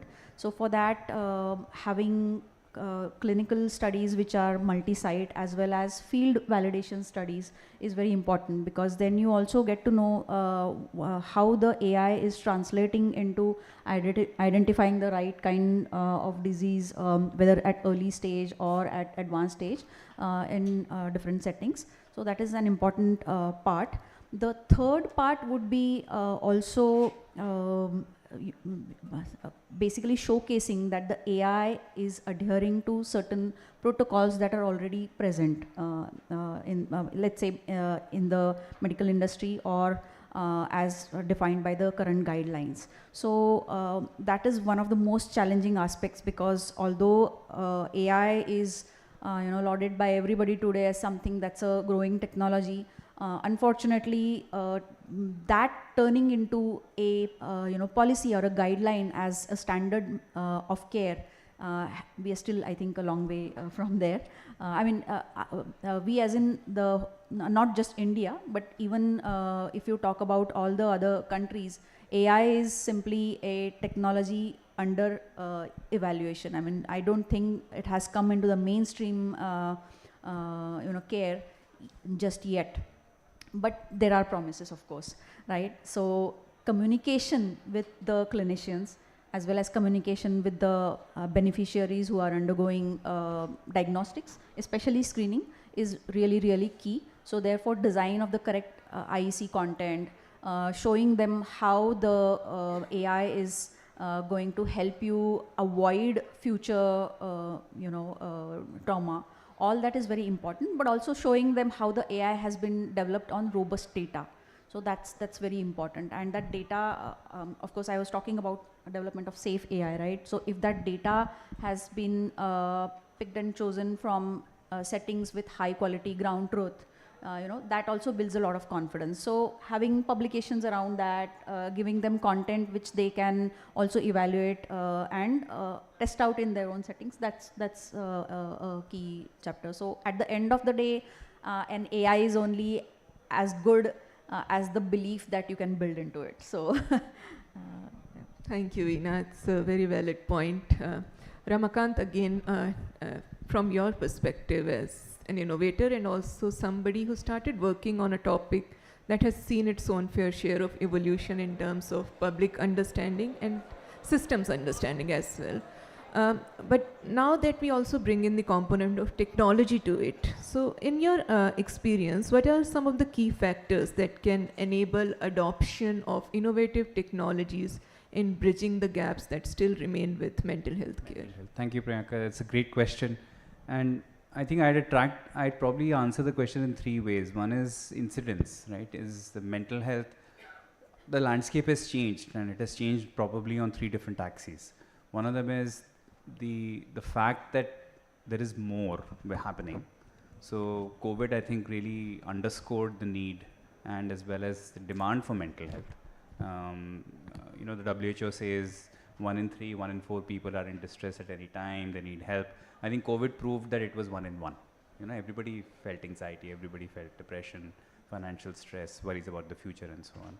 And now we have Netflix shows which talk about the problems adolescents have. So adolescence is, I'm scared to watch the show. So many people have told me to come and actually see it, but it's scary. And so incidence has changed. I think the incidence level has increased. Users' behavior has changed. So there is a lot more, I think, health-seeking behavior. They're trying to solve the problem themselves, sometimes because they don't have access, sometimes they feel health systems have let them down. When we started, for instance, when we started Visa, we were surprised. Within a matter of weeks after launching, we had about 1,000, 2,000 users a day on our B2C platforms, because people are looking for help online. They're using words like anxiety therapy and seeking help. So the need exists. I think it's more directed in terms of saying, how can I help myself? And of course, with the evolution of technology in terms of Gen AI and so on. Yesterday, I was on a panel where somebody said the top use case for ChatGPT today, and they were talking about, they knew somebody very senior at OpenAI, is mental health. Now, of course, which leads to issues around safety and outcomes, and you need to be responsible when you deliver a technology like that. We lose a lot of sleep over that. But I think that's number two. The user behavior is changing, and health systems need to stay in touch. And they need to, I think, walk in lockstep with how users are changing. And which leads you to the third one, which is how the landscape is changing, saying institutional adoption is also increasing. We are seeing that across the world with the partners we're playing with and talking to. But it has a huge amount of implication on us as providers. How do you think about safety? How do you think about outcomes? Use cases. The mental health budget in India is $100 million. 80 million of that goes to NIMHANS for 1.4 billion people. So even though a lot of people in this room said mental health is a huge concern, it's not being reflected in the money. It's not being reflected in the money flow. So something's got to change. And for example, as providers, we say, okay, maybe it's not about mental health. Then we go after resilience and saying we are going to build resilient skills. And then we go and then look at budgets around education rather than healthcare, because the money is not there. But the system does have to evolve. Then we evolve pricing models, ways of promoting access, making sure that we address issues around languages. But the landscape is changing, and it has to change. Right. Well, that is indeed thoughtful. So that brings me to my final question, and we really wanted to keep some time for audience Q&A, so please keep your questions ready for that too. Dr. J, finally, we see you as an ecosystem player that connects a lot of these dots, and you could probably be the answer to a lot of questions that we have today. So from this development sector's perspective, what are some of the critical enablers in adopting the technologies, innovations, and digital health transformations, especially for the LMICs? Yes, thank you very much, Priyanka, for the very important question. Like in digital health and AI, we have a term called pilotitis. So we have a lot of pilots, but to enhance that to a national scale impactful project or program, there's a long way to go. So I think there should be a lot of enablers to see. I'm seeing really promising technologies, like from our partners, from the industry. But to bring that to a national scale, enablers are really important. And one of them could be a robust policy and regulatory framework, which also Ms. Veena has been touched upon. Like this digital health and AI, it's not a pure angel which has 100%, like a magic bullet, will be solving all the problems.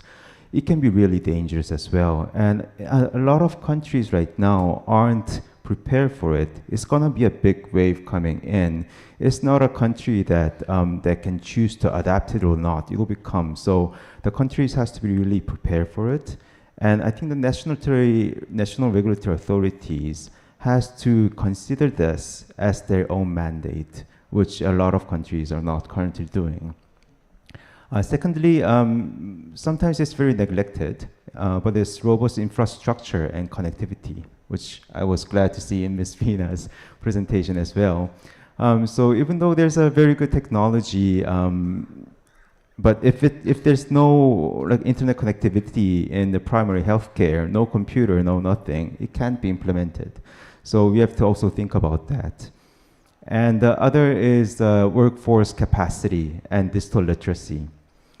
So a few months ago, I was in Bhutan, and in Bhutan, they have a magnificent health information system called EPIS. It's a single system developed by the government, used by all tertiary, secondary, primary healthcare centers. So it's amazing. But when I went to the very rural healthcare centers, they have that project, but the people there are not using it because it's an added burden for them. So it's quite clear that using that health information system nationwide, there could be generating a lot of good health outcomes. But there should be incentives and also capacity building of the workforce development. And lastly, as a bank, I think I'm obliged to say about the financing part. So I think this digital health AI technology part is a little bit different from the traditional health areas that we are dealing like maternal and child health. It's an area that we must involve private sector inevitably. And in that case, we have to think about a lot of innovative financing, blended finance like PPP, public-private partnership, and see where the needs meet. So we're talking about the magic triangle, saying that there's a government, a country that has a need, there's a technology that can solve the problem, and there's financing, like the MDBs, like ADB could help, other organizations could help. So I think we should find a sweet spot on how we can all collaborate together. That is indeed one of the most important takeaways that we take in terms of collaboration, and we highly encourage you to take these discussions offline as well. But for now, if there are any questions and time allows. Thank you. Yeah, thanks for all the nice present. This is in regard to Bhaskar, like when you showed the dashboard with reported dengue cases, how are you accounting for underreporting, and how are you evaluating the model and the risk predictions? Thank you. Very good question. So that's a known reality across, right? So underreporting is something what most of us know, and it is an accepted reality. Especially what we are trying to do with the model what we have built is we are not predicting the number of cases. The moment you get into predicting the number of cases, then you will be too far away from the reality. So what we are doing is we are looking at outbreak prediction, that's it. So saying there might be an outbreak. So specific to your question, how are we accounting for it? We are not taking in the real case numbers as such. We are building in a lot of other factors which will also contribute. For example, your breeding spot survey, or the larval survey, etc., and also fever survey, which happens door to door, will contribute significantly when you are looking at building those prediction models, rather than just the tested case numbers. Yeah, hi. So this question to Veena, like whenever we introduce any medtech technology, new technology to the market, we always free resistance from the clinician community, right? So my question is to you, how you navigate through these challenges and what kind of approaches you adopted for that? Thank you. Right. So as I said, developing the trust of clinicians happens only through data, because of course data is the one thing that is a universal language. Everybody can understand statistics, but at the same time one must also understand the mindsets of clinicians who are in the mainstream, let's say especially private practice. So many of them are not leaders or adapters of new technology, because they have to tend to high patient loads, especially in countries like India. So therefore, what they do is they follow the standard practice of care, which is a tried and tested method. So when it comes to adoption of technology, it is often the thought leaders in clinical care, or it could also be expert associations that work best. If you create case studies for them, work with them to have trials, or engage with them at an academic level. There could be, thought think tanks which could be created. So these are some good methods to create trust in them. And of course, then a lot of that has to be disseminated into the community, the medical community, through conferences, through lectures, and of course, uptake of such technology at student level by going to medical colleges, conducting workshops, letting them work with it, through hands-on sessions. That is something that works again quite well. So these are some of the techniques. Hello. So my question will be to Mr. Vempati sir. Currently I'm studying in second year MBBS. So I would like to ask you, what was your core mindset which helped you transition from a technical background like studying in IIT Kanpur to building a global health tech platform like which promotes mental health like WISA? Sorry, Ramakant, if I can just interject before you answer. In the interest of time, I see one hand was up from there, so we'll take one question, and if time allows, one more. Yeah. Ramakant, sorry, over to you. Yeah. Well, that's how much time do you have, right? So we can obviously take this offline and talk about it in more detail. But maybe a 10-second answer is, you in a sense, and since you're at that stage in your career, I think that's really important, is that you always, as long as you adopt a problem-solving mindset, and you say where there is need, you follow, right? Yeah. And I think that is really how careers evolve over. I was your age 30 years ago. I think I was sitting where you are and thinking about careers. So, and the second thing is, some of it is luck, and some of it is opportunity.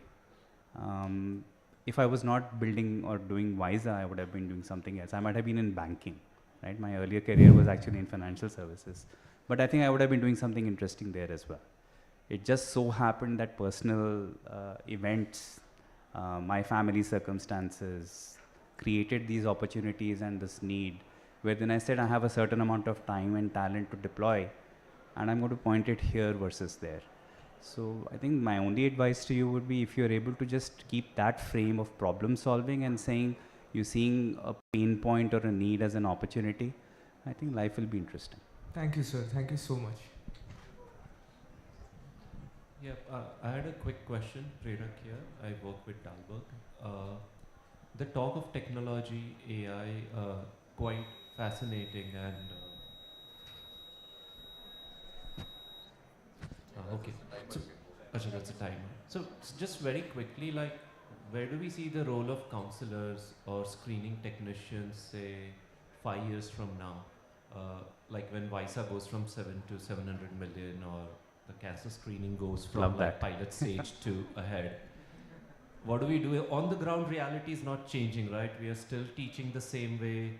We are still talking about cost of therapy, cost of screening, all these things. But is this just a loss of leapfrogging tech that we have to pay, or are there these conversations you guys have in your orgs?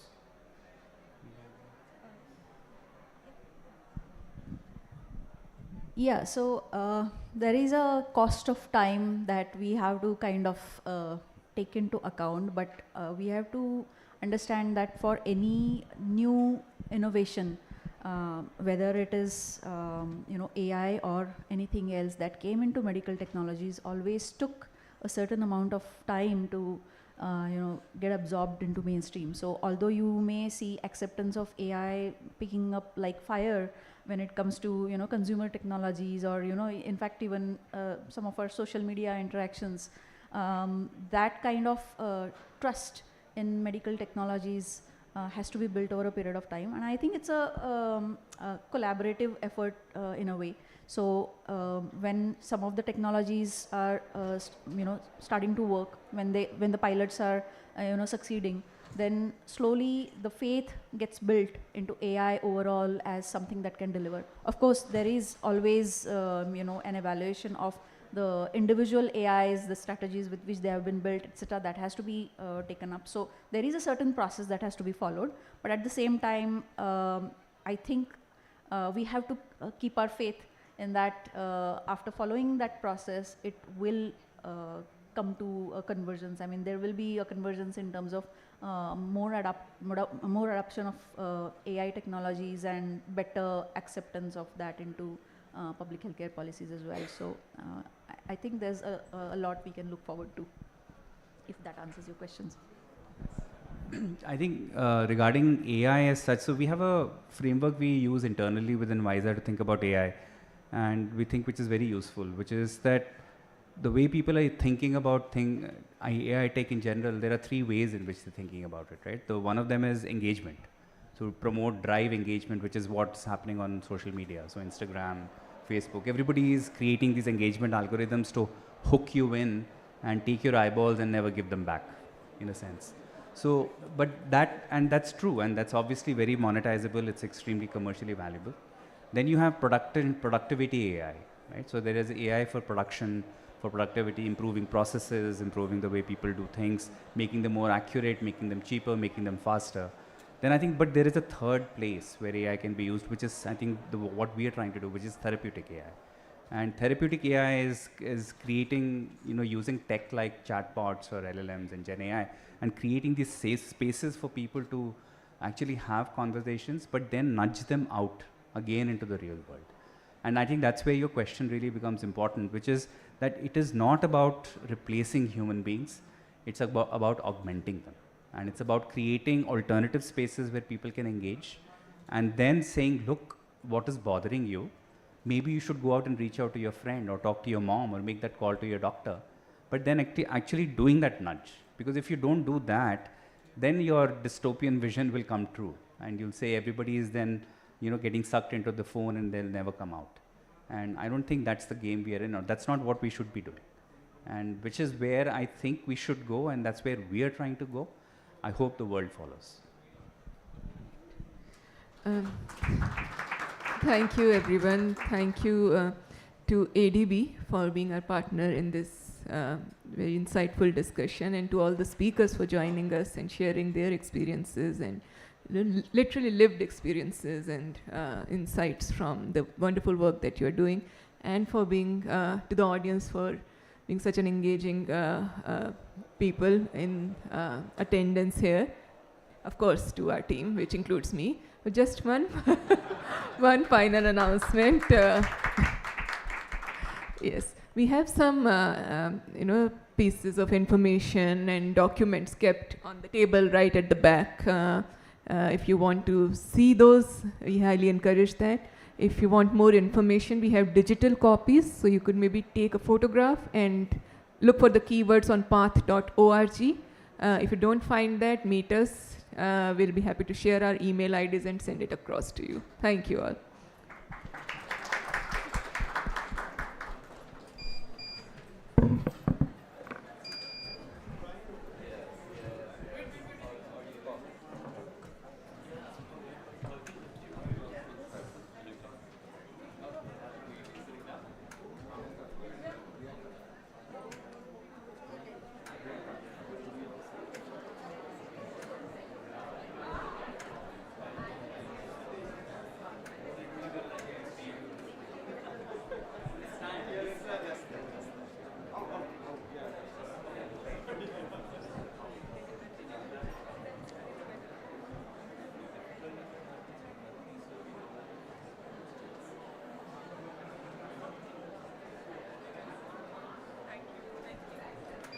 So while the session gets over and you are about to leave, I just want to inform that we are about to embark on a journey to how to end preventable newborn mortality. It will be an engaging discussion, so all of you are invited to join in.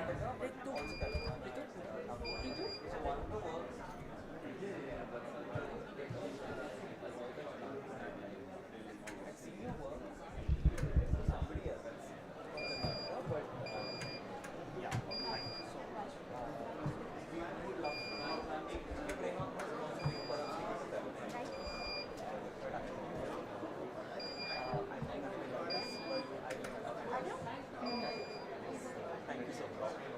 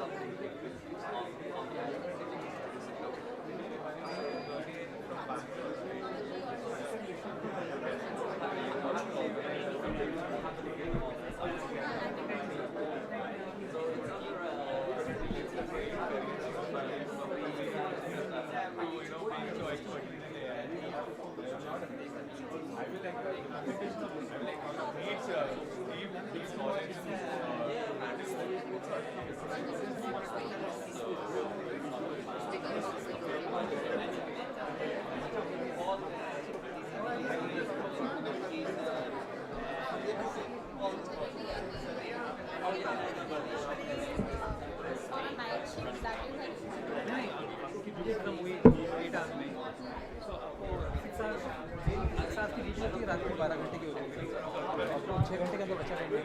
और इसके कारण mindset लोगों में ये बन गया है, if you are in a go to the hospital, you should have a childbirth within 3 hours. So people have started feeling now too. The maximum deliveries happen in the first hour of arrival in the hospital.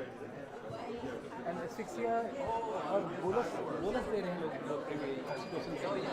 Drip चल रही है, कोई normal fluid थी, उसमें फटाक से लगाया है, not recorded. It is not only in Khargone, I am talking all over the central India. And birth asphyxia will remain as a big position. और इंट्रापार्टम मॉनिटरिंग तो आप भूल जाओ, कोई नहीं करता, कोई छूता ही नहीं है।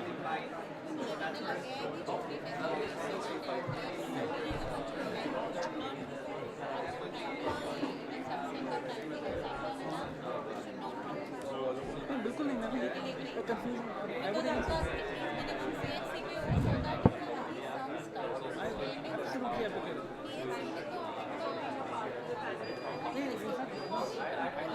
पाँच ऑब्जर्वेशंस को आपने पोस्ट करा हुआ है rare community in some in CHC जहाँ पर डिलीवरी नहीं होती है, जहाँ पर सिजेरियन नहीं होता। मैं कहूँ उनको सबको हॉस्पिटल में आपको पोस्ट कर देते हैं, तो larger pool and you will do things and improve your CHC FIU की डेफिनेशन आपने जो बना रखी है, 5 सिजेरियन हो जाएंगे, वो सारे 5 इलेक्टिव होते हैं, कोई इमरजेंसी सिजेरियन नहीं होता। सारे emergency caesarean are happening in district hospital या मेडिकल कॉलेज, कोई नहीं करता। तो नाम के लिए वो 5 करके तो they get a level of FIU मिल जाता है।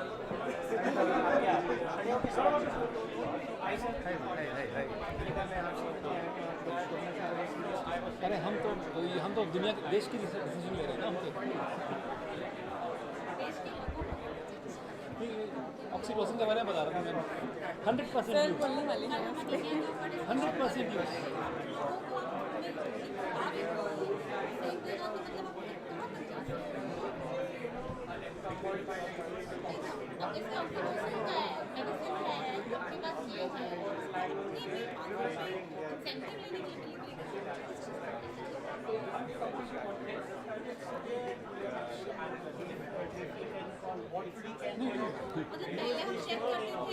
ये पूल होता है पैसा, पूल होता है पैसा। नहीं ऑक्सीटोसिन नहीं, वो हॉस्पिटल की ऑक्सीटोसिन यूज़ नहीं कर रहे हैं ना मैडम, हॉस्पिटल की ऑक्सीटोसिन यूज़ नहीं कर रहे हैं, MTSL वाली उसको खरीदवाते हैं मरीज से। वो स्मार्ट है, MTSL के लिए यूज़ कर रहे हैं वो भी oxytocin.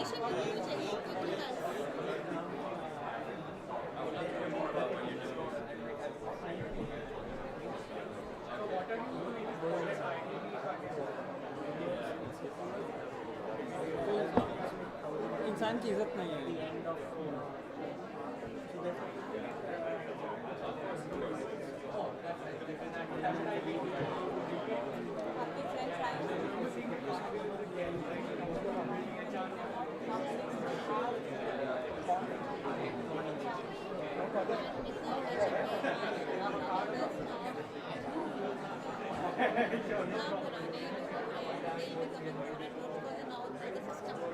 Now they become agents also. In many places they become agents of the private health system. They become agents of the private health system. Many places. Even CHOs are also.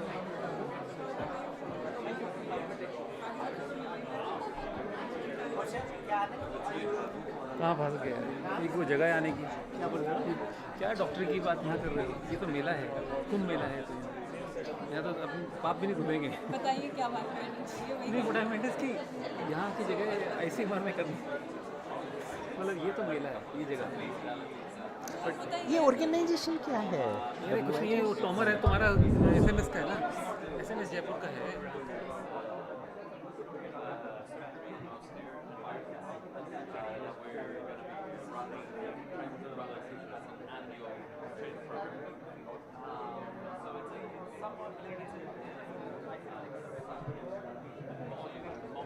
But I think what we'll end up doing is more and more, involving more and more hybrid elements, getting more, building this out with these digital assets that we should have open online, for people who didn't, manage to get into the course. And then there's also some other people things that will be opening up more people to come to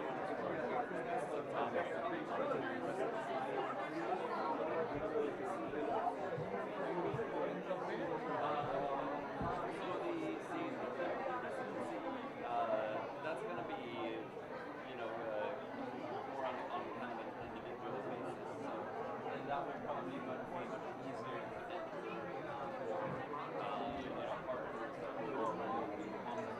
Partners that we already come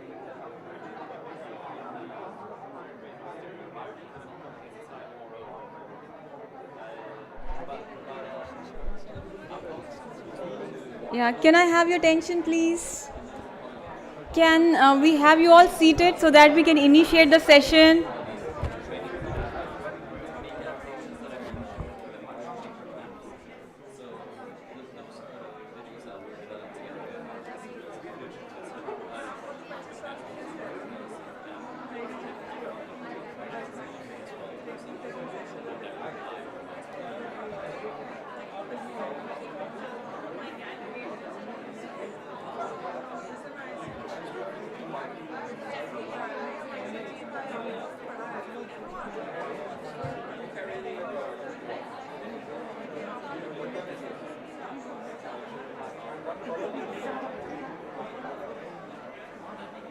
Are you interested? You can listen.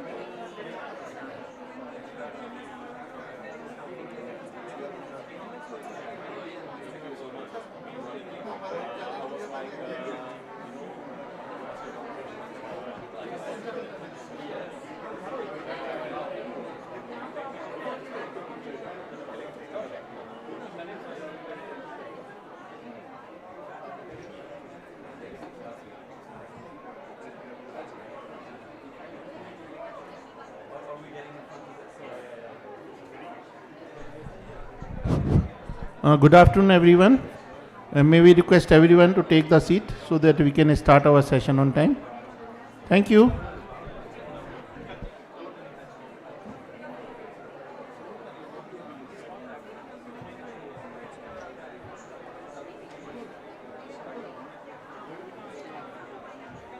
We request all to please be seated.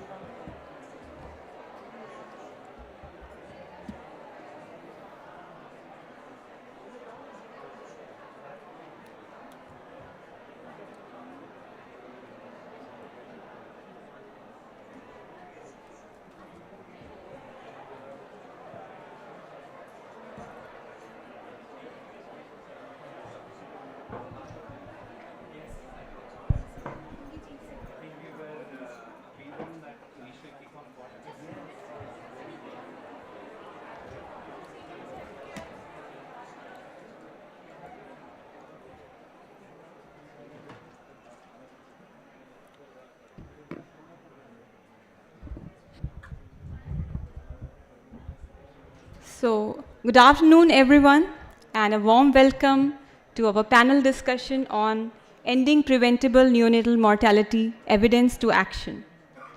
Today, we gather to shine a spotlight on the most pressing issue in global health and to explore transformative solutions that save lives.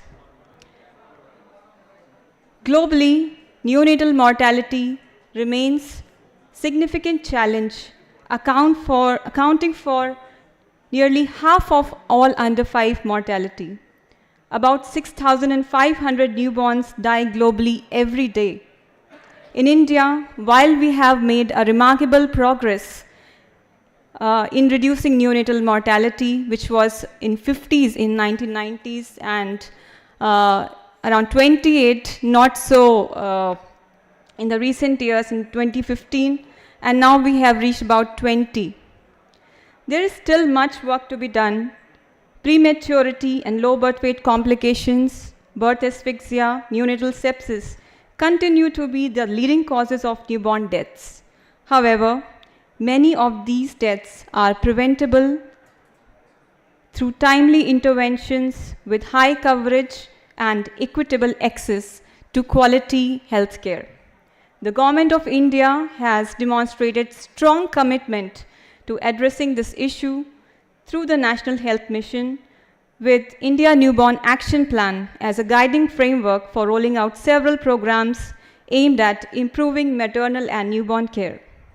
Research efforts led by the Indian Council of Medical Research have focused on developing evidence-based strategies to reduce neonatal mortality and improve outcomes.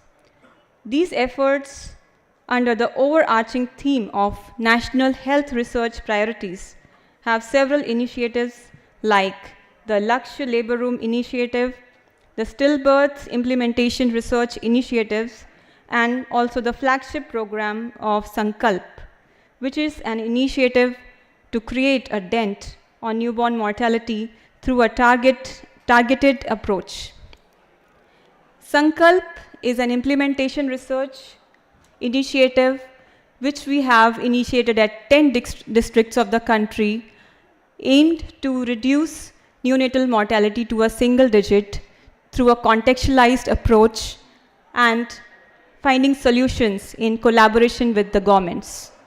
Finally, we aim to develop models of how we reached to the single digit neonatal mortality through our implementation research.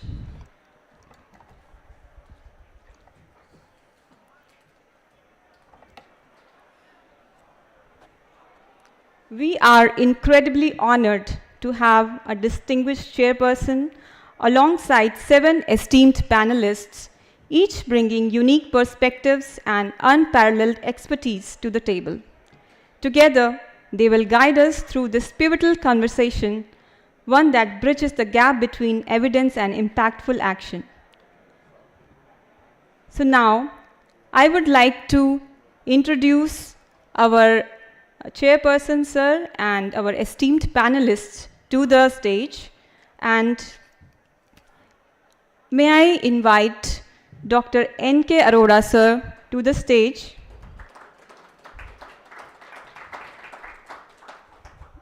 Sir needs no introduction, but I still want to do the honors of introducing him.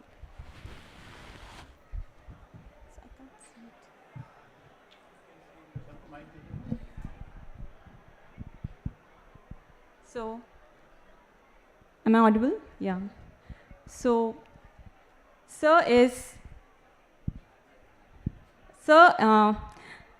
the Executive Director of the Inkland Trust International, and he has served as a faculty member in pediatric gastroenterology, hepatology, and nutrition at AIIMS from 1983 to 2007, and has become the President AIIMS Deoghar in 2018.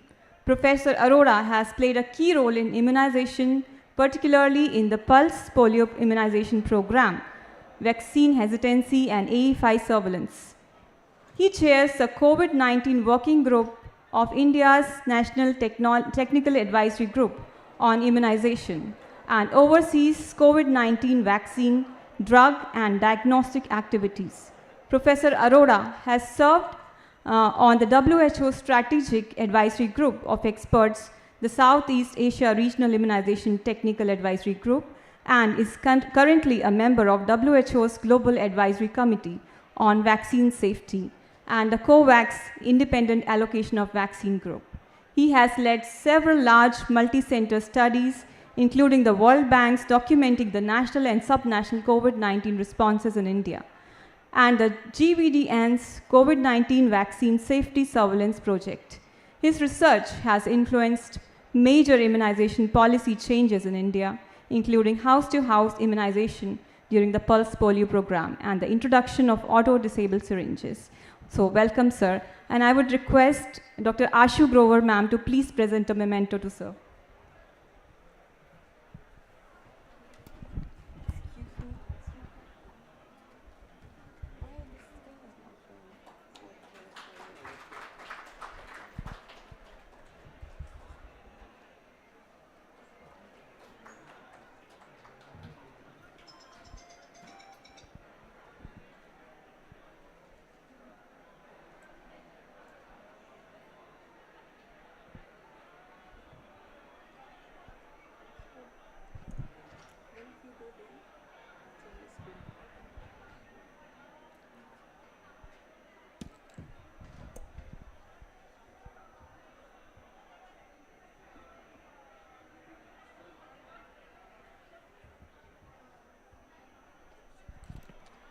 Next, I would like to invite to the stage Dr. Shobna Gupta, the Deputy Commissioner and in charge of Child Health and Rashtriya Bal Swasthya Karyakram, RBSK, Ministry of Health and Family Welfare, Government of India. Dr. Shobna Gupta is a fellow of Indian Academy of Pediatrics. She's a pediatrician, public health expert, and national program leader with over 18 years of experience in neonatal and pediatric care. As a Deputy Commissioner and in charge of Child Health and Rashtriya Bal Swasthya Karyakram at Ministry of Health and Family Welfare, Government of India, she plays a pivotal role in shaping national child health policies, leading the initiatives in facility-based newborn care, home-based care program, IMNCI training programs for childhood illnesses, and health screening and early intervention for children under RBSK. She has collaborated with WHO, UNICEF, and global health organizations and represented India in WHO technical working groups and international forums on birth defects and neonatal care strategies. Previously, as a pediatrician at Safdarjung Hospital, she specialized in neonatal care, medical education and research, training healthcare professionals, and spearheading newborn resuscitation programs. Dr. Gupta's leadership, clinical expertise, and policy advocacy continue to drive advancements in child health care across India. So welcome, ma'am, and I would request Dr. N.K. Arora, sir, to please hand over a memento to ma'am. Sir?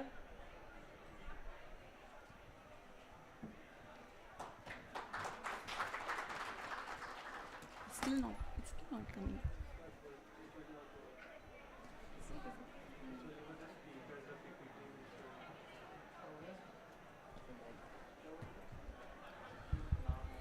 Now I would like to invite Dr. Ashu Grover, who is our head and scientist she at the Division of Implementation Research, ICMR.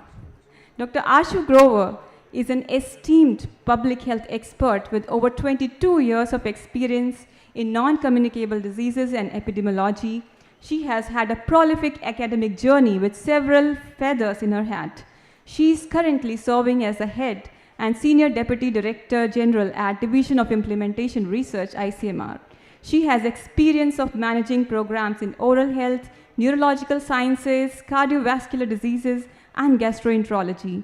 She played a key role in establishing the Department of Health Research through various schemes since 2008 and promoted research methodology programs in medical institutions. She also institutionalized health technology assessment in India, leading to the creation of HTA-IN under MOHFW. Dr. Ashu is a member of several international committees, including the United Nations World Data Forum and WHO's Verbal Autopsy Reference Group, and has contributed to national committees for institutions like PGI-MER, AIMS, and IIHMR. She has developed 157 standard treatment workflows and initiated nationwide implementation research. She has published over 110 research papers, 3 book chapters, and 12 conference reports. Dr. Ashu has represented Indian researchers at more than 50 international conferences and participated in delegations to over 10 countries. Welcome, ma'am. And I would again request Dr. N.K. Arora, sir, to please hand over a memento to ma'am.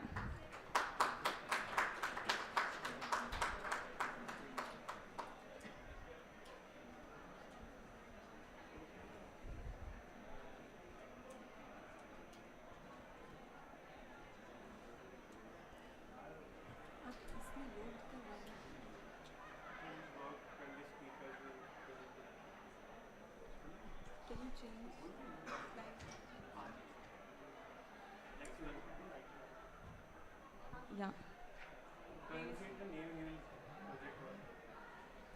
Yeah, can we have a slide for Dr. Vishwajit, please? Yeah. So now I would like to invite Dr. Vishwajit Kumar, who is a Chief Scientist, CEL Lucknow. Dr. Vishwajit Kumar is the Chief Scientist at Community Empowerment Lab, an ICMR collaborative center of excellence and a ground zero research-driven, impact-focused organization dedicated to improving maternal and newborn health.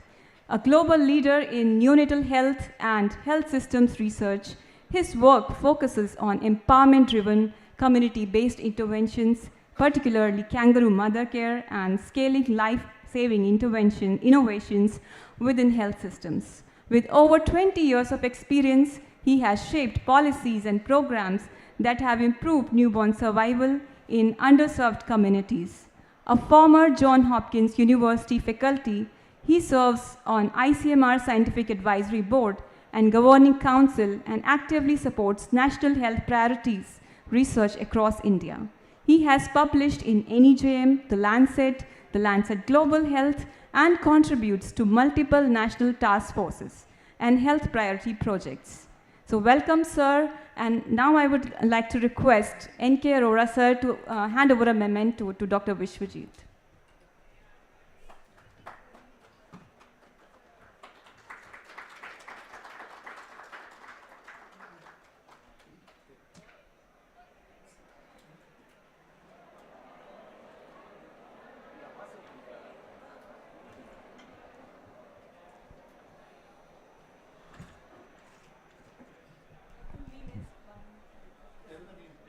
Dr. Ramesh Agarwal we missed, I think.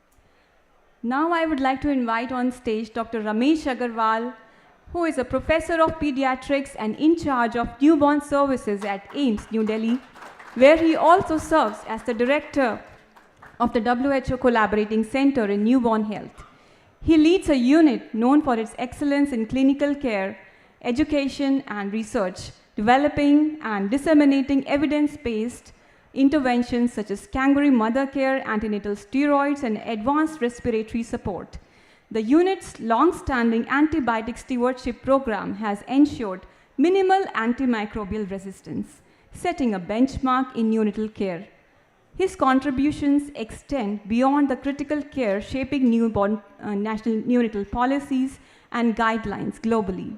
He has played a key role in research advocacy, securing over rupees 100 crores in funding from agencies like BMGF, Wellcome Trust, ICMR, and DBT. His work in innovation has led to the development of life-saving neonatal devices, improving healthcare delivery in resource-limited settings. With over 200 publications in leading journals, including Lancet and BMJ, Dr. Agarwal remains deeply committed to improving neonatal and maternal health. Through clinical excellence, research, innovation, and mentorship, he continues to drive meaningful change, ensuring that the smallest and most vulnerable receive the highest standard of care. So a warm welcome to you, sir, and I would request Dr. N.K. Arora, sir, to again hand over a memento to Ramesh, sir.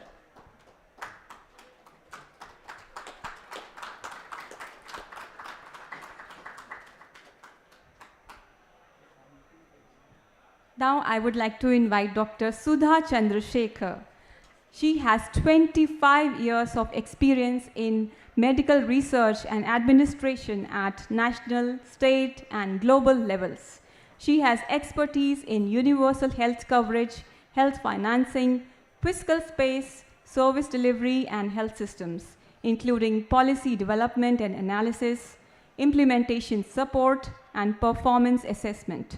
She has worked with the Ministry of Health and Family Welfare and the Department of Health, Government of Karnataka.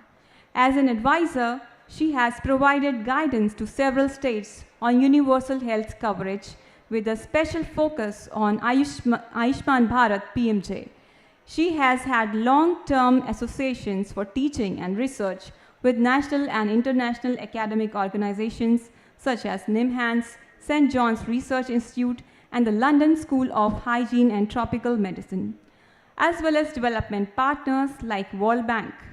She has led and contributed to high-level policy dialogues on antimicrobial resistance, medical audits, technical assistance, knowledge products, applied research activities, capacity building, and strategic partnerships in collaboration with multiple development partners, including WHO, Howard T.H. Chan School of Public Health, and the Gates Foundation. She has co-authored several peer-reviewed journal articles and published reports. Her achievements include receiving the Global Health Leadership Award from IDRC Canada. She has also been a member of several technical committees, such as the Technical Committee for the Convergence of Health and Wellness Centers and PMJ, the Committee on Improving Efficiency and Service Delivery for the National Health Protection Scheme at MOHFW, Government of India, and the Health Technology Assessment Appraisal Committee, Department of Health Research. So welcome, ma'am. And now I would request Dr. N.K. Arora, sir, to please hand over a memento of appreciation to her.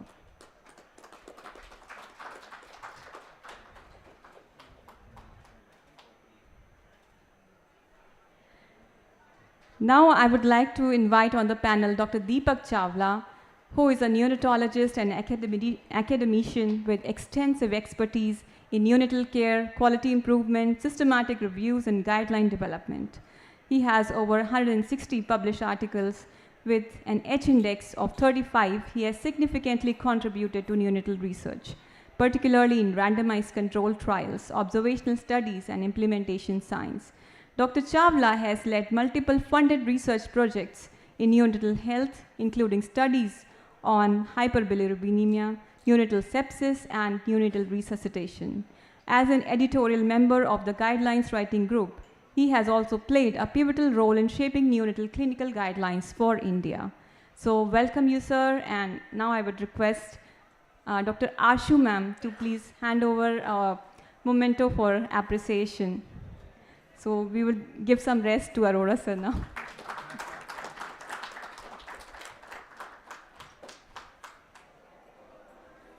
So finally on the panel, I would like to invite Dr. Jayakrishan Mittal, who is MD and DM Neonatology from PGIMR Chandigarh and is currently serving as Professor and Head of the Department of Neonatology at NIMS Jaipur. He is also the Director of the Neo Clinic Network Jaipur and President of the NNF Jaipur chapter and Executive Member of IIP Neo Chap. Dr. Mittal has a special interest in quality improvement initiatives and bridging the gap between evidence and action in neonatal care. His academic contributions include 15 publications, 7 big book chapters. Welcome, Dr. Mittal. So I would request Dr. Ashu Grover ma'am to please hand over a memento of appreciation to him.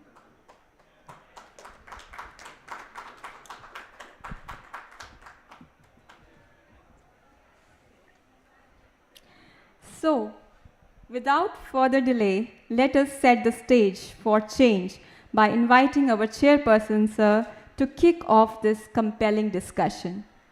I would invite Dr. N.K. Arora, sir, for his opening remarks.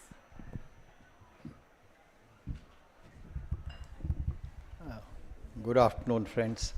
It's such an honor to be part of this distinguished group. And the whole issue, when somebody talks about neonatology, although most of the things which Amlin talked about me was immunization, but for last 5 years, I've been working more with women to see the neonatal outcome improves. So whether it is stillbirth, whether it is Laksh, and then the program for improving the neonatal outcomes, we have been part of this implementation research. And finally, I was talking to Shobhana ji as well as this whole dimension of health and wellness center, how this is going to be transformative, particularly for our newborn outcome. If we look at the growth of newborn and the challenges of newborn care we had, I think India is probably first low and middle income country where almost every district now has a newborn intensive care unit. And private sector has also played a pivotal role. Most of, I think not only district, now sub-district headquarters have neonatal units in private sector, and we should appreciate and that contribution is there. I was talking about adult immunization, and one important thing emerged that about 20 years of 100 deaths occurring in India, the newborn deaths were about 25. But today, and the death in over 60 years was also around 25% because their numbers were less. And you will be surprised, and all kind of the credit goes to the whole program, the way national program has come up and the professionals who are involved. Today the proportion of newborn death is around 10 to 12%, while the 60 plus now deaths are 50%, 45 to 50%. So now an era has come, we are entering into an era where the elders are dying more than the newborn. While there was a huge number of years, last 40, 50 years, the newborn contributed to the maximum deaths. So that itself shows how the quality of care and the focus on newborn has made a difference. Now is the time for improving the quality of activities. Most of our times we were forgetting our dear mothers. But I think now when we talk about stillbirth, when we talk about Laksh or improving the delivery services, the real change will come.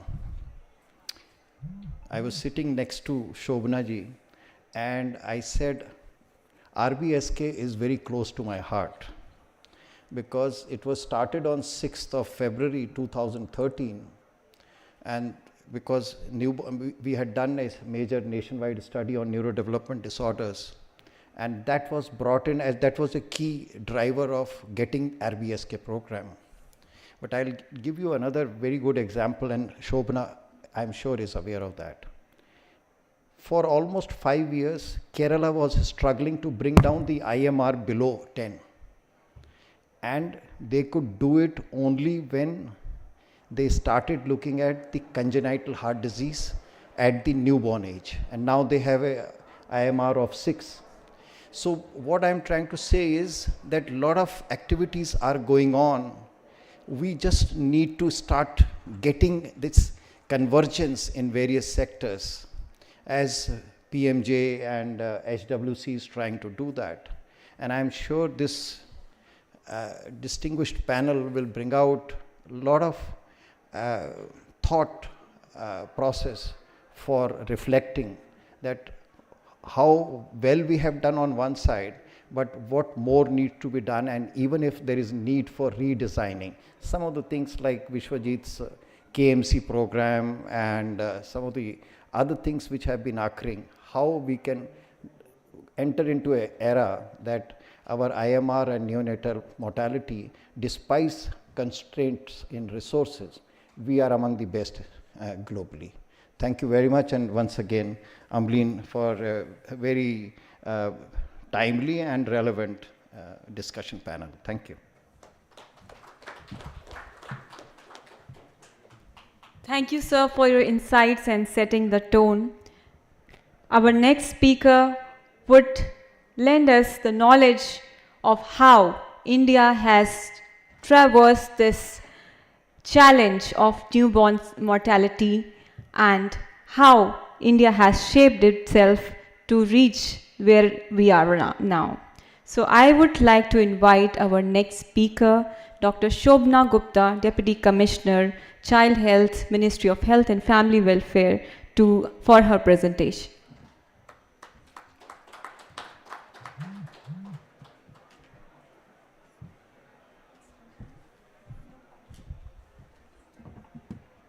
I'll be able to change the slides. So, respected Dr. N.K. Arora, my esteemed panelists, all our stalwarts in the field, dear friends and colleagues, many of the public health experts sitting in the audience, you all have in fact much more years, I would say decades of experience than I would be speaking of. So, it's on behalf of all the people who have done a lot of work in last 3 decades, and I am just the government spokesperson presenting you in front of you what the Government of India efforts towards achieving this goal collectively. And I would actually express gratitude for the ICMR for not only picking up this important research as Sankalp, as the National Health Research Priority, and working in the most difficult 10 districts of India for implementation research, which I know is not easy at all. It might be, we are putting in papers, but I know ground realities are really difficult.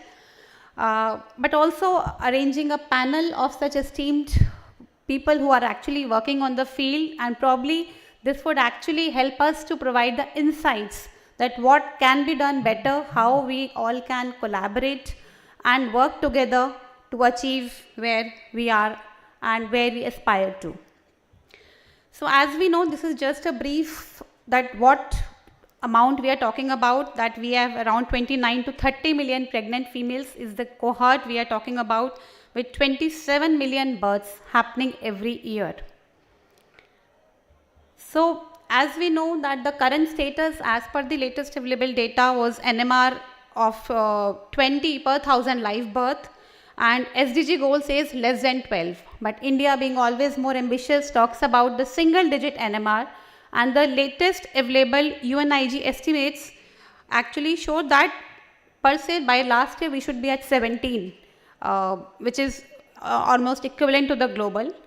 Definitely the reduction, if we talk about the global reduction, we are ahead of that. However, if we see the state-wise variation, we are 36 states and UTs. So we have 6 states which have already achieved the SDG target, which are doing very good, like Kerala, Tamil Nadu, Maharashtra. However, simultaneously we have states like 6 or 7 big states which are even above the national average, with definitely more intra-state and inter-district variations in mortality within them. So yes, we need to act, because equity is one thing along with the quality we talk about. Just a brief that what are the ongoing initiatives for the people in the house who might not be aware about the government program, especially about the newborn, that we have for the newborn and the young child program, where we talk about the facility-based newborn care, which includes our SNCUs, NBSUs, newborn care corners, and the mother newborn care unit as an upcoming initiative. Then definitely these newborns go to the community. So our community-based program is one of the best talked about, where the Ashas paid the home visits to the newborns till 6 weeks of life and extended till 15 months of life. Then we have Janani Shishu Suraksha Yojana, which talks about the free transport, drugs, diagnostics, blood with zero out-of-pocket expenditure from conception till 1 year of age. Coming to the pediatric care program, we have program for the pneumonia, diarrhea, the campaigns are there, being the other major chunk of mortality, and the death audit. In the Rashtriya Bal Swasthya Kram, as Dr. Arora sir has also pointed out, that we need to converge, which talks about 0 to 18 years, where one of the D, which is important to newborn, very important, is about the birth defects. And with the changing epidemiology and better services, we are seeing that there is the proportion of the birth defects which is contributing to the mortality, and even a bigger morbidity is going to increase day by day, and we can see in the states which have already achieved the NMR, the proportion is quite a bit. So definitely newborn screening at birth becomes much more important. Definitely the external birth defects, they should not be missed and should be early intervened. We have certain key performance indicators which we keep for our monitoring purpose, out of which if we see about the newborn, we have certain criteria which we use to monitor. One of them is the successful discharge from the SNCUs, the functionality of the newborn stabilization units, the stillbirth rate, the trainings and the home visits, so on. We have about the trainings and the percentage of the newborn screening being done at birth. So these are the indicators which we use for our internal review of the states and how they are going. Just about the status of the facility-based newborn care, how we talk about the 3-level approach. As we know, we have around 23,000 delivery room points, so there has to be a newborn corner with a functional warmer and the resuscitation bag. Then at the sub-district level, at the FRU level, the newborn stabilization units, which are around 2,800 in the country right now, and the motto is to make them operational and the functional as per the guidelines. Coming to the special newborn care units, they are there since last more than a decade are there, and we have moved forward. And right now we have 1,087 special newborn care units, and we have districts are around 760 or 770 districts are there right now. So definitely there are big districts where are even 2 units are there to cater to the newborns. And it is seen that around 20% of our newborns, they require SNCU admission, and we talk about the last year that the national average for our SNCU discharge is around 84%, and around 1.4 million babies, they actually were treated last year in the special newborn care units. This is just to show how we have moved the progress over the last decade. In 2014 and 15, if you can see, their units were around 500 special newborn care units. And gradually over a decade, right now we have crossed 1,000. So the number of units have doubled. Regarding the government political will, if you see the budget which was assigned to the CH around a decade back was to the tune of 300 crores, which has now exceeded almost more than 1,500 crores. So almost, I would say 5 or 6 time increases there in the budget, which is being invested for the newborn and child health interventions.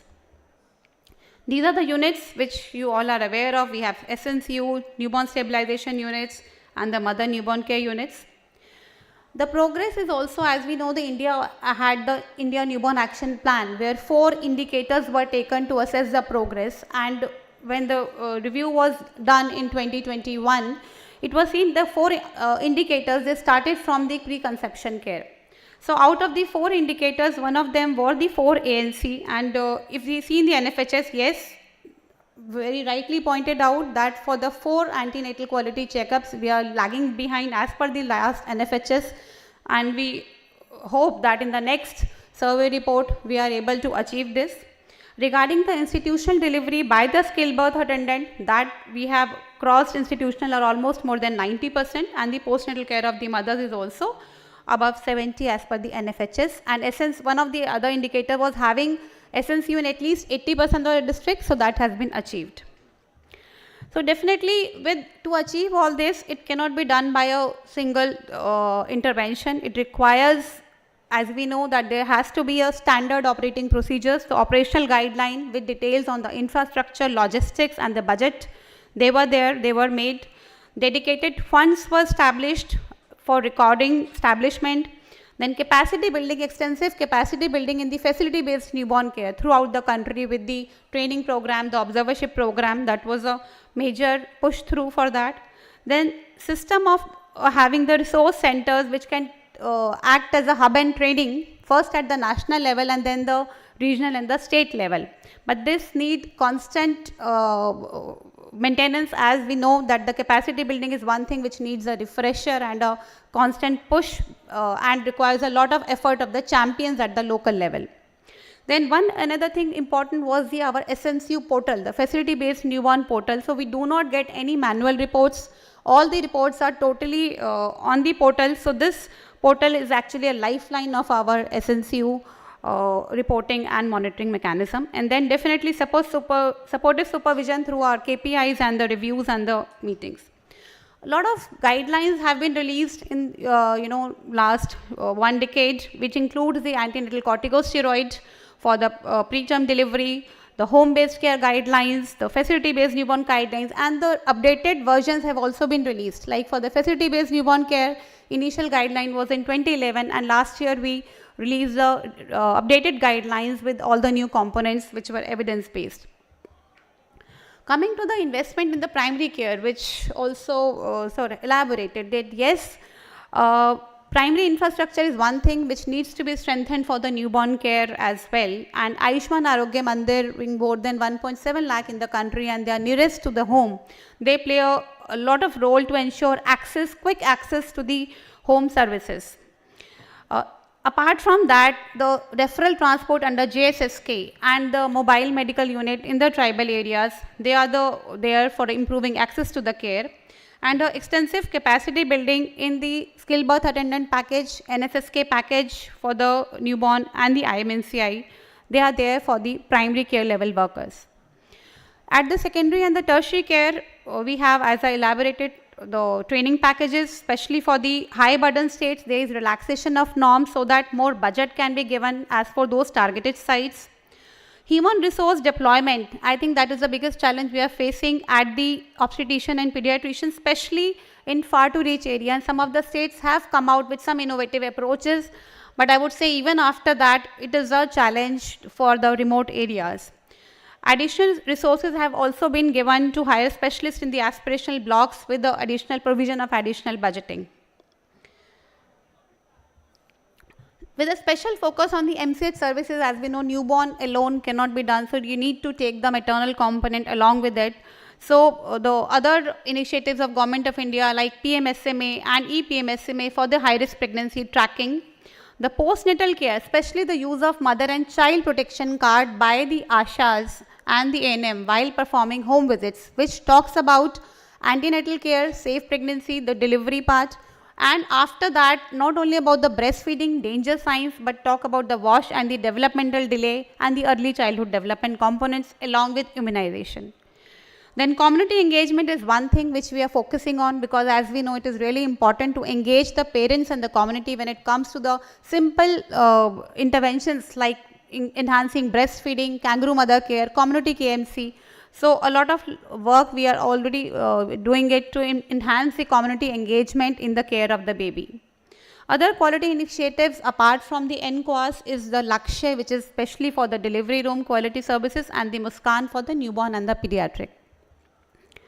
Then the leveraging of technology for neonatal health. So some initiatives apart from the SNC portal, which we are in the progress of upgrading to have those dashboards, the real-time data and monitoring.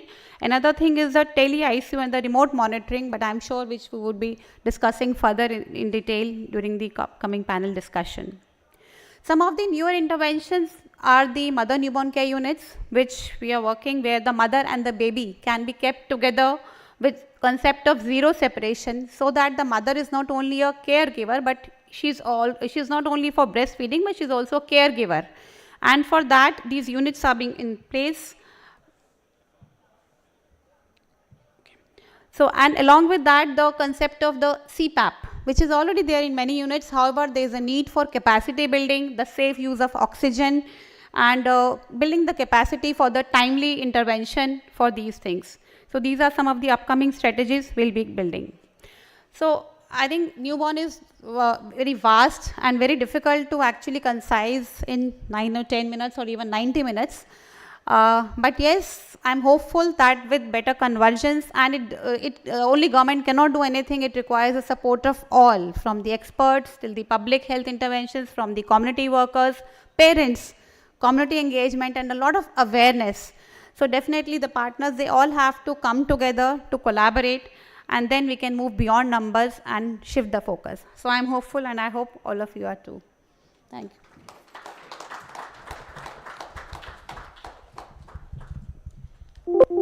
Thank you, Dr. Shobna.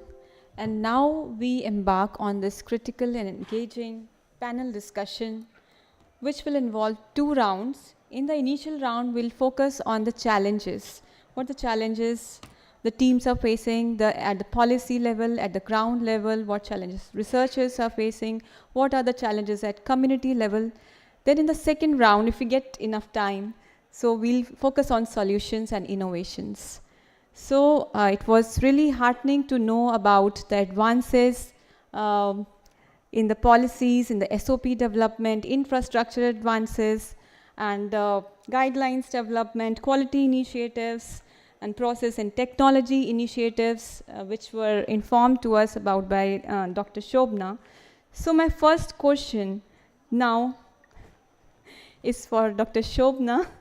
So you have informed us a lot about what we have already done in terms of advancing newborn care and maternal care.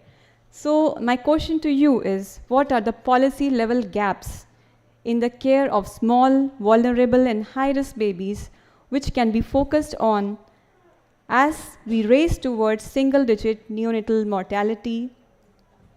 And are there challenges with how we evaluate ourselves, how our health outcomes are evaluated? Yes, thank you, Amleen. Yes, as I elaborated that, definitely India being such a big country with such a heterogeneity and demographic, social, economic variations, it is not easy to get the things done the way it should be, that is as per the protocol. So definitely there are challenges. First and foremost, if I, as I elaborated that we have a lot of heterogeneity even in reaching the areas. So there are states which are accessible, which have easy governance system, and there is a culture of health-seeking behavior. However, there are other states where, because of the socio-cultural, political differences, the healthcare seeking behavior and the accessibility might not be that easy. So what we are doing for that, right, simultaneously I'll try, we are actually working, trying to work at the district level indicators. We are trying to map that within a state also, which are the districts which are not doing well. First, we have isolated some states that overall the indices, and now we are trying to map those districts within the states, and program wise mapping we have also done that actually what are the interventions which need to be seen in those particular districts, whether it is related to capacity building, whether it is HR, or whether it is an infrastructural issue. So that we are trying to map and try to build up heat maps so as to monitor and do our supervision visits and hand holding wherever it is required. That is the first thing. Second thing, there is, as we I elaborated that loss of lack of specialists at many of the centers is a big issue. So people don't feel, what I feel when we go to the field, they don't feel confident enough to keep a baby or to treat a child. If what happens if. So like some of these states like Telangana, Chhattisgarh is working on that, Nagpur, they have made a tele-SNCU kind of thing they are working on, where they have made a tele-SNCU and that medical college acts as a hub, and all the adjoining SNCU, they are acting as a spokes. So it is very well working in the Nilofar hospital, we have seen that. And there are actually the rounds are being taken by the specialists, and not only clinical rounds, but the hand holding and the trainings are also being done. So that kind of model we are exploring, if we can have in the state 1 or 2 hubs which can act, and that will actually help the staff, and it has been seen there that it has reduced to less referral and better mortality also. Even the children who are reaching, they are being more stable. So that is, so this digital and the tele option we are looking of, and we already have a provision for that. In fact, we have given to, in this, during this midterm review also, we have given to 2 or 3 states the budget for that also. Third thing is about the, as you say, the major challenge I would say is the tracking and the follow-up of the babies who are discharged from the SNCUs. So this low birth weight cohort is actually, which is going to the community, they get lost to follow up, because our SNCU portal although gives SMS and alerts, ultimately there is no mechanism that we can track whether they have come or not and how to call them up. So for that we are working on our guidelines. We are revising home-based guidelines also, and we are looking on the options that how we can build up, because RCH portal 2.0 is under development, which will actually line list and track every baby. So as you know, it's very easy to say that we can integrate the portals and APIs. So there's a lot of, technical things which happen when on the ground, M1, M2. I've learned a lot of technical things in last few months. So we are working that how these portals can be actually joined through API linkages and we can track. So we are working on those modalities, we understand. So I would say these are the major challenges to begin with. Yeah. Thanks for all the insights given. And it's heartening to know that we are setting our foots on the right path, and hopefully the things will be much better in the near future. My next question will be to Dr. Ramesh Agarwal.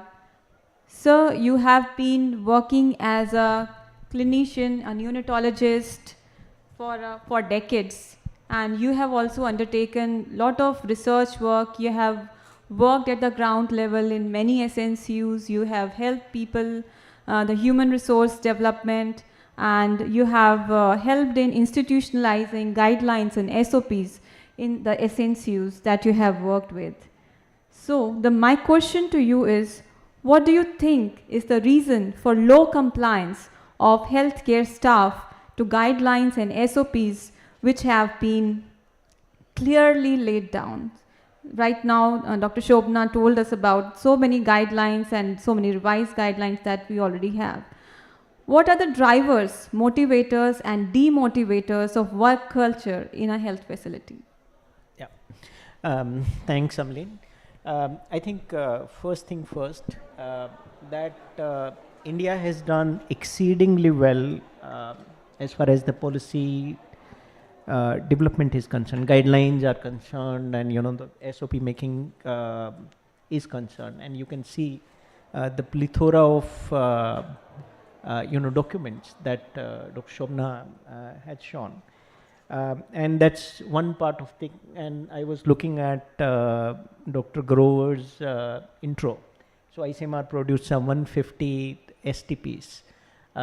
Similarly, Deepak coordinated clinical guideline development for so many diseases that are being followed in the country, and it's really heartening to see people quoting NNF guidelines says that, and similarly, academic institutions.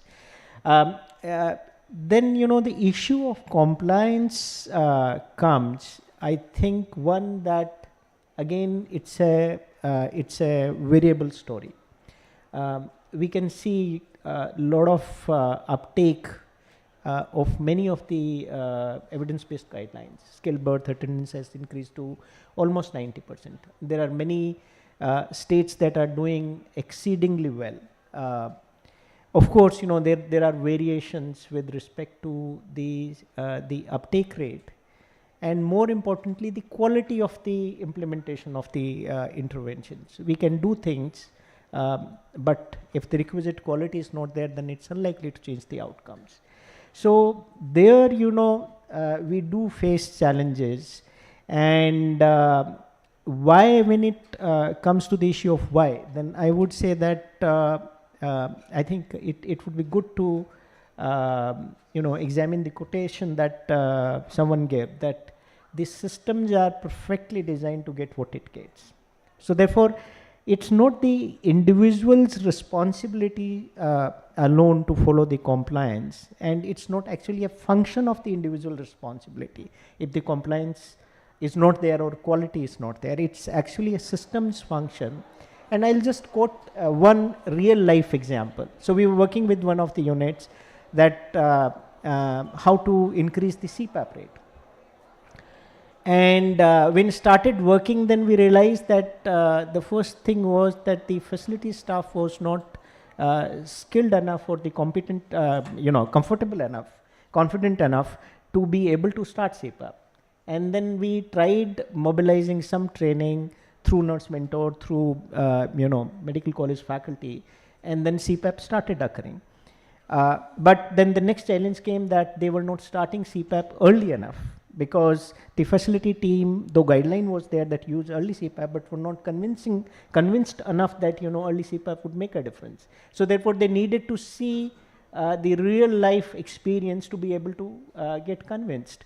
That happens to happen to some extent. Then we realize that there are, at any point in time there would be 8 babies needing CPAP. Then you have just 2 machines. Then what do you do?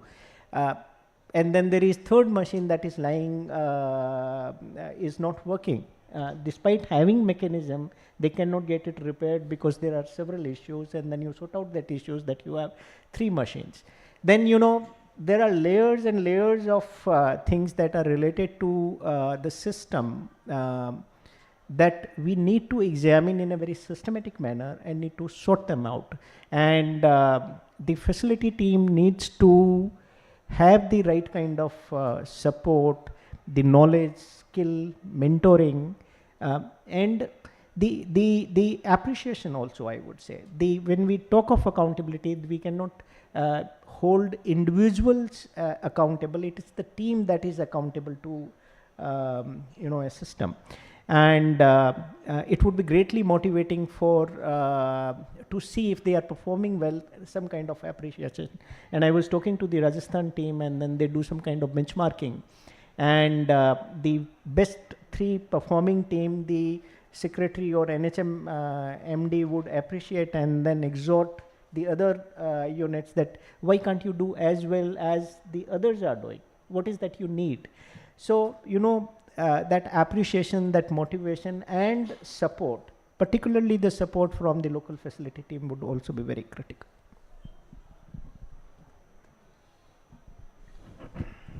So very well said, sir. So from your answer, I would think that I would come to understanding that even after laying down the guidelines, a lot of local hand-holding, convincing people is needed. So probably we need local leaders who would take up those roles and help in champions Yep. to help in institutionalizing the guidelines which have already been laid down. So thank you, sir. So I think we are at 4:12 and we have about half an hour left for this session. So I would request that the speakers will have 2 to 3 minutes each to talk. So my next question is straightforward to Dr. Vishwajit Kumar, and I'll come straight to the question.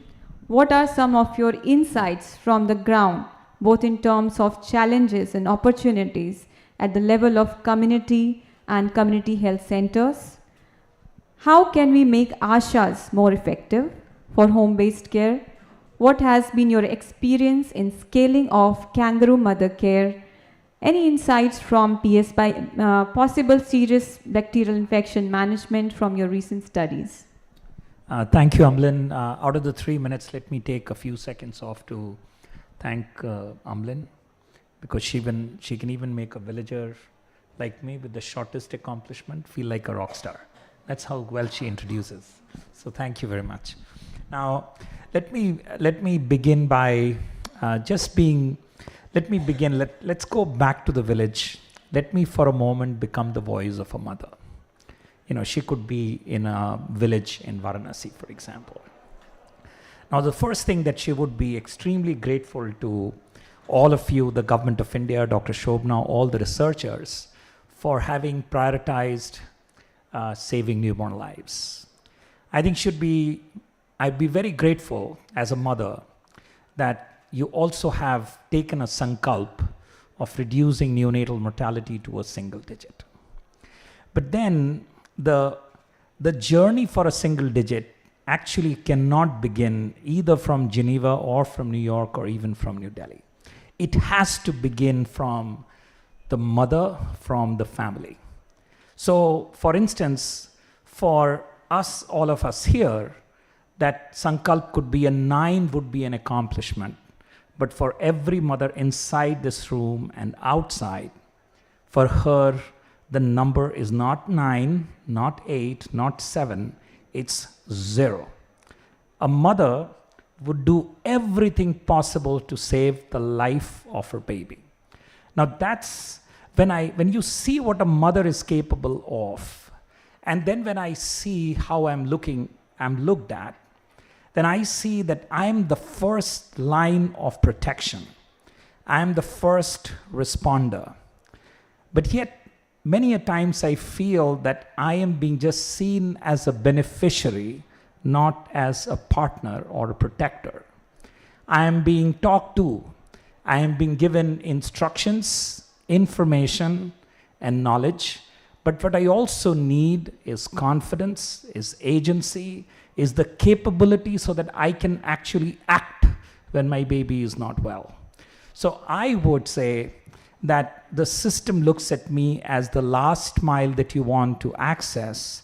I would say as a mother, my request to you is I should be seen as the first mile, and you need to see every mother as the most important partner in your quest to reduce neonatal mortality towards zero. And I think the moment we flip this, just as the business did when they moved from being product-centric to customer-centric, I think the moment we are able to make this shift to become mother-centric, I think our path to Sankalp is going to become far, far easier, just, and enduring. The second piece, if I look at, just from an evidence perspective as well, the most compelling evidence that we have is when you have a fragile baby, you put them in an incubator. Compare that to putting the baby, even if it's unstable, on the poorest woman on this planet, the most malnourished woman on this planet. Her ability to save the life of that baby is anywhere from 25% to 40% higher. So we know how important she is. So that's my mother. I think we need to become truly mother-centric. The second, when I move to Asha, I look at Asha that there are two strands to Asha's work. One is the relational aspect of it, that who she was conceived as a social health activist, somebody who was supposed to be an agent of change, an agent to empower, mobilize. And there was a second strain that was to deliver services. I think over the past 20 years, I think it's a moment of reckoning for us that we should absolutely look back so that we can look ahead, so that we know where we started from, so that we know where we have to go to, would be to reframe Asha in terms of her, relational role, and therefore we need to make efforts so that we can actually empower her, both at a social, emotional, as well as I would say skills and clinical abilities. But the second strand, I believe, is also important, which is transactional. So there has been a gradual process of taskification. So she has tasks, and for fulfilling those tasks, there is an incentive attached to it. And I would say when we redesign the incentive, because the incentive at this point is more skewed towards delivering in a facility, and that's what she has been able to achieve, I think we need to redesign the incentive structure so that we incentivize her to be there at the most critical moments in the life of a child. So in her ability to recognize danger signs, in being able to help her seek care, etc. The second piece I believe would be helpful is the non-monetary recognition system. I think that is another thing that is underappreciated, under-recognized in a hierarchical society like ours. On the PSBI, just to apply that to possible serious bacterial infection, we just recently concluded a study with the World Health Organization and the National Health Mission UP, and we realized that the mother, she has a very high, her ability is very satisfactory for her ability to recognize that the baby is in danger, but she does not have the ability to actually know which are those signs, to identify them. So all our work pointed to just one thing, that she wants to know who should I talk to and where should I go. So one of the innovations that we just experimented with was a remote care coordination system that helps her navigate, and where the Asha becomes the bridge, and it had very high levels of success. The moving to the community health center, and that would be my last piece, and I'll close in a minute. At the community health center level, I believe that, and that what was done to PSBI, you could do it for HRP as well. So when we move to the community health center, we've realized that, and as I've heard that from Dr. Shobna as well and Dr. Ramesh as well, I think we really need to re-look at our training systems in place. That is our primary form of intervention on our care providers. I think we have done a good job in enhancing the knowledge scores. I'm not sure if we have been equally successful in able to attain the practice scores. And I think there is a lot of things that could be done there. Now, there I see two key interventions there at time of birth. One, of course, is fetal heart rate monitoring, as Dr. Rajiv also pointed that out.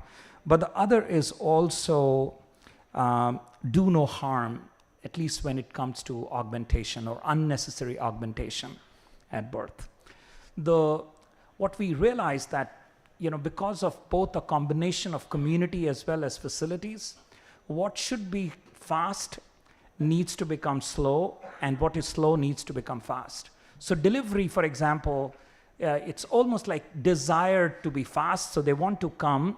So most of the mothers actually come into a community health center to deliver, and they deliver in less than 30 or 40 minutes. So we need to, that thing needs to become slower, and what is slow in terms of response when the baby needs resuscitation, that needs to become fast. My last point would be, I think our mother is our guardian angel. I didn't want to use the word she is our trump card, but she is probably the best bet we have. And I think I was just overhearing your conversation on the MNCU, and I think it's important that we need to bring the M in everything. And I think our role as researchers or even supporting governments is to make sure, for example, at a CHC you have an NBSU. I think we need to bring the mother in and make it an MNBSU. So I think we need to mainstream the mother in everything, and I think that has beyond just the biomedical clinical outcome. I think it has other transformative outcome as well in the health system. Thank you very much. Thank you, Dr. Vishwajit, for the amazing ideas that you have just laid down, and our policy makers are also here. I believe that they are lending ears to this, and some of these ideas are like incentivization to recognize danger signs and for seeking healthcare for sick babies, I think are amazing and can be implemented. So now, quickly moving to the next question to Dr. Ashu Grover. Having diverse population with varying cultural practices, socioeconomic backgrounds, and access to healthcare, how does this diversity influence maternal and child health outcomes, and what steps can be taken to ensure equitable healthcare services across different communities? Thank you, Dr. Amleen, and very good evening to everybody, respected Chairperson, Professor Arora, and all the distinguished panelists along with me. I think this is something very, very critical to, shape the project Sankalp, which we have initiated right now. But before that, I will really look back that, preventing or achieving a particular target, we say that achieving neonatal mortality for single digit, who will do it? Will Dr. Shobana do it? Maybe the health systems, or the providers at a peripheral health level workers will do it. I think back and look at that, what are we doing over here? We as an Indian Council of Medical Research, we neither go to the field and we don't lay down the policies, but what we do and what we are doing over here is, so with the current leadership, what we have right now, and we had been doing such kind of research in the past as well, but we have really spearheaded all these, accumulated the evidences and all that, gone into the reality to undertake the implementation research, not only for this project, but for others as well. Just to let the audience know that, what are we doing as under the project, how this idea was initiated, that what particular, areas we should choose.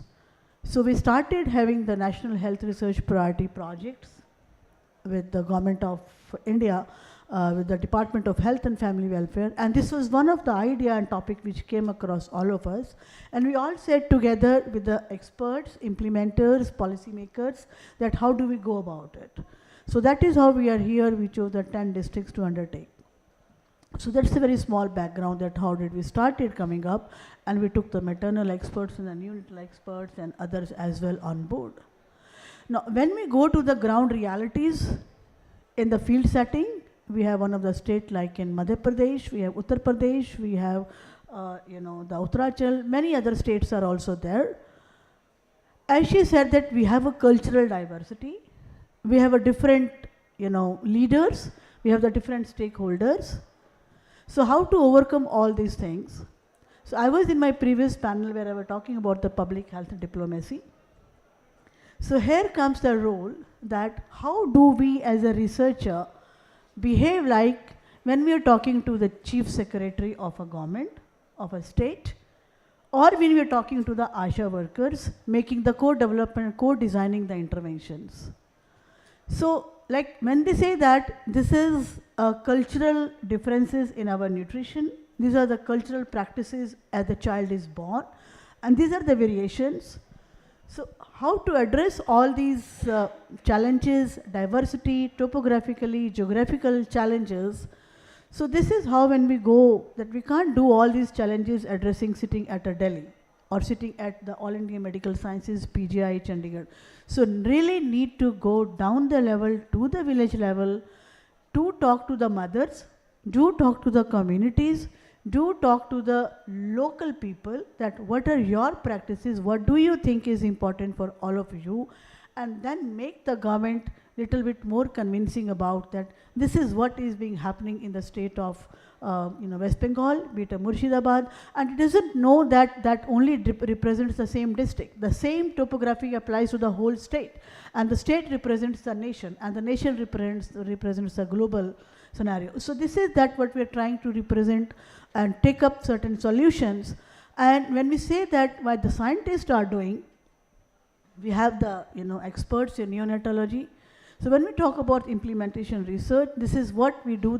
Everybody knows the solutions, but to implement those solutions in a more scientific way, in a more evidence-based decisions, that we call it as an implementation science. And here comes the role of the ICMR in collaboration with the Department of Health and Family Welfare, and that you see all the the panelists from the diverse departments and backgrounds, and same is in the audience as well. So I think this is Dr. Amlin that we really need to take context of the ground realities, of the geographical barriers, the cultural barriers, go to them, talk to them, come up the solutions, then talk to the policy makers in a different voice. So here the voice matters and the diplomacy matters. Thank you so much, and congratulations for holding this wonderful panel discussion once again. Thank you, ma'am, for your insightful points. It is really important to have participation from the ground level for the decision making for the policies. So in the interest of time, I would quickly now move over to Dr. Sudha Chandrasekhar. And my question to her is, India boasts of huge leaps in digitalization in various sectors, including the health sector, like also told by Dr. Shobna. What are the factors behind our inability to reap proportionate benefits of such deeply penetrating digital health platforms? What can be the solutions? And also, ma'am, because you might need to leave and I might not be able to ask my next question, so I'm just clubbing it up. Can you also talk about underutilization of Ayushman Bharat scheme in newborn healthcare? Thank you. Thank you. And yes, I think there are lots of touch points wherein you can get these kids into the digital system, from birth. Then within the first few days, the minimum vaccination, 0-day vaccinations. And then there are many places when the interaction with the child happens. So I think from the delivery, from the birth, the mother onwards, I think we need to have a completely life cycle approach to ensure that the child the moment it is born, we have our most significant Ayushman Bharat health account number created for the baby, so that it has to run across the life cycle of the baby, whether it is going with the public, whether they're going with the private system or anywhere. So there needs to be a unique ID for the child. I think that is most important. Right now we have the ABA. I think before we had some e-health numbers or unique IDs. So it needs that there needs to be some system of ensuring a health identity for the baby, so that then it can be tracked, and all the services that needs to be given to the child, so that whether it's coming from the public system or from the private system, people can track it and also understand that it is important.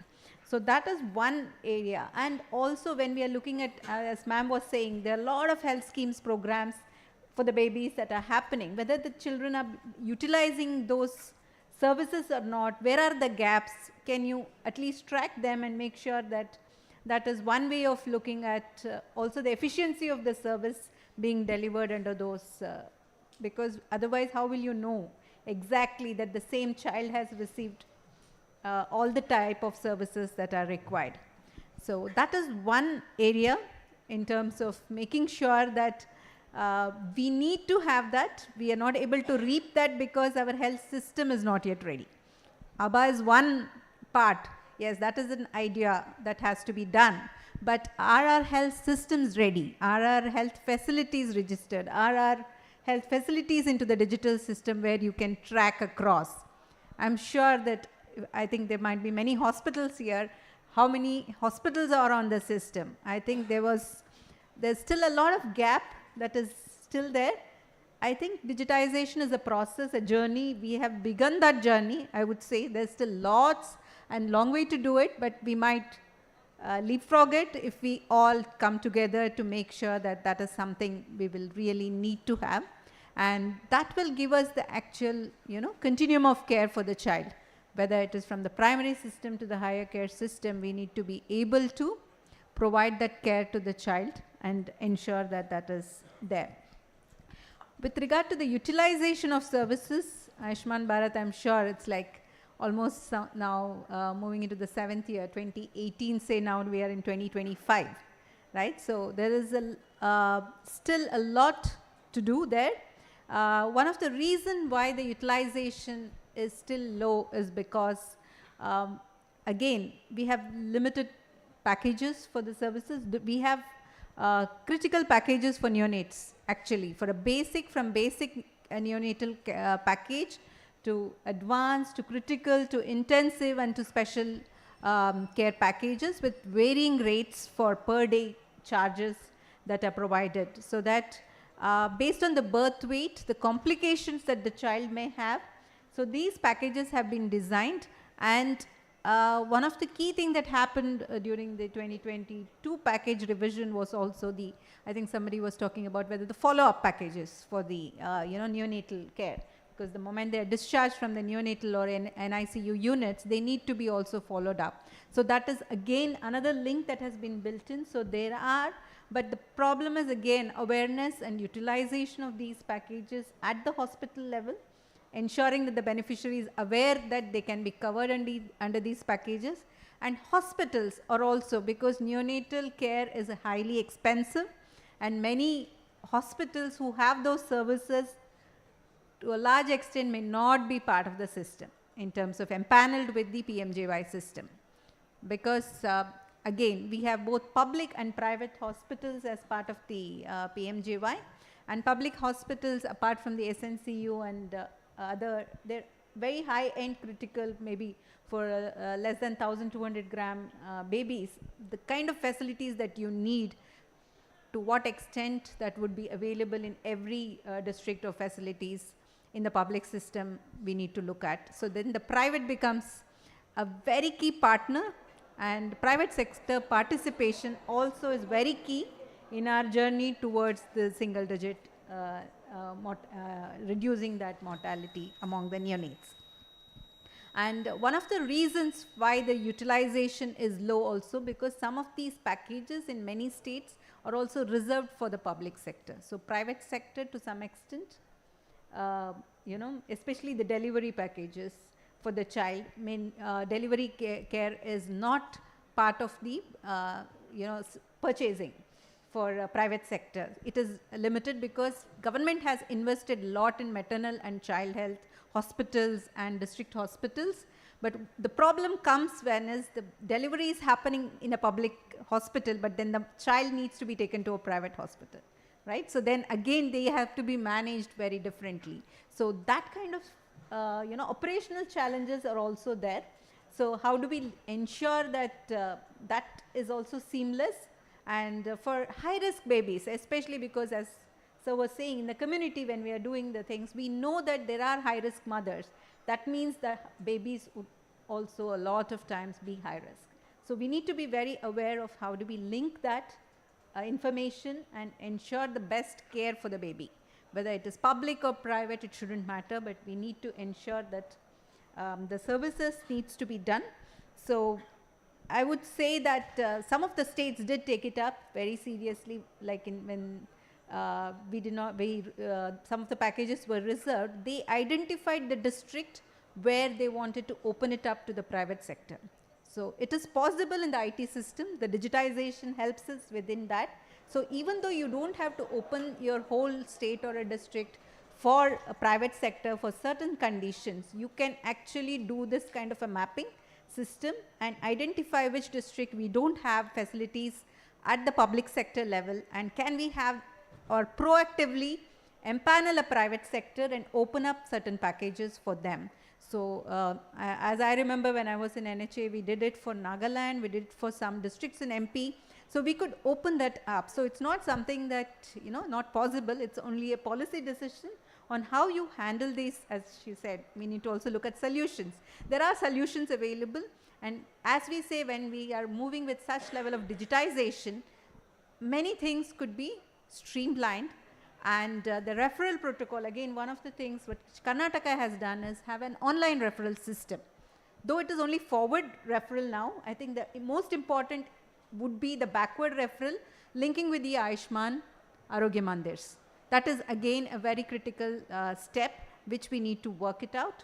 Not only look at where the child is or the patient is going for the forward referral, but also link it back to the backward referral, so that completes the continuum of care circle. So digitization would help across the points, and how we use it is very, you know, we need to be very cognizant of all the challenges, limitations, but never, you know, stop or never doubt that it is not possible, right? So we will have to work towards it. It might take some time, but I think you might be attending a lot of digitization sessions. Each month might be coming up with many issues and the solutions, but we need to connect the dots. We need to connect the dots for the individual at every level of touch point for healthcare across the system, and that's the dream. We hope we achieve it. Thank you. Thank you, ma'am, so much for simplifying in understanding this complex issue.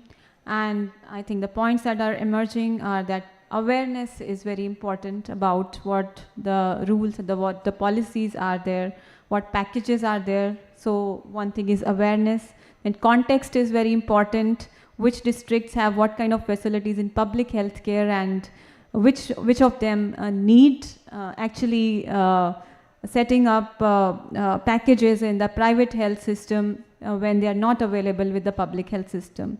So mapping such districts, I think, would be very important and can be done. So thank you, ma'am, again. Thanks a lot for highlighting solutions to this issue. My next question is to Dr. Deepak Chawla, and it is small and vulnerable newborns. High-risk newborns, especially the ones who are discharged from SNCU, are at the maximum risk of dying due to various complications. The follow-up rates for these newborns in the facilities remains dismally low. What are the factors behind this, and what is your experience from the Sankalp study, and how this leakage point can be taken care of? Thank you, Dr. Amli. So, as you mentioned, small and vulnerable newborn babies are at very high risk of all newborn deaths which happen. 70% happen in these babies. Most of these deaths happen in hospital. But even after discharge, the reported mortality is around 10-12%. And Dr. Shobna also said that follow-up rate is dismal. So now there are three main, as you mentioned, leakage points for these babies. The first point of giving suboptimal follow-up care starts within the hospital. Now, taking care of a normal, healthy term baby is a natural process. A mother may naturally learn how to take care of a healthy baby, term baby, but taking care of a preterm baby, low birth weight baby is not natural. She has to learn that. And if she is not enrolled in care of that baby in SNCU, she is not partner, as Dr. Vishwajit also mentioned, and she just handed over the baby at the time of delivery or maybe a day prior to, a day after, a day before discharge. She has not learned how to feed the baby, how to keep the baby clean, how to observe the behavior of the baby and detect abnormalities. So in most SNCUs, she's not partner in care and she's just handed over the baby. She maybe some things written in discharge card, some instructions are given. Shows first important thing is that family and especially mother is not prepared to take care of the baby when she, a SVN baby, when that baby reaches home. Second is when that baby reaches community, the support which ASHA should provide is mostly suboptimal. If you look at Sankalp data, 3 visits are there in around 2/3 babies, and full visits, 6-7 visits are not there even in 10-15% babies. This is for all babies. But SVN babies need extra care. So if ASHA is not engaged, she is not able to detect sick baby, then also it leads to suboptimal care and again then poor follow-up rate. And I think third and most important thing is, I think link it with the first question which you asked from Dr. Ramesh, that why interventions are not implemented.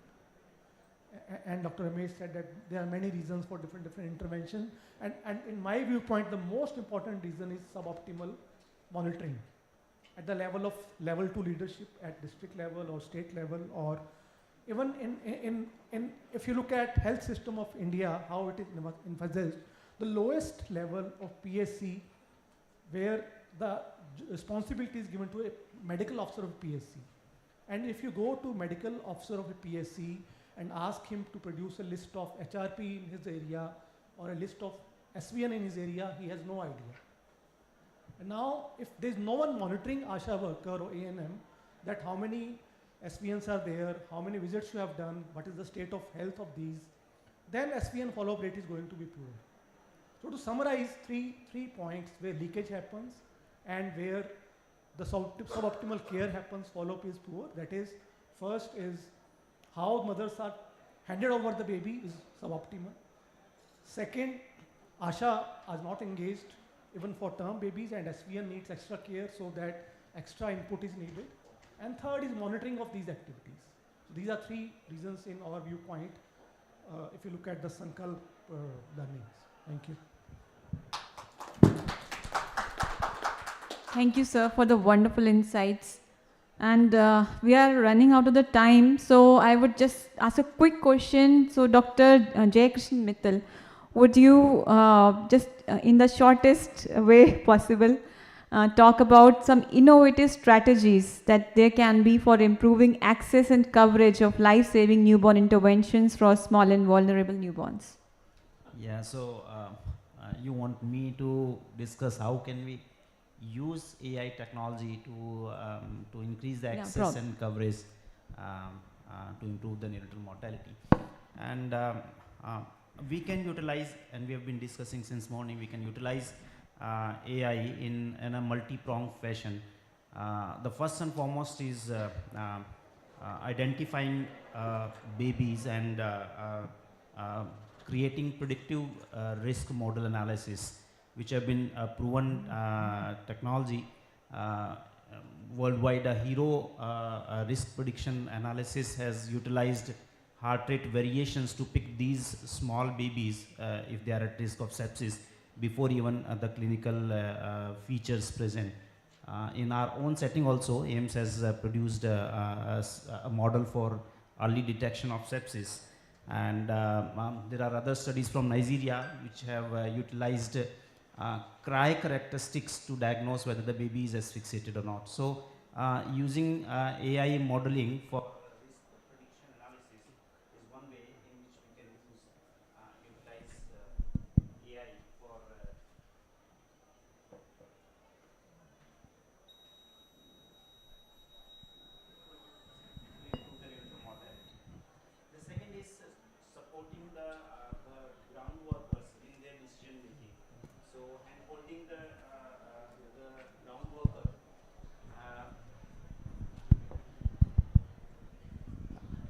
So as Madam Shobna has also mentioned, creating a spoke and hub model, so in which one hub is hand holding the spokes and helps them in taking proper decision, is also one way in which AI can help these spokes in improving their care and deliver proper care. And these are in fact studied model. There are studied models from Ghana, from Nigeria, and in fact from private segment from India as well, in which one private company is providing remote access or remote neonatal care with the name of iNICU. So they are proven models, and AI can be utilized by telemedicine for improving neonatal care at a distance. The AI in other areas can also be helpful in diagnosing certain diseases, like we were discussing in the morning about ROP screening by some colleague. So India has been a great example of creating ROP screening by peripheral health workers by using an indigenous RETCam, capturing the pictures and analyzing them from a remote place, and then advising them whether the baby requires interventions or not. And similarly, AI has been utilized in analyzing X-rays and ECGs to diagnose whether the baby is having pneumonia or not. And in similar fashions, it can be utilized in follow-up technologies as well. So we have a lot more to gain from AI to bridge the gap between the knowledge and the action, and it can be a helpful tool in decreasing the neonatal mortality rate.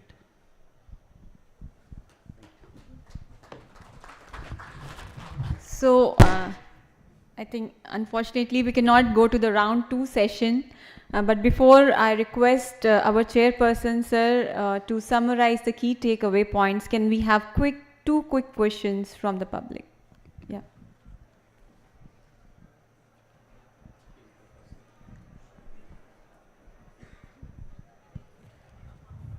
A very good evening to all worthy panelists and our all worthy delegates. A brief introduction about me. I am Dr. Vineet. I am working for Government of Meghalaya as Senior Consultant for RMNCH. So today I listened to all the discussions going on here. So one thing that I would like to bring to highlight is that even today, when the entire country has done a lot of achievements and achieved significant milestones, we still continue to have 27%, maybe a bit more than 27% home deliveries even today. And today, when the country has phased out the trained birth attendants or the DICE, we still are in process of training them and relying upon them, investing upon them, right? So that is the situation that we people are having. Still we have far-flung labor rooms in far-flung areas. Some of them are inaccessible, not having in Pakka roads. So in such a situation, earlier when the entire nation was dependent upon TVS, then we used to have we were in the same boat. But now the entire nation has gone at a pace faster than Meghalaya. So this somehow it creates a kind of inequity and which needs a specific addressal at the level of policymakers. I request for a special a deliberation on what kind of national outlook should be there for such kind of hill states where such a high disparity or inequity is there. So that is my question. Thanks a lot.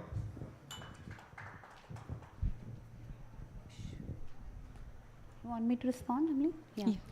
Yeah, I know the home deliveries part, specifically you mentioned about Meghalaya because of the geographical disparity, and it was, and the, you yourself know the government of Meghalaya is actually doing wonderful efforts to reach out to everyone, and recently even the birth waiting homes, they have been sanctioned that, your government will be making the birth waiting homes so that the deliveries, the women who are going to deliver can be brought down to those birth waiting, and they have already been made in some of the tribal areas like Odisha and other states have made that. So for Meghalaya, they have been, have been proposed so that those women from the far-flung areas can be brought down, because sometimes the traveling in you yourself know that takes a lot of place. That wise, we are fully aware of those challenges and they are fully discussed. And I would actually applaud the government of Meghalaya that they are doing a lot of efforts, especially for the congenital heart disease babies. They are taking the babies through air to the Chennai, utilizing the RBSK scheme, getting them operated and taking them back. So the state is already, supporting in the national program to get those things done.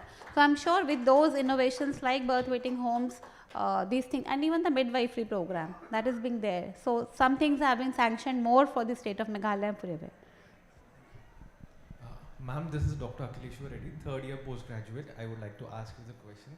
Based upon your idea on how would we make a framework on establishing hub and spoke model in already established private medical colleges or tertiary care setup with level 3 NICU, and addressing the hotspots with high neonatal mortality rates, seeing with a high load CHCs and PHCs with very bad neonatal outcomes, and by integrating telemedicine, capacity building and quality care, quality improvement models by WHO, and we can establish in medical, I'm from NIMS, so we can also start from our college. That is a very good suggestion in fact. So we are trying to establish first with the government medical colleges, but your suggestions are well noted, and we'll see how, there are residents, there are consultants. Yes, so how the champions at the private medical colleges and the academic institutes like NNF and IAP can play a role in bringing them together. We can scale up by using National Health Mission free referral program and Indian Newborn Action Plan also by implementing this very fast. I'm so glad that a budding pediatrician has such a vision. So community medicine, ma'am, finally. Over a community medicine, yeah, so all are medicos. Thank you. So it's happening to thoughts. Yeah, very quickly. Yeah, very quickly. Dr. Deepak, hi, I'm Rupak from Community Empowerment Lab. So you have made a very pertinent point that, at ground level, the monitoring is missing. That's the missing link, and we need to make people responsible for that. But what I was just thinking that if you make MO responsible, PHC level, that is the lowest level of monitoring. If we make MO responsible for monitoring, then we'll provide the clinical support, and we know how we are struggling in providing support on that. So from that perspective, do you think the program managers and other cadre that are being in district and sub-district level, are we optimally using them? What are the challenges there? Are they prepared to take data-driven decisions? Because as many times Dr. Ramesh and I discussed that governance is the issue, and prior to the governance it comes monitoring and data-driven decision making. So my question to you on that. Thank you very much. So I think governing is the only issue. It is not one of the issues, it is the only issue, because every program is there, every funding is there. It's the issue of governance. And I think medical officers model may not work everywhere. There are different states have some differences. Some states have block program managers, block community managers, and of course these can be made responsible. But I still think that medical officer has time to at least call people like A&M and ASHA and take stock of, not provide day-to-day supervision, maybe once a week or once a fortnight. That responsibility he can take, but other definitely can contribute. So, yeah. Thanks all of you for such an engaging discussion, and insights given by experts are so actionable. So I would now request our chairperson, sir, Dr. Arora sir, to please let us know the key takeaways. Thank you very much, all the distinguished panelists. So what to me it appears is at a policy level there are some issues, and the key component which Shobhana ji said was monitoring at district and sub-district level. Second, that there is a acute shortage of consultants. PSBI study in different parts have shown that Deepak, we expect a lot of things from MBBS doctor, but there is lack of confidence on them. So they need hand-holding and confidence building. So from that side. And telemedicine and teleconferencing is a very important dimension which needs to do. Another very important, both Deepak as well as Shobhana ji has said, this tracking of children or newborns admitted in SNCUs. And this tracking business is not only a disease for newborn, but in the morning we were talking about management of anemia. Otherwise, IT is the only way answer, and then digitalization, which Sudha mentioned about.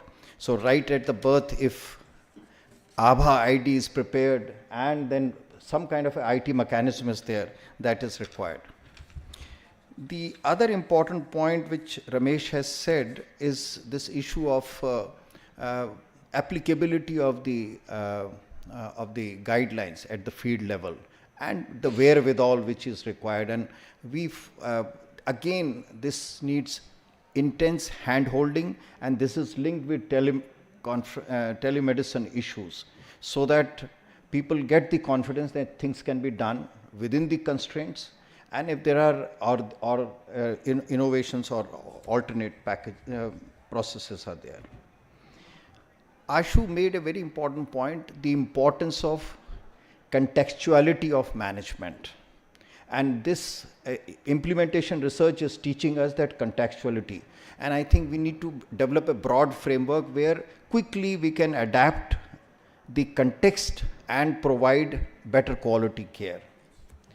And finally, I think the point Vishwajit was making, and again Deepak was also talking about, mother has to be at the center of our focus. Deepak used a very telling phrase that is she prepared to take care of the baby when the mother is handed over the newborn from SNCUs. Normal baby, probably we can, but from SNCUs. So mother has to be at the center, and the important point Vishwajit was making is about this. For mother, neonatal mortality should be 0. It cannot be 6 or 7 or 10, because she has the only one child. And therefore, and she is the biggest stakeholder with highest conflict of interest she would make. So this issue of maternal component in the whole dimension is very important, and I think it should come up at the policy level. And finally, I think the point on AI which is made, I think if we have good data from SNCUs, these risk-based algorithms can be prepared, and that in fact task transferring and the other things. I was asking Shobhana about midwifery care, and she said we are working on it, and maybe the next time we should discuss more on that component. Thank you very much. So with this, we come to the conclusion of this session. My heartfelt gratitude to our chairperson, sir, who set the tone of this session, and to all the panelists who, with their insightful talks, gave us new thoughts and ideas how to end preventable newborn mortality. So thanks a lot, and thanks the audience also for their engagement. Thanks a lot.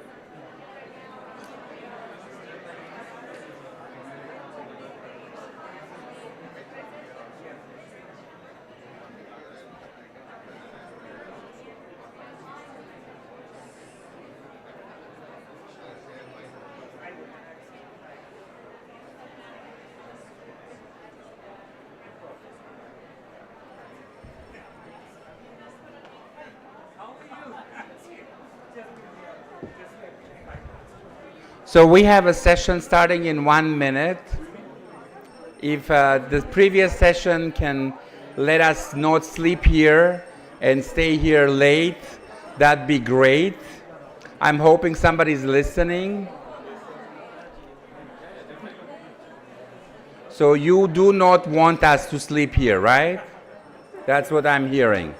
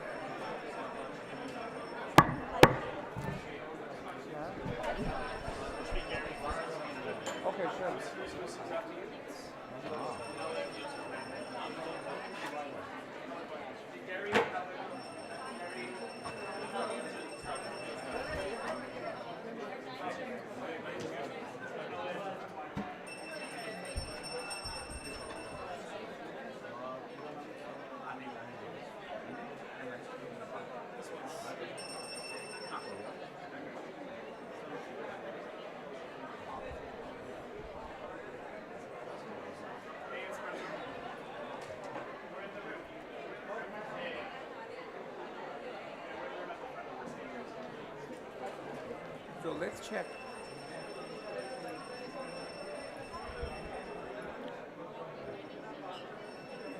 Okay, she already has this thing here.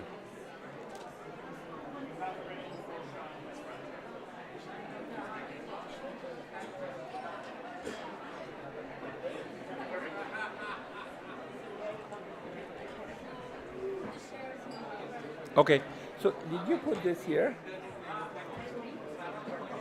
Yes. Okay, so what about the website? The website, I'll have to connect it from my laptop. Okay. This one doesn't have And you can, oh, okay. use my personal hotspot. Okay. I can do it here. Oh yeah, okay.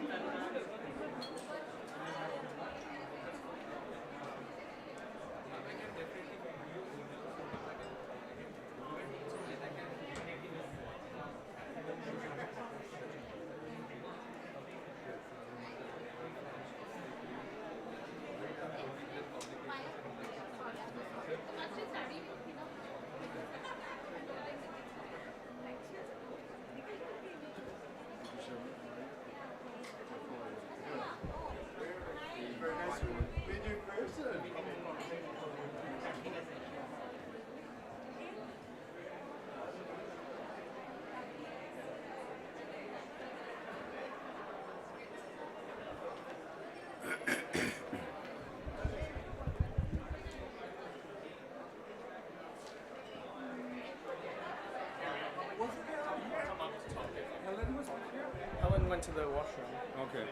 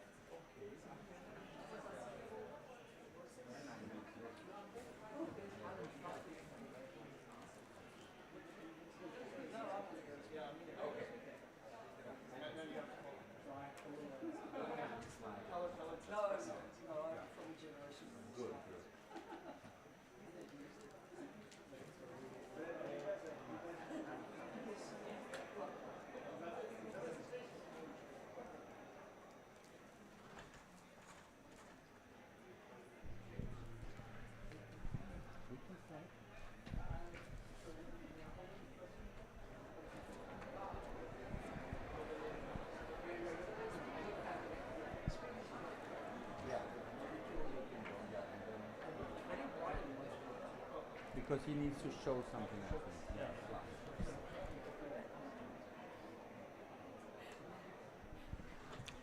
Okay, so welcome to past 5 o'clock session in a big room.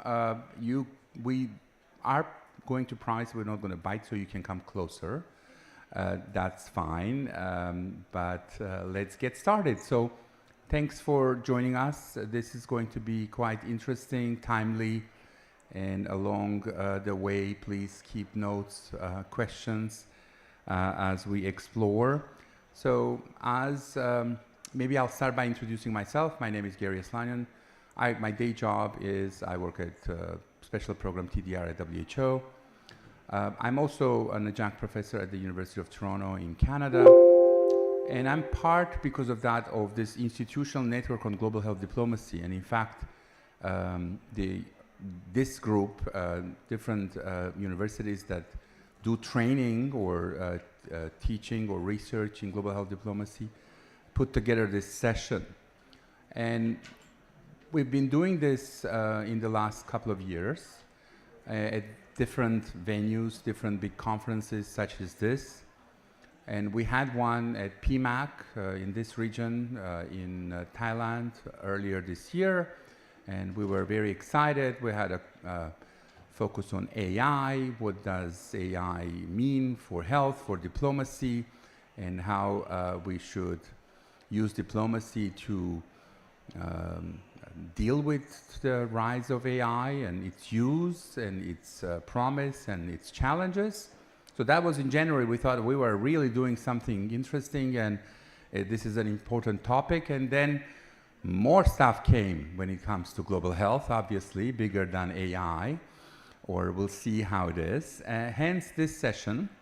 And when we were putting this together, I remember we said, well, let's see by the time of the 26th of April when we have the session, what else we'll have when it comes to global geopolitics, global developments, and what that means to health, most importantly, and diplomacy.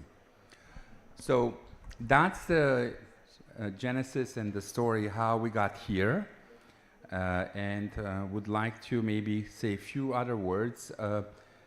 Obviously, the situation in terms of global health and what's happening in terms of multilateral institutions, funding, and other changes, geopolitics that affects funding, development assistance, etc. All of that maybe just happened all of a sudden and perhaps unexpected or half expected or not. We didn't think it's going to be so drastic. But diplomacy and health and geopolitics have always been not a constant, so they've changed. Hence, the discussion today is to look at finding solutions, unpacking some of the main problems and looking at them with different lens, with the hope of looking forward. So we as a community, we as those involved in this are better informed, have better and clear understanding of the challenges, and are equipped with quick skills to deal with those things and come together and work together in this area. For today, we have two speakers and then a bit of a panel, a bit of an update from the talk we had, or the panel we had in PMAC. The two speakers first will be Right Honourable Helen Clark, former Prime Minister of New Zealand, Administrator of UNDP, co-chair of the Independent Panel of Pandemic Preparedness. I think the list can go on and on, but you probably can also look it up. And in global health, we have few champions, and Helen Clark is one of them.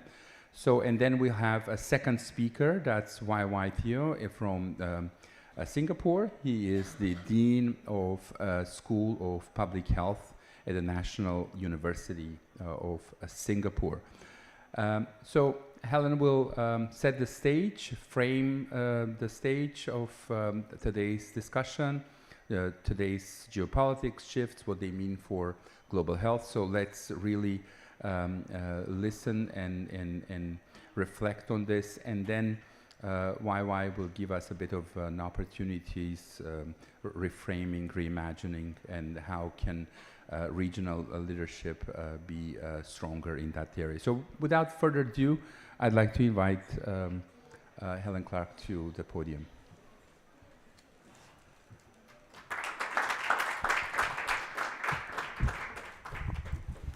Well, thank you, Gary, and good evening, everyone. As you said, we're the evening shift. Maybe some have already found the cocktail bar, but good to be here. On what's really quite a difficult topic, I think. I was given the challenge of talking about beyond funding, what today's geopolitical shifts mean for global health collaboration. And I guess one needs to attempt to look a little bit behind the headlines, because it's just headlines coming at us thick and furious around global health and funding. And in a sense, it's hard to go beyond funding, and it's impossible to ignore it, because the funding disruption to global health has been so sudden, with such profound implications for both service delivery and for the global health agencies. And in turn, this has implications for geopolitics. The disruption I see coming from a change in approach and or a change in priorities from a number of the high-income countries. And obviously the US factor is highly significant, but it's not the only contributor to this, is it?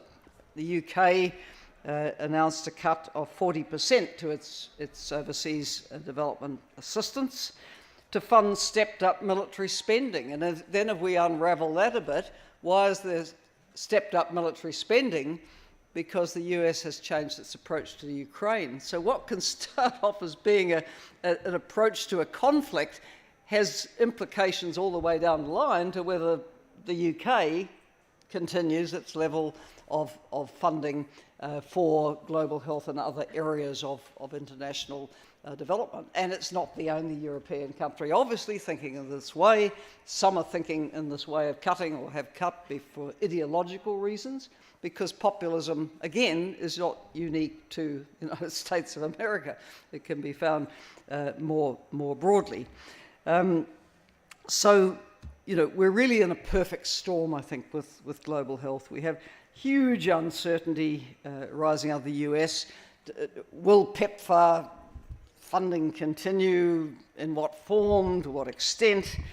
There's all the uncertainty around the Gavi replenishment now. The Global Fund also has a 3-year replenishment cycle, so there's always going to be uncertainty about that, because you stop one replenishment, you start thinking about the next in a very uncertain environment. Gary, we all read so much about WHO's challenges arising out of all of this, and I think the figures still being cited are a $600 million gap for this year, because the last US administration didn't pay in time, which was most unfortunate. And then around 45% under budget collection currently for the next biennium. UNAIDS has also lost significant funding. UN Population Fund, very important in global health, has lost 41 grants and very close to $300 million in US funding. And just one challenge I've put out there now, and something one would hope health diplomats would be thinking about, is, as I see it, each of these entities is reacting in isolation to these pressures. And I really worry that as each restructures and deals with its own imperatives, will we lose things through the cracks? You know, does there need to be a bigger conversation about what's happening here? I just let that float. Now, of course, in the disruption, it's not only the uncertainty about the funding from the US and the withdrawal from WHO, it's also the instruction to the US CDCs not to collaborate with WHO. I mean, this has just been such an important collaboration.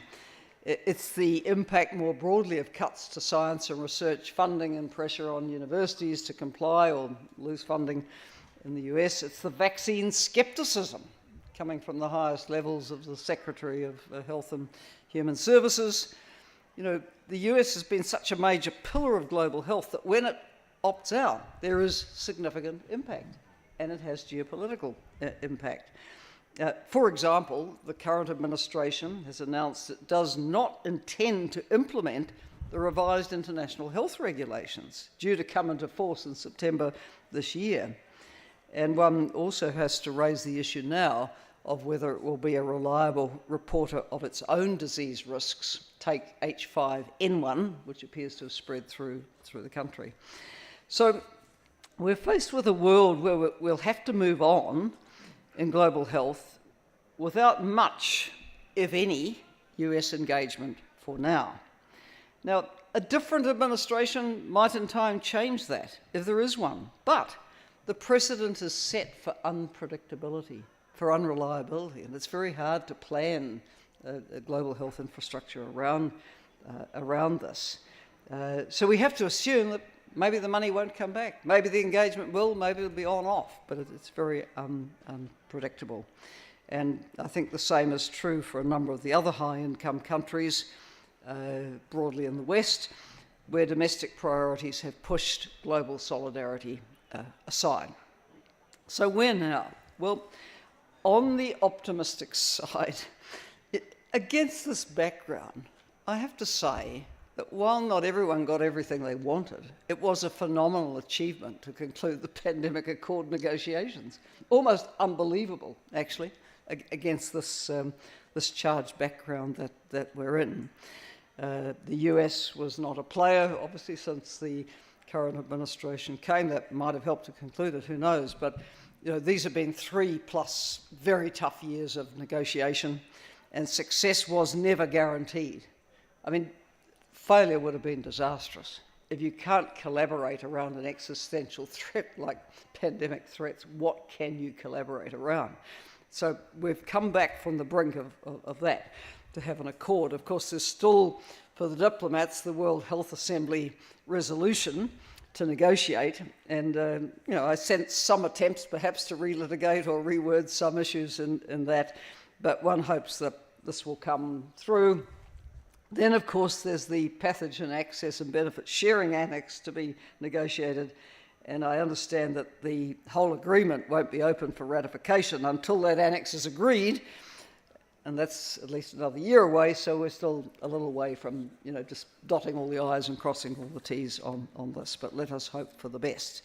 Now, moving forward in this changed landscape, there's no doubt that the multilateral system for global health has been weakened by what has happened. The issue is, will others step up to fill the space that some have vacated?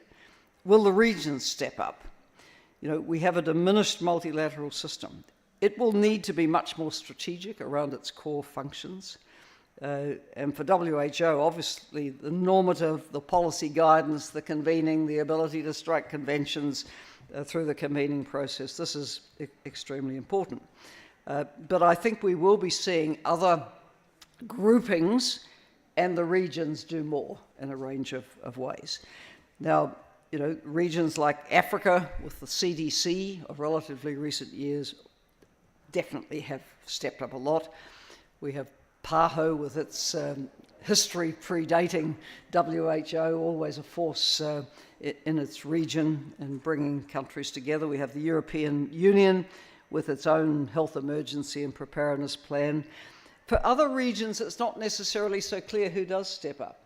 I think you probably have to fall back on the WHO regions and how they can be empowered and hopefully kept empowered through these difficult times for WHO. Otherwise, you know, do the broader regional organisations do something? Does ASEAN step forward more? The Pacific Island Forum, South Pacific Commission, you know, there are a range of possibilities. But it may not be even across regions because regions are rather differently organised geopolitically. And I don't think we should be forced into a binary choice of saying, well, you know, we focus either globally or regionally. We do need both. we do need WHO as a global health organisation for the reasons I've set out. We need global approaches to the provision of global common goods and meeting global challenges.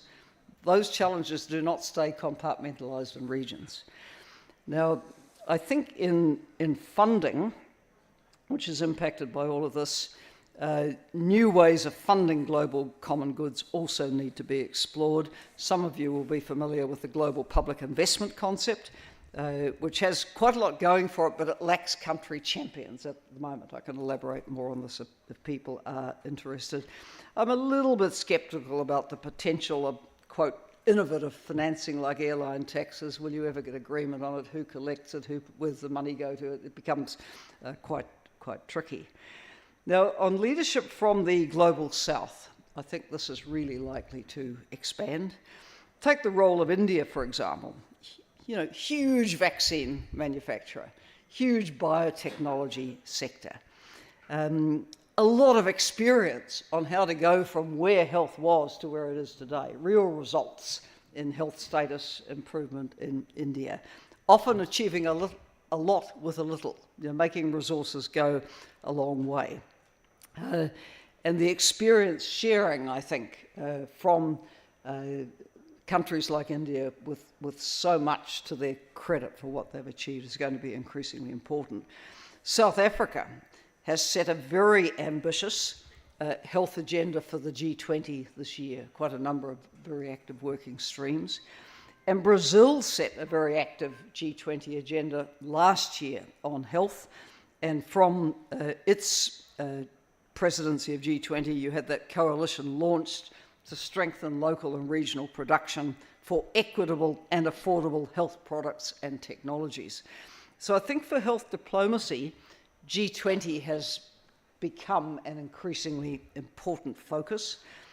The G7, I have to say, probably a bit less so because the financial commitment's dropping off from a number of the members.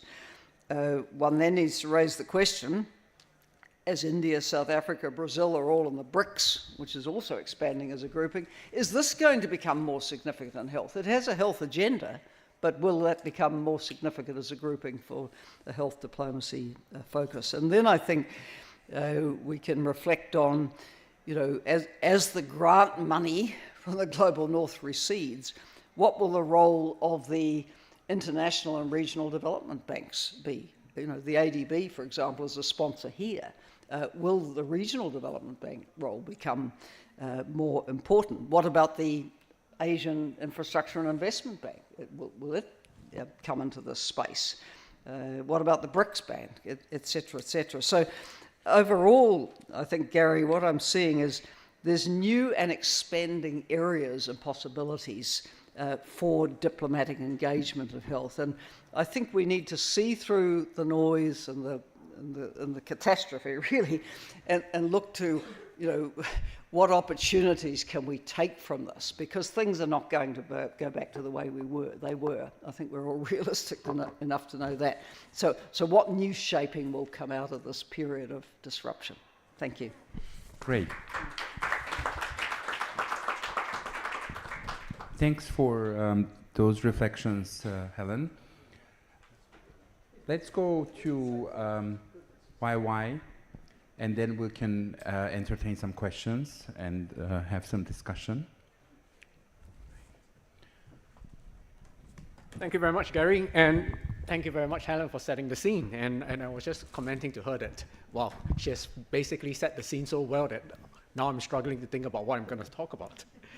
But I think for me to be able to propose some of the optimism, I would actually have to start off from a rather pessimistic outlook, because actually if we look at what has worked well for the world since the end of the Second World War, which would be the Bretton Woods institutions, including the international IMF, including the World Bank, and the UN systems of governance, I think one of the key mega trends that we have seen that is going to that has already disrupted this process of the Bretton Woods institution is really the mega trend on the changing geopolitics as well as the local politics. And in order to think about what the future of health diplomacy would look like, which there's a group of us, including Anders Anders is the one leading a team that is trying to look at the future of health diplomacy. We actually have to look back at what has worked well and what hasn't worked well, and to understand what the reality will look like. If I think about global health and what is the context of the traditional model of global health or international health, we must accept that there is this colonial history of global health where it's centered around power, it is centered a lot around self-interest. And of course, it's wrapped up around top-down funding infrastructures, which actually distract a lot of the local priority setting. Because when you come into a country to say that, I will support your HIV, malaria, TB program, you focus a lot on channeling expertise to tackle vertical issues, but it propagates a long-term dependency on external aid.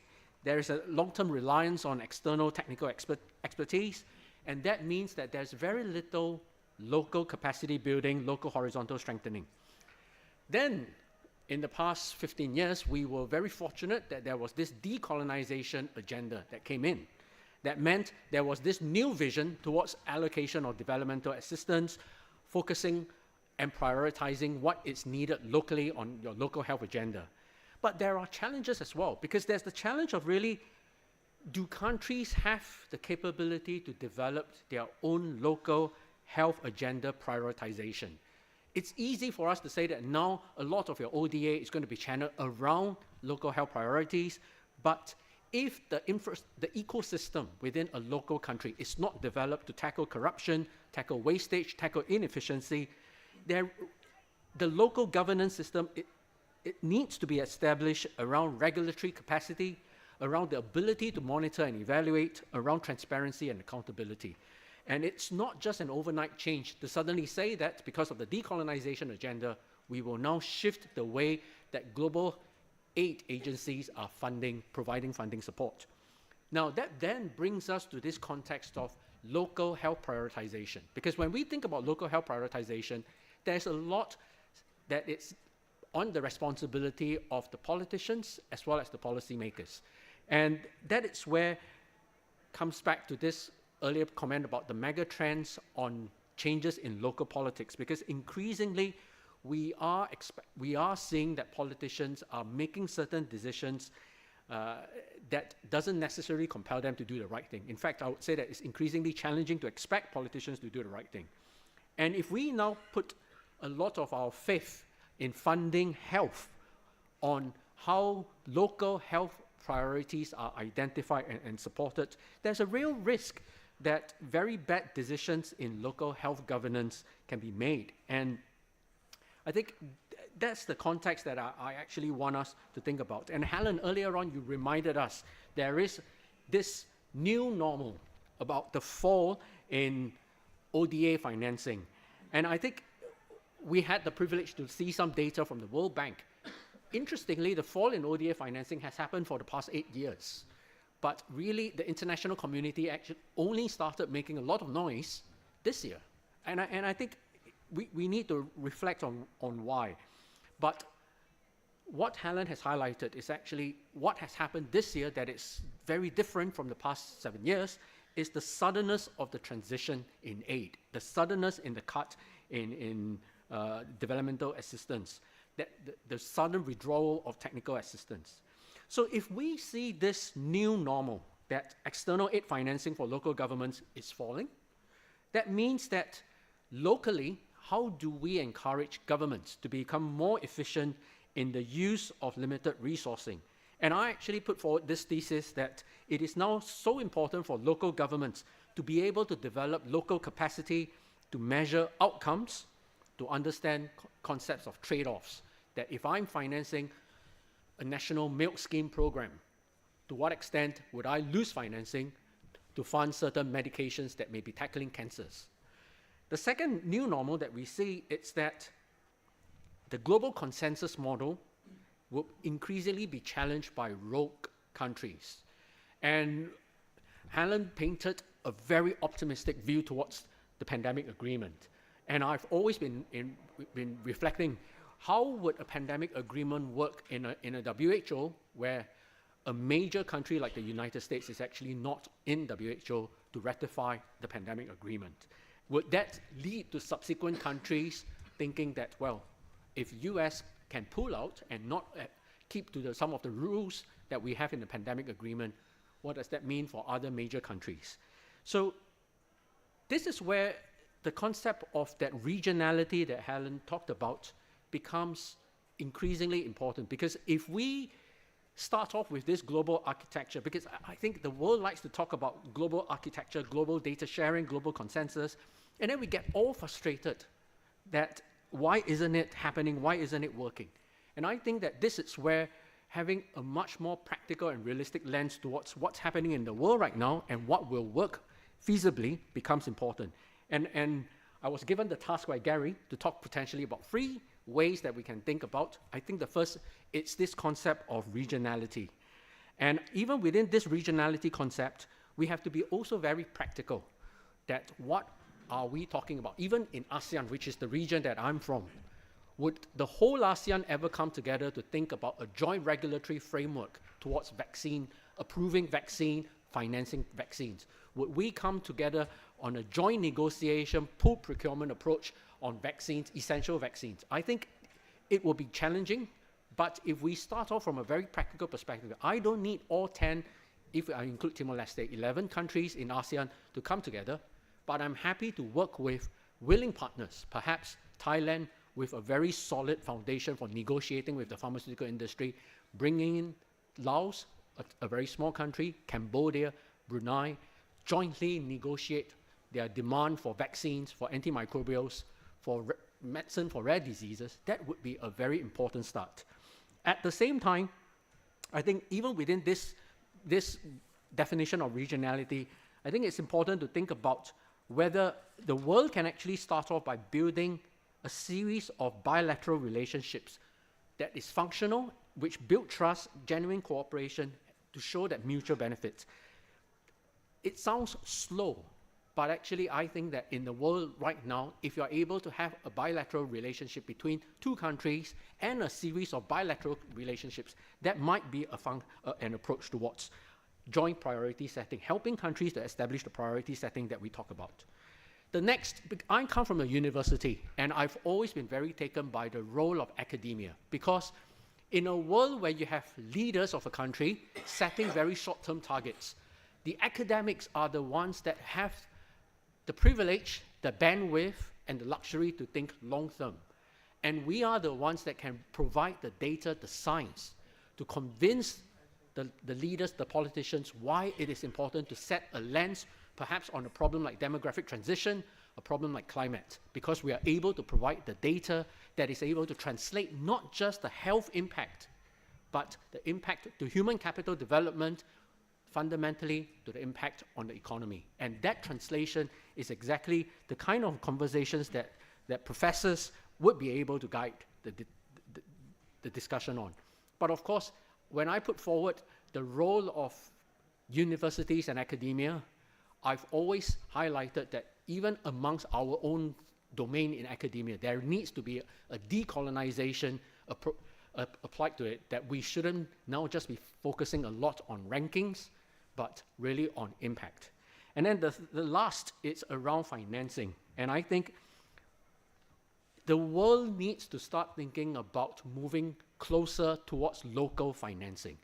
And it is always very compelling to think about the role of global aid, multilateral banks coming in, but I think there are innovative ways that we can think about how local financing can step in. Thailand has a very successful Syntax model to finance health promotion, disease prevention. The question is, why isn't this adopted by many other countries? Social impact bonds works as well on mobilizing local financing. I think we were on a panel together, Gary, when I talk about taxing air travel, because last year in 2024, there was about 9.5 billion passengers that made the trip. And if we look at the shortfall for pandemic financing, we had a session on PPPR financing, actually just taxing all your travelers $1, you could get $9.5 billion towards that's dedicated towards tackling pandemic preparedness funds. And I think it's thinking about these innovative ways of financing that it's incorporates human behavior in the industry, that I think we would be able to try and identify solutions and to navigate this very difficult space on health diplomacy. Thank you very much, Gary. Thank you very much. So both speakers, go ahead. Both speakers painted a very realistic picture, and at the end both gave us a bit of hope. So that's my take out of it. But let's take some questions and unpack some of these concepts, both in terms of where we are, but also some of the solutions and where we can find better ways of doing things. Who wants to be the brave one? There's one there. Yeah. Good afternoon. My name is Dr. Pawan Rajpal. I'm a consultant psychiatrist out of the UK. I would just like to comment, knowing very well that my knowledge base and my practice does not cover what you have talked about. So my opinions might be on and not up to the mark. The first comment I'd like to comment is the example of, say, taxing flyers $1 and creating 9 billion for WHS or health services. Does the panel not think that this will start a process where people, say, walking are taxed $1 to fund something else, or people running, driving a car, or doing specific activities are taxed some amount to fund something specific? In theory, that sounds a great idea, but also this means that the governments are then obviously withdrawing or taking a step back from what in the past would be their responsibility. Our current scenario, of course, is that the right-wing movement of politicians around the world, with the most recent being in America, is pushing us to thinking about this as to maybe whether our dependence on governments is inherently challenging, because we are dependent on elected leaders, and 40% of population in America voted for a leader, which is worrying in a separate document. But once people who want to do good start moving away from elected leaders, in my mind that also creates an issue. If 40% of the world's population chose something like a current American president, and obviously 40% of the world's population does not want to be saved. Does it say that? Just a thought. Thank you. Thank you for that. Any other reflections? Where there's one, okay. Reflections or questions? Please.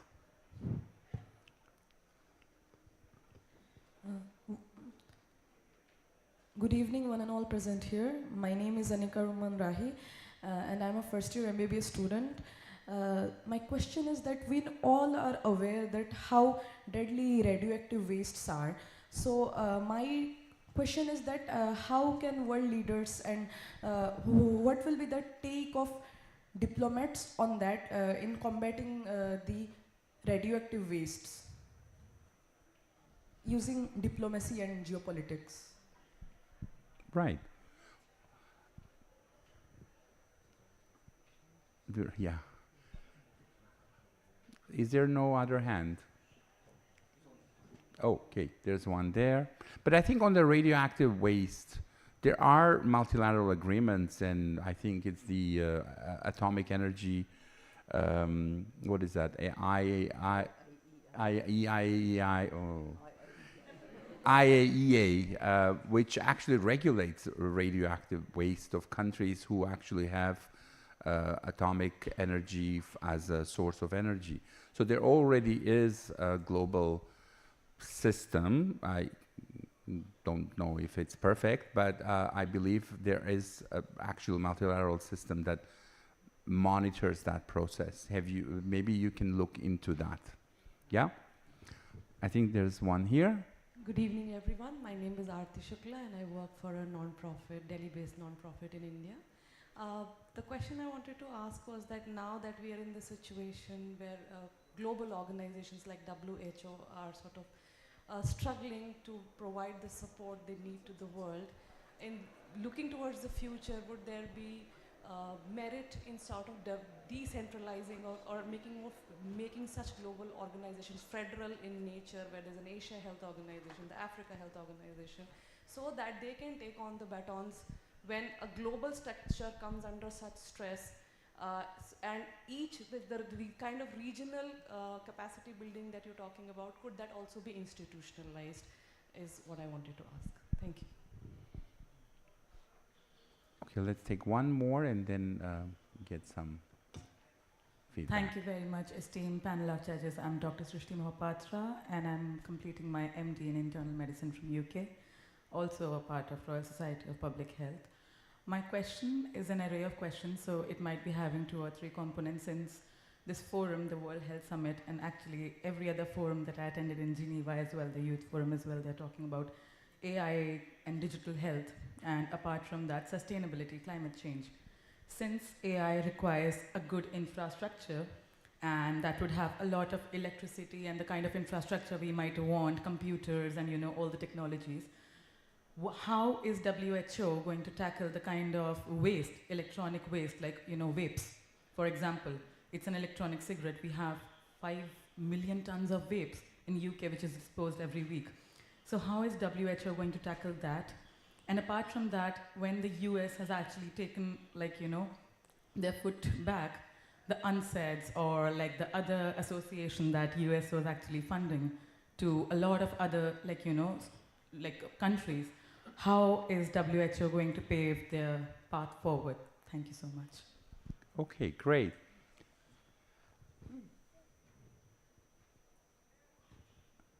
Well, perhaps starting with the question over here, which in effect was asking if the global organisation like WHO is struggling, what could be done at the regional level?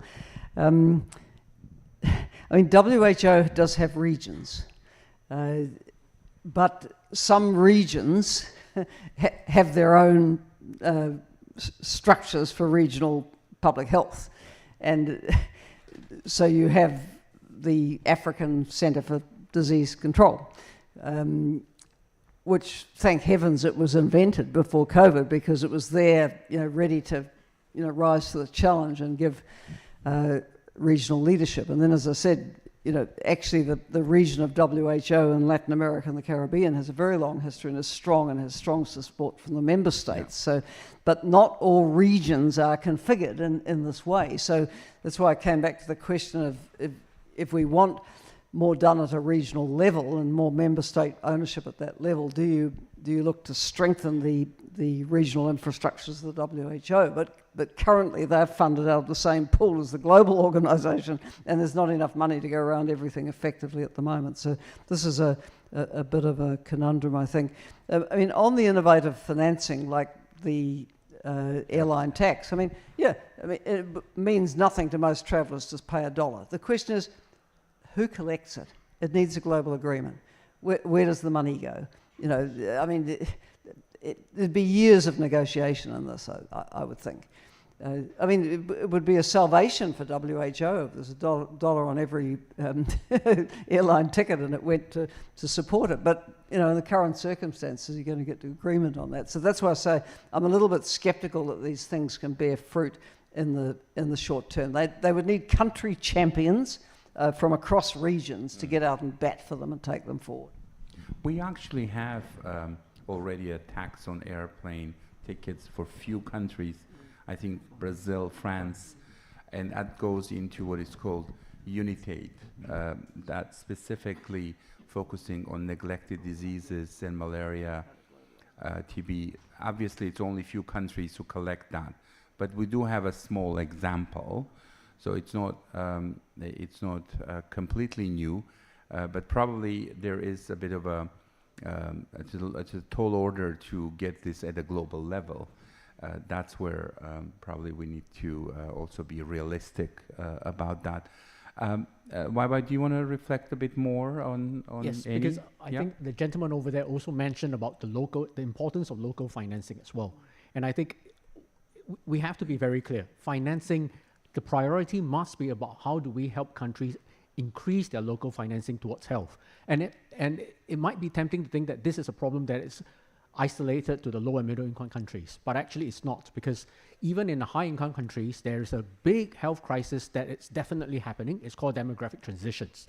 And with demographic transition, tax dollars is going to fall, while expenses in health is going to rise because of all the increased burden of chronic diseases, cancers, neurodegenerative disorders, which is going to cost governments a lot. So rich or not so rich countries must start to think about how do you increase your financing towards health. And I think this is the point that we would like to emphasize, that you cannot just think about external dependency in financing your health. You have to identify. How do you do that? I think there are different approaches. One is actually looking at, I talk about sin taxes. Thailand has done that very well in funding health promotion and disease prevention. But it's also about how you allocate your health resources, the existing financing, because your existing financing could be spent a lot on hospital care. But if you are able to channel and shift your priorities to actually prevent and help people promote healthier lifestyle, prevent diseases and help people promote healthier lifestyle, I think this is where the same dollar could be stretched much further. The problem is that trying to convince finance ministries to allocate budget on health promotion and disease prevention is a very difficult thing, because the outcome is always not immediate. Whereas if you are financing medicine, you're financing hospitals, those infrastructure, it's quicker in terms of the wins. And I think this is a context that we have to think about. Great. Thanks both. Going back to your question about how WHO is regulating, let's say, the waste from tobacco, etc. I mean, this is also an area where diplomacy comes in. Well, first of all, WHO itself, I mean, unless the countries do it, WHO is not able to do it, right?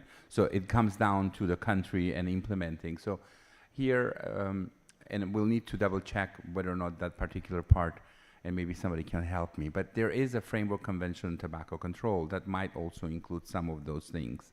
And these are negotiated agreements that actually have conference of parties on annual basis, and new issues come up, new issues are added on the agenda, and the parties who are, when we say parties, that's governments, who are signatories to that convention, may or may not take that on, and that taking it on means also to implement and later on demonstrate how they are actually fulfilling their agreement or to implement those things. So these instruments exist.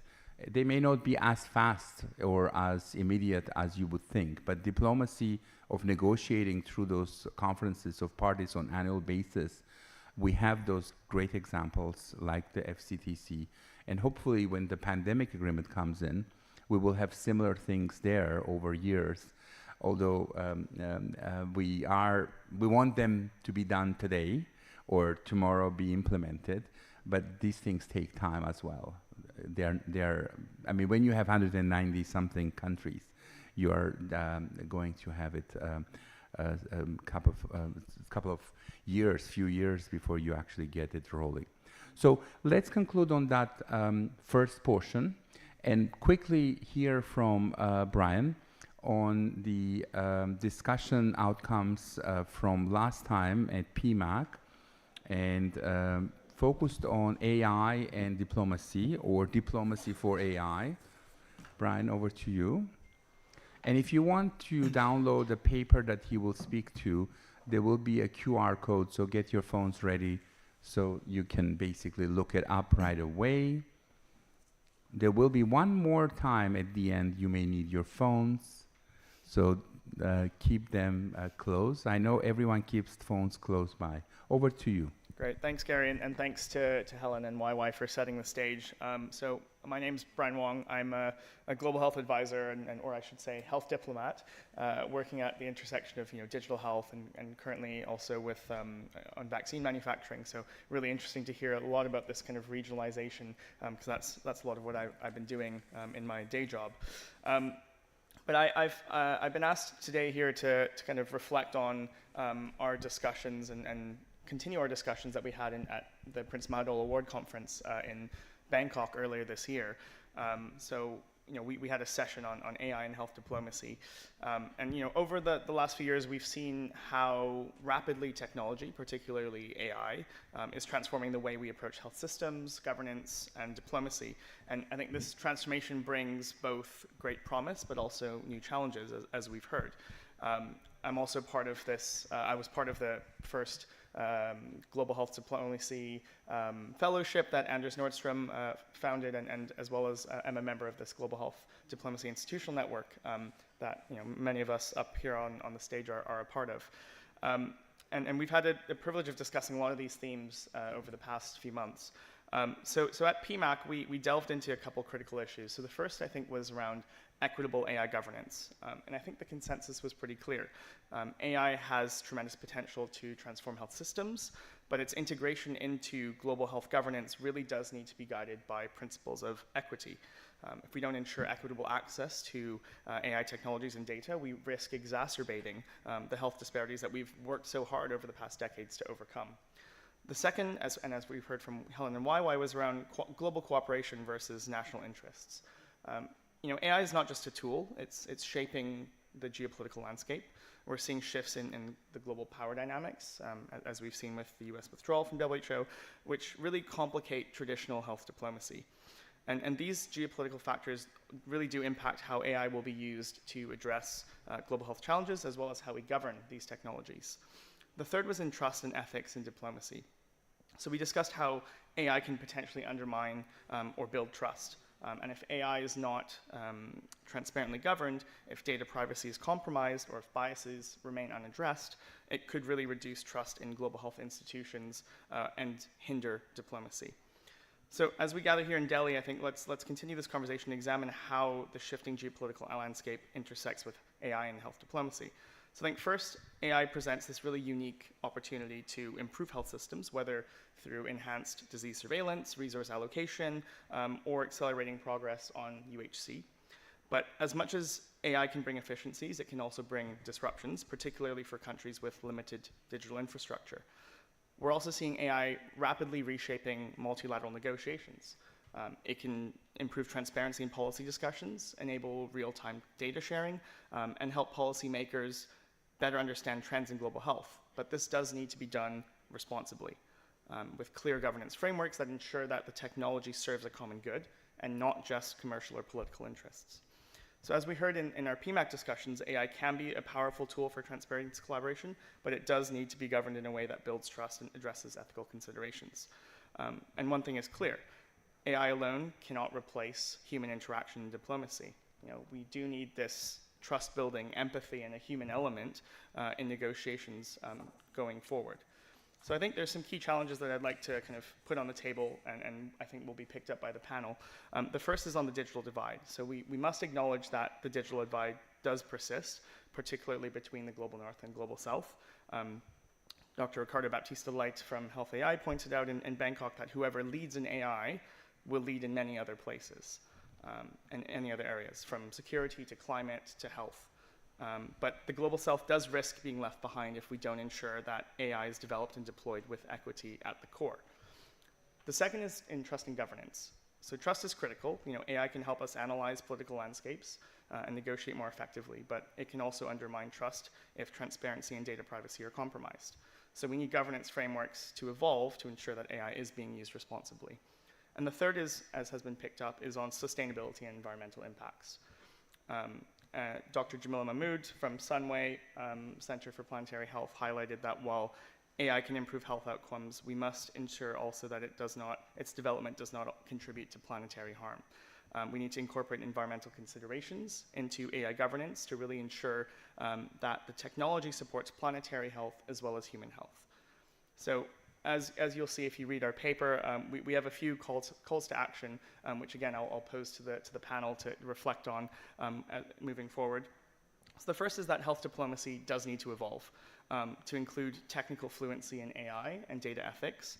I think diplomats today really need the ability to navigate the complexities of technology alongside traditional negotiation skills. And we heard from Matt Brown earlier today about the different kind of competencies that global health diplomats do need to have, and I think this is one of them. The second is around ethical AI deployment, and I think we need to ensure that how we deploy AI should be ethical and equitable, and if we don't manage the integration of AI into health systems responsibly, we do risk amplifying these existing disparities and creating new ones.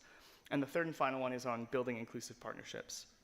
So I think the future of health diplomacy really does need to be rooted in inclusive, sustainable partnerships. I think this is where, as we've heard, regional collaborations and actor-led initiatives can really play a key role in ensuring that AI serves local health priorities and strengthens health systems without exacerbating inequalities. So as we look to the future, I think we face both opportunities and risks at this intersection of AI and health diplomacy. And the question I think we all should be asking ourselves is, will we be shaping AI to serve the most vulnerable, or will AI shape a future that leaves them behind? So as AI continues to scale, can health diplomacy keep pace to ensure that these tools remain forces for good, for global good? Or will technology advance faster than we can govern it responsibly? So I look forward to our upcoming discussions, and please do read our paper. Thanks. Great. So another layer of complexity in the current situation, obviously, is how we deal with all of the new technologies, and I think this reflections at PMAC and what Brian just shared with us, let's also keep that in mind as we continue on our discussion. So I'm going to invite now two additional speakers that are at the very end. I promise we will finish on time. So it's Catherine Urbanez from Health Diplomacy Alliance, and it's Gulshan Sachdeva, and Gulshan is with the Dakshin Global South Center of Excellence here in India.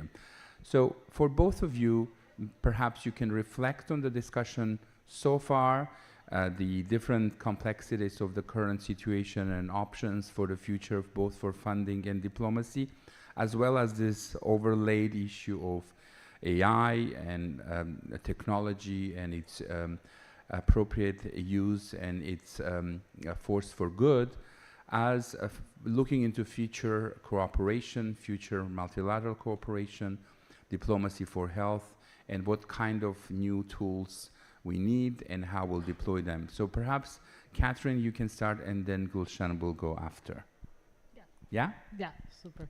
Thank you, Gary. I think I will bring a little bit of what he had said before, and I'm a positive optimist, pessimist, I will say, because we have to see the current geopolitical, we have to see it through two frames, in my perspective. So this is critical junctures that always happens, and we have to see it from, if we look at it in international relation theory, there is historical institutionalism. And why we say that? Because we always will have these critical junctions. And the history of institutionalism has shown us that there are this path that we always have to be resilient in terms of what geopolitical will come. Is not only now, but we have to think about how we structures our institution at the global and national and regional level so they are resilient to this shock. So that, I think this is one of the first things that we have to have in consideration. And another aspect of it, and it was mentioned, is how science comes into place within that. So if we have a strong institution, that's the first part, that is institutions that are flexible to crisis models, and then they're ready to be adaptable to the governance structure, right? But as we see right now, I think these critical juncture moments, the only positive things of that is that it forces us to do reform, it forces us to change. So there is a positive aspect of it. And I think we should be, I would not say happy, but it is a moment for us to reflect on what we should do and what positive we can take out of it. And I think in terms of what is happening at the regional level, we see a lot of new alliances coming into force. So these regional blocks, as we know it right now, they are changing. They are there as an institution, but they are changing. So new alliance within those regions, I think it was mentioned about the bilateral work. This is happening in health, and this is a good thing. So we see it within Africa itself.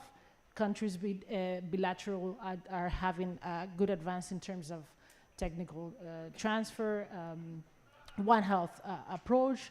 We see it in monitoring of zoonotic disease. This is good. We see it in another region. We see in this region also is happening. We see it less. I mean, I will be on Europe. This also swifting of this geopolitical that is happening in Europe. In my region, PAHO, I hope I can see these changes, especially as PAHO has the only 2 countries who have withdrawn from WHO governance structure, Argentina and the US. So hopefully there will be new alliance comes into place. The Caribbean is doing CARICOM, and Africa CDC are having a lot of initiatives that are coming in that. So there is a positive sign in terms of regional cooperations and new alliances that are coming into place. And I think these regional platforms, we see that the way health diplomacy can be enforcing is really putting health as a priority for foreign policy. It's an easy set, but I know there is complexity in there. And if you look at the areas that, I mean, sustainable financing is something that is inevitable that we have to talk about. And there are, for example, Africa CDC just published recently, 3 weeks ago, is a strategic on sustainable financing. We are hoping to hear more on what it was mentioned about the global public investment, how other initiatives are coming into place, how governments are able to put national budgets, convince Ministry of Finance to divert funding into national budgets to health system. So there are a lot of areas that are coming into place that we can get into a positive aspect of it. G20, the same, it has set a really ambitious health agenda, but the next meeting that is coming up in the coming 3 weeks is gonna be focused on sustainable finance, is the reality, right? So I think in terms of that, we need to look into also our global health architecture, which is WHO. And I think we have to somehow engage with member states into the discussions of what is the role of WHO, how we preserve what we have advanced in terms of science, and how we protect the work that WHO has been doing. I think it is a role that health diplomats, they have to do. There is obviously a financial gap, and there's a need to reform in terms of governance, and those discussions are happening within the executive boards and the meetings towards the World Health Assembly. So if we look at going back to the regional aspect in the areas that have been this new alliance, we see it in technology transfer, we see it in AI that it has been mentioned.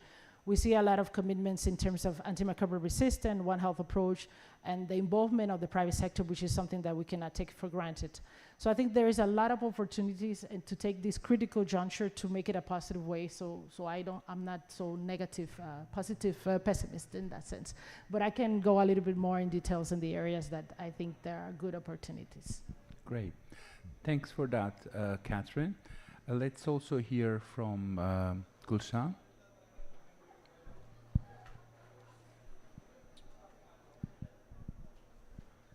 Well, good evening, ladies and gentlemen, and honored to be part of this very, very distinguished panel today.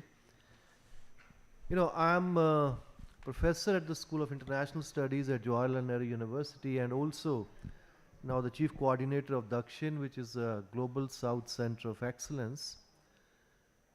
Dakshin, which is the word in Sanskrit or many Indian languages, which is means south. And it's the abbreviation of this is Development and Knowledge Sharing Initiative.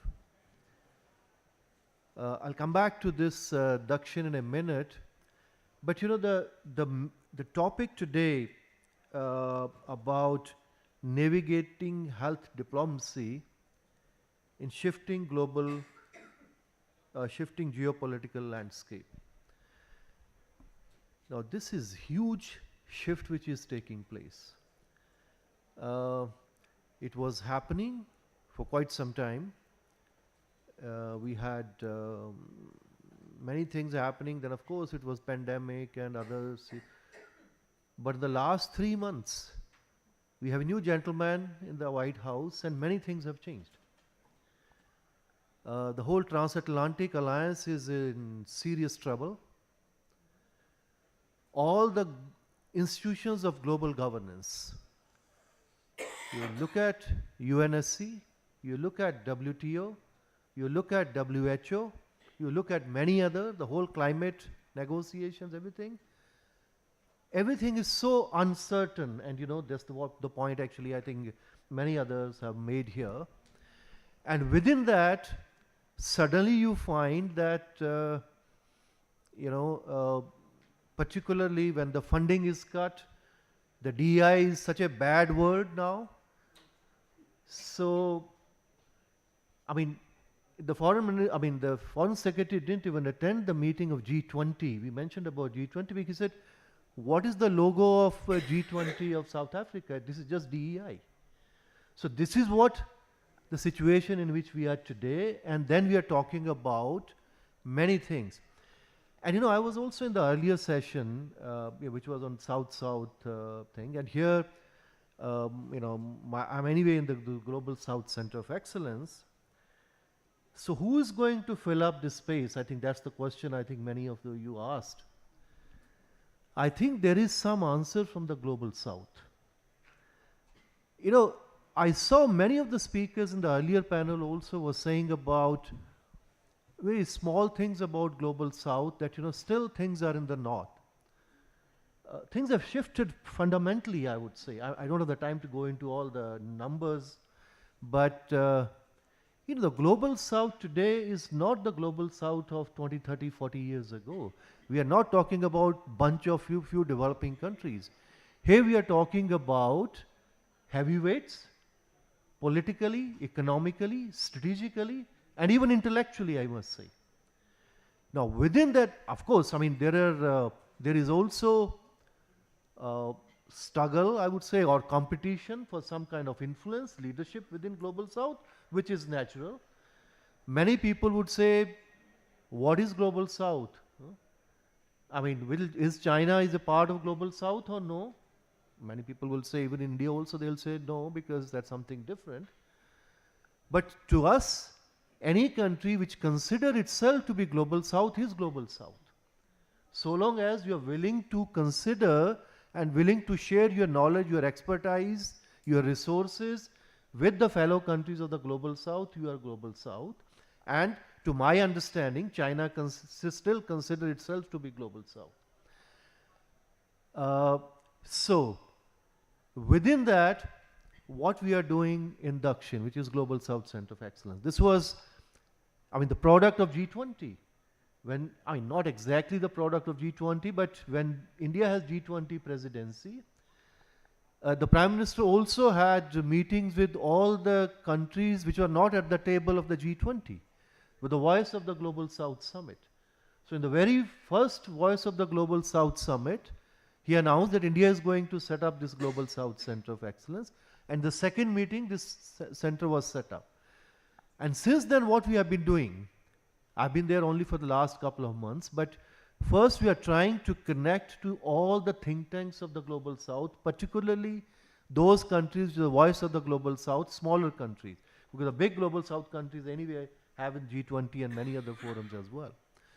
So far within Dakshin we have done, we are talking to more than 300 think tanks. Formally we have established partnerships with 142 in 86 countries.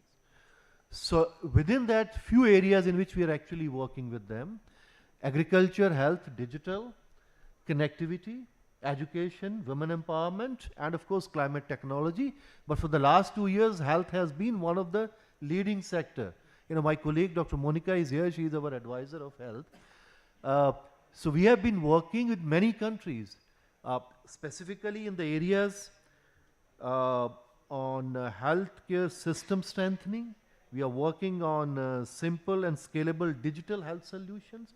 We are also working on promoting traditional medicines, and also a lot of things which are happening in the regional level, the health tourism.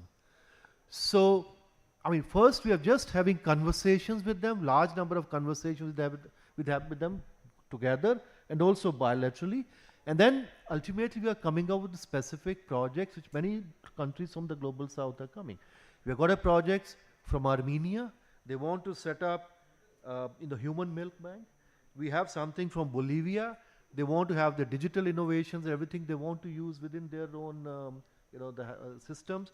We have something from Somalia. They are trying to work something on immunization, etc. Then we also from Tanzania, where they also want to have, so many countries we are having actually all kind of discussion. So of course we are not a funding agency, so what we really do? So we go back to all the global south countries, not to the global north. We are not talking about, what the global north, what their, what is happening in the OECD, DAC, etc. We are thinking, or in fact we are just working on what we believe that most of the solutions of the global south now exist in the global south. A lot of things are happening. People may know something happening in India on vaccines, etc., in China. But when we have discussions with all of them, a lot of things are happening in all across global south. And this is what we are trying to connect. And I think we have done reasonably well so far in a very small, with a very limited period of time. So this is the kind of connect through Global South of Center of Excellence we are trying to do. Of course, we also believe that I think in some other context, the Prime Minister of India also mentioned that the principle of common but differentiated responsibilities should not be only in the context of climate, because there it was coming. It's there everywhere, even in the health. But the problem is they are just running away from their responsibility. I mean, what do you do? I mean, suddenly you say, even in the WTO, what they're talking, reciprocal tariffs. How can you have reciprocal tariffs with the United States and Namibia? I mean, this is nonsense. And then in the process, you want to talk bilaterally with everyone? Means you basically destroy all the institutions. And in fact, I think you mentioned in the earlier about, whether IAEA and other and all many other agreements. No, these agreements are good so long as the countries are willing to accept those agreements. Now, if suddenly you may have an agreement on anything on health, but then tomorrow somebody will just come and they say, no, I don't agree. You just come out from the UNFCCC, you go from anywhere else, you go out from the Iranian nuclear deal, and many other things. That's the problem. So there, in fact, the global south has to find its own solutions because things are changing. And for many years, we were talking about multilateral, the multipolar world.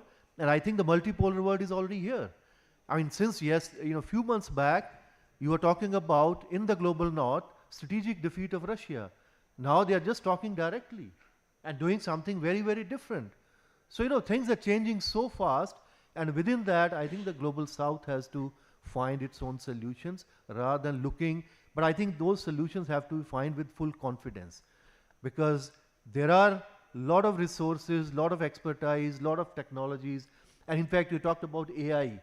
And you mentioned about that, the countries in the global south are lagging behind. It's not just only countries in the global south are lagging behind.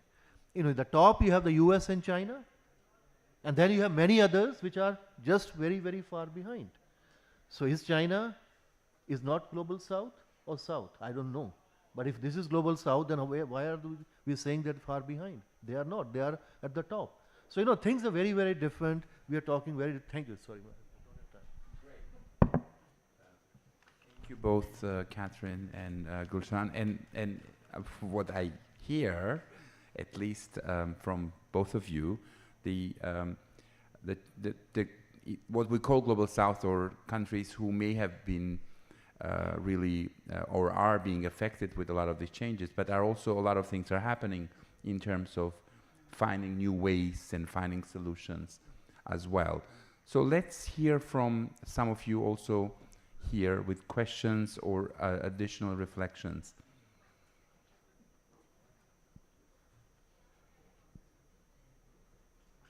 Anybody? Yes, please, sure.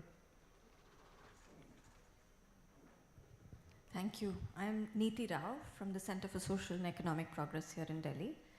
And I was just wondering, outside of the WHO, what institutions on health exist for this kind of cooperation on Global South? So I see that there are, even at this conference, on a variety of different issues, there are sort of convenings and groupings and so on that come together on pandemics, and we saw during COVID as well.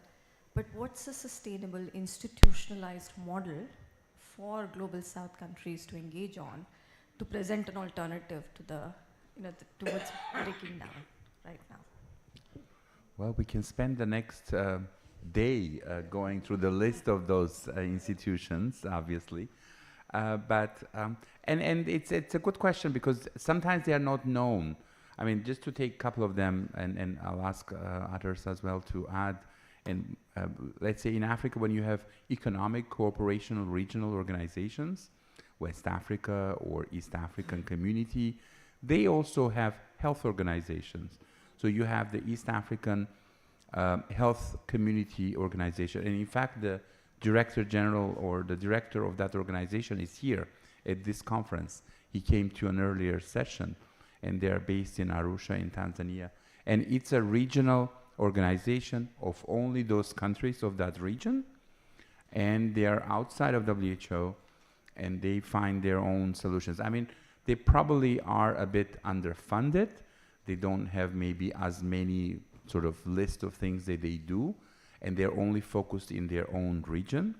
Same in West Africa, and then you have in Caribbean, Caribbean Public Health Agency, for example. So there are institutions, and there's not enough time to go through them. So, but it goes back to what their role is, their impact, their effectiveness, their sort of how these things are negotiated, and their power in terms of influencing each other as members of those organizations. Anybody else wants to chip in on that one? Yes, please. I was just going to say that one of the issues is whether the BRICS emerges as a much larger voice of the Global South. I mean, obviously it's got major countries in it, India and China, Brazil, South Africa, Russians are in, although I'm not sure they'd regard themselves as Global South. But it's now growing. Indonesia, I think, has expressed an interest in coming in. And it could be that unless the international institutions adapt their governance, that alternative systems will thrive. Yeah. Yeah. Thank you. There was one more here, and then there, and then there. So let's go that way. Quickly, please. Thank you very, very quickly. So my name is Ashwani Dudeja from One Infiniting, and I work for Asia, Africa, and Latin America. I make environmental products. So my question might be here for Brian, that I'm making smokeless cook stoves, solar portable light kits, and I'm going to make solar induction now, world's slimmest solar induction. So I work for rural and tribal women development, okay? Now the demand is high, supply is less. Why? Because we all know, less funding. Due to less funding, we just discussed about it. So my question is that how to go about it to fulfill the demand, or where the plan of action can be taken from here onwards after the conference. So I need guidance, and secondly, yes, I'm ready to work 24/7. Okay. On the action. Brian, I hope you have an answer. But wait. Let's get one more question there. Let's get a few of them so we can collect. Thank you. Was there? And even anyone can reply on that. Not only I'm talking about Brian. Yeah, sure. Thank you. Sure. Let's just hear one or two more, please. Yeah. Hi. I'm Abhinav Jha from Central University of Gujarat. I just wanted to ask. We talk about South-South cooperation, but can maybe some of the panelists reflect upon the games that Southern players play between themselves in the context of, let's say, in India we have, recently seen that Bangladesh will try to play, between India and China, or even Nepal we have seen a lot of these things happening. And, various other southern countries also try to have some games between each other. I don't know if some of the panelists would like to reflect on that. Thank you. Okay. And one more, and then we'll hear, and we'll come back to you. Yeah. Good evening, everyone. My name is Sanya. I'm a global health graduate from QMUL, and I've worked with JPIGO as well. So my question was that what can be done to ensure that more countries don't go rogue, and they ensure cooperation amongst each other. This was mentioned by one of the speakers that US doing it can lead to more countries following. And because this was a very delicately established balance between the global north and south. So what can be done to make sure that other countries don't follow the US and actually keep cooperating with WHO and other organizations? Okay, let's try. Thank you. So who wants to go first? Just on that, I mean, things can get worse before they get better, if they get better. I sometimes think that none of us in this room were alive in the 1930s when things spun out. I sometimes think it's like we're back in the 30s. We don't really know where this is going.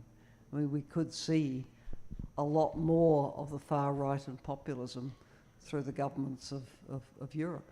This is extremely worrying. It's almost a new age of authoritarianism in many places. So it could go more rogue. But in the end, what's the force against that? The only force against it can really be organised publics, and using all the means at our disposal to step up youth leadership, step up women's leadership, step up all the networks leadership that we have. Because if we're passive, then forces who don't believe in cooperation will dominate. Thank you. Yes, please. Go ahead. Just very quickly. Yeah, on 2 or 3 specific questions. One is, I think somebody asked that, how within the global south, countries do play the games, or, kind of problems countries within global south will have. But, that's bound to happen. In any grouping, any kind of organization. I'm professor of European studies. The European Union is a very coherent group, right? But still they play games with each other. When we say West, is the West, where is West? Which country is West, which country is not West? So, these are things which are useful, but of course, there will be competition, there will be all kind of things would be there within any grouping. So, and particularly global south is pretty good, so huge, so big, and so many complications. You said whether Russia is part of North, etc. All those issues. And the other thing, that, whether other countries go rogue or no, this is a serious problem. When Giorgia Meloni was in Washington a few days back, she said, we want to make the West great again.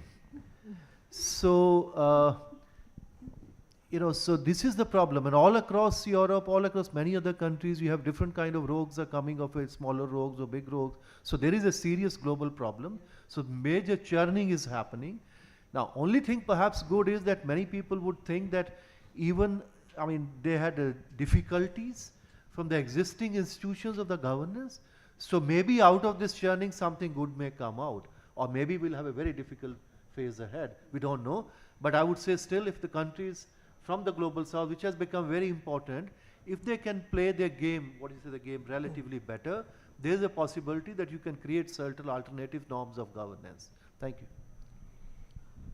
Okay, great.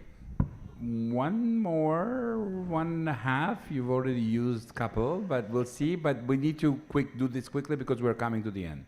And we have one more quick update at the end. Please, go ahead. First of all, an amazing panel. Thank you for the elaborated discussion. My name is Abhishek Jain, and I'm representing International Pharmaceutical Students Federation. And my question to you is, since the COVID-19 pandemic, I'm the program director for health emergencies. And since the pandemic, what measures have we taken for vaccine development and technology transfer, since there is an issue of IP as well in technology transfer? So what measures have the diplomacy and alliances have taken and geopolitics play for better vaccine development and for better health emergency preparedness? Thank you. Okay, wait. So let's hear one more here, and then quickly we'll see who wants to respond. Apologies for more interventions and questions, but it's one of the most amazing panels I've seen. The question is going to be very direct to Gulshan Sachdeva sir. So, as a doctor who wants to transition into like global health and diplomacy, it's very difficult to actually find out a path because we keep on publishing, we keep on getting our clinical works done because health is one of the most pivotal and important areas where doctors are actually needed apart from any other multilateral systems, and a doctor knows when they have to work on a ground level. So how do we contribute as a young delegate or maybe a young doctor? So what exactly is the standpoint and how do we go about it? Thank you. Okay, I think the last update that we'll have from Esperanza will help you with that one. But who wants to quickly respond? Brian, please. I can go quickly, and perhaps this might somewhat address the question on demand for environmental products. But yeah, in my day job, I work with our VMC, which is the Regionalized Vaccine Manufacturing Collaborative, and something we've seen is an increased kind of interest and impetus from regions and specific countries within regions for local production of medical countermeasures and products, and this has come out of what we saw during the pandemic, where a lot of the production was mostly held in global north countries or countries with vaccine producing capacity. And we've actually just released our vision document a couple of weeks ago at the World Local Production Forum in Abu Dhabi, which calls for three things. And the first is political action.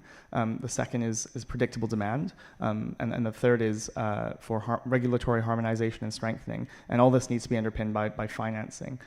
So do check that out, and that might give you some kind of flavor for what is happening, what needs to happen, and how we can get there. Yeah. Great. Sorry, I'm going to now invite Esperanza Martinez from the Australian National University, who are also the university's part of this institutional network on global health diplomacy, to introduce our website and our work. Are you going to do it from there? Yes, thank you very much. And just to link with your question, I am a medical doctor working in public health. For about 20 years, I work delivering humanitarian action in armed conflict. So you have to negotiate basically and understand the political dynamics to get access to healthcare and provide access to populations when you work in situations of armed conflict. So health diplomacy has been really, really a big part of my work, and I am really proud now to be part as Australian National University of this network. So the network is, and we're going, here is the official launch of the website. So really you are privileged to be here, and we are privileged to have you. So basically we have defined, and this work is being led by Anders Nordstrom, who is a very renowned Swedish health diplomat, health ambassador for many years, and very heavily involved in some of the big diplomatic processes in Geneva. Involves, at the moment, we have more than 30 academic institutions from across the world, all of them delivering or planning to deliver training in health diplomacy. So this is, because many of you say, yes, we are all health diplomats, but what does it mean? I mean, who is a health diplomat? So this is the objective of this website, is to really provide some of that guidance. So we define health diplomacy as the art and science of navigating diplomatic or navigating political processes to improve health outcomes of population. So it's really the mix of the intersection between politics, policy, and science, and health specifically. So the objective of this network is to increase academic collaboration, in research and innovation, and professional development as well through academic offerings, but as well to support global engagement and influence policy and decision making. And we have had the privilege of having not only Helen Clark, but many other extremely, extremely well-versed diplomats and people that are really advocating for global health as part of these discussions for the last 2 years. So if we look at the About Us, you will find in this website all the different institutions that are part of the network, each one of them in every continent, we will have a QR code at the end that you can basically scan to access the website. So you have all the different universities across Africa, Europe, Asia, and America. We are missing Latin America, but I'm sure it will not be too long before we have another institution. And then if you go to the next slide or the next page in programs, you find current offers at different levels. So you have the executive program, you have postgraduate programs, and you have short courses also and master classes. And one of the things that I wanted to focus on talking about this is that an earlier session on diplomacy, there was a comment in relation to key competences. Now, when you have a global network, one of the things that we want to have is to make sure we are speaking the same language. So the first thing was to agree on a definition of health diplomacy, and that's why the definition that you will find in this website is really simple and basically grounded in reality. But the other thing is, how do you agree on a training framework? What is it that we all want to do when we talk about training health diplomats? And here is not training on global health. It's on global health diplomacy and health diplomacy, either at the global level, regional level, or applicable at national level. So we departed from the end. What is it that the health diplomat must do? And then you move into how could different institutions basically deliver those skills. So the 5 key competencies that across this network we developed over almost a period of a year are political analysis and diplomacy skills, which if you are a diplomat already, you have that, so you probably need to develop the others. But if you are a health leader, you probably need to work a lot on that one. Essential global health knowledge. That will be something that you will need to focus if you are working for foreign affairs and not for health. A strategic decision making and leadership. And today, critically, leadership in uncertainty, which is one key element. Cross-cultural and interpersonal communication. We as doctors and health practitioners, we know how to communicate with patients, but we need to be able to communicate with politicians, with economists and ministries of health and finance, and make an economic case. And we very often are uncomfortable about making an economic case for health. So this is part of those skills. And coalition building and advocacy. So there are 5 key competencies that we all agree should be the outcome of any training program on health diplomacy. Now, whether you do it at the executive level to train, for example, already diplomats, health ambassadors, or health attachés, and then you are developing it at a very high level, or you are developing as part of a master's of public health. So the different level of the competences will differ depending on what degree of experience you have. But the idea is that all of those competences start to be developed. So you move into a pathway where further down the line we will find ministries of foreign affairs and health attachés that are very well acquainted on both the health aspects and the diplomatic aspects of moving health, human health, in this current environment, a very challenging environment in terms of economics, politics, but also in terms of climate change and social determinants of health. So this is it. It's a resource that we invite you to really look at. You will have there the QR. If there are other institutions, we know that there are other institutions that are already delivering health diplomacy training programs. We will be very happy for you to contact us and to be part of the network. And we will have as well, we are building a repository of resources that you basically can access. Now, what does it mean? What are the training programs? If I am in Africa, if I am in Asia, what kind of material do we have and I can access? So this is an evolving website. So very, very happy for you to share this knowledge with whoever you have, your own institutions, your own colleagues. So thank you very much. Great. Thanks, Esperanza. So you've got a lot of stuff today from this session, so worth waiting to the very end. I'm going to ask if any of the panelists, presenters have any reflections, burning last words. So no, but too cold. Too cold in a country where it's 41 degrees outside, right? Well, talking about climate change, so here we go. Thanks again for coming, and thank you for each and every one of you for really deep reflections. It looks like we are facing a lot of challenges at different levels, that's clear. But we also have some hope in terms of what can be done differently, and there are many different initiatives, and really countries and institutions and capacities are probably going to take on these challenges. Not everything will work, and not everything will work right away, but perhaps this was a good opportunity for global health community to take this new challenge and do things differently, and for the common good, for the health of the planet and the people and everyone, and every family and everyone on the planet. So thanks again for coming, and keep up with your work, and check out these resources we provided, and enjoy the rest of the World Health Summit.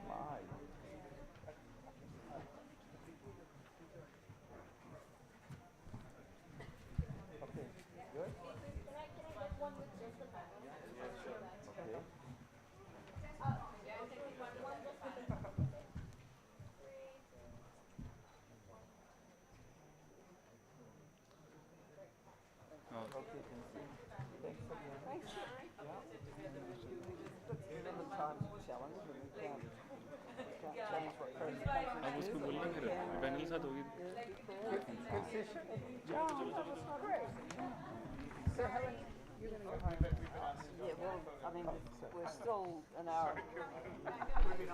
Oh, okay. Very important to get on the photo. Get on the photo. And then I'll talk about it.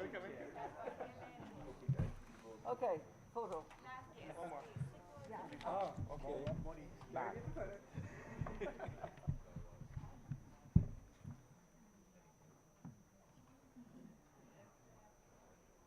Okay, good. Thank you.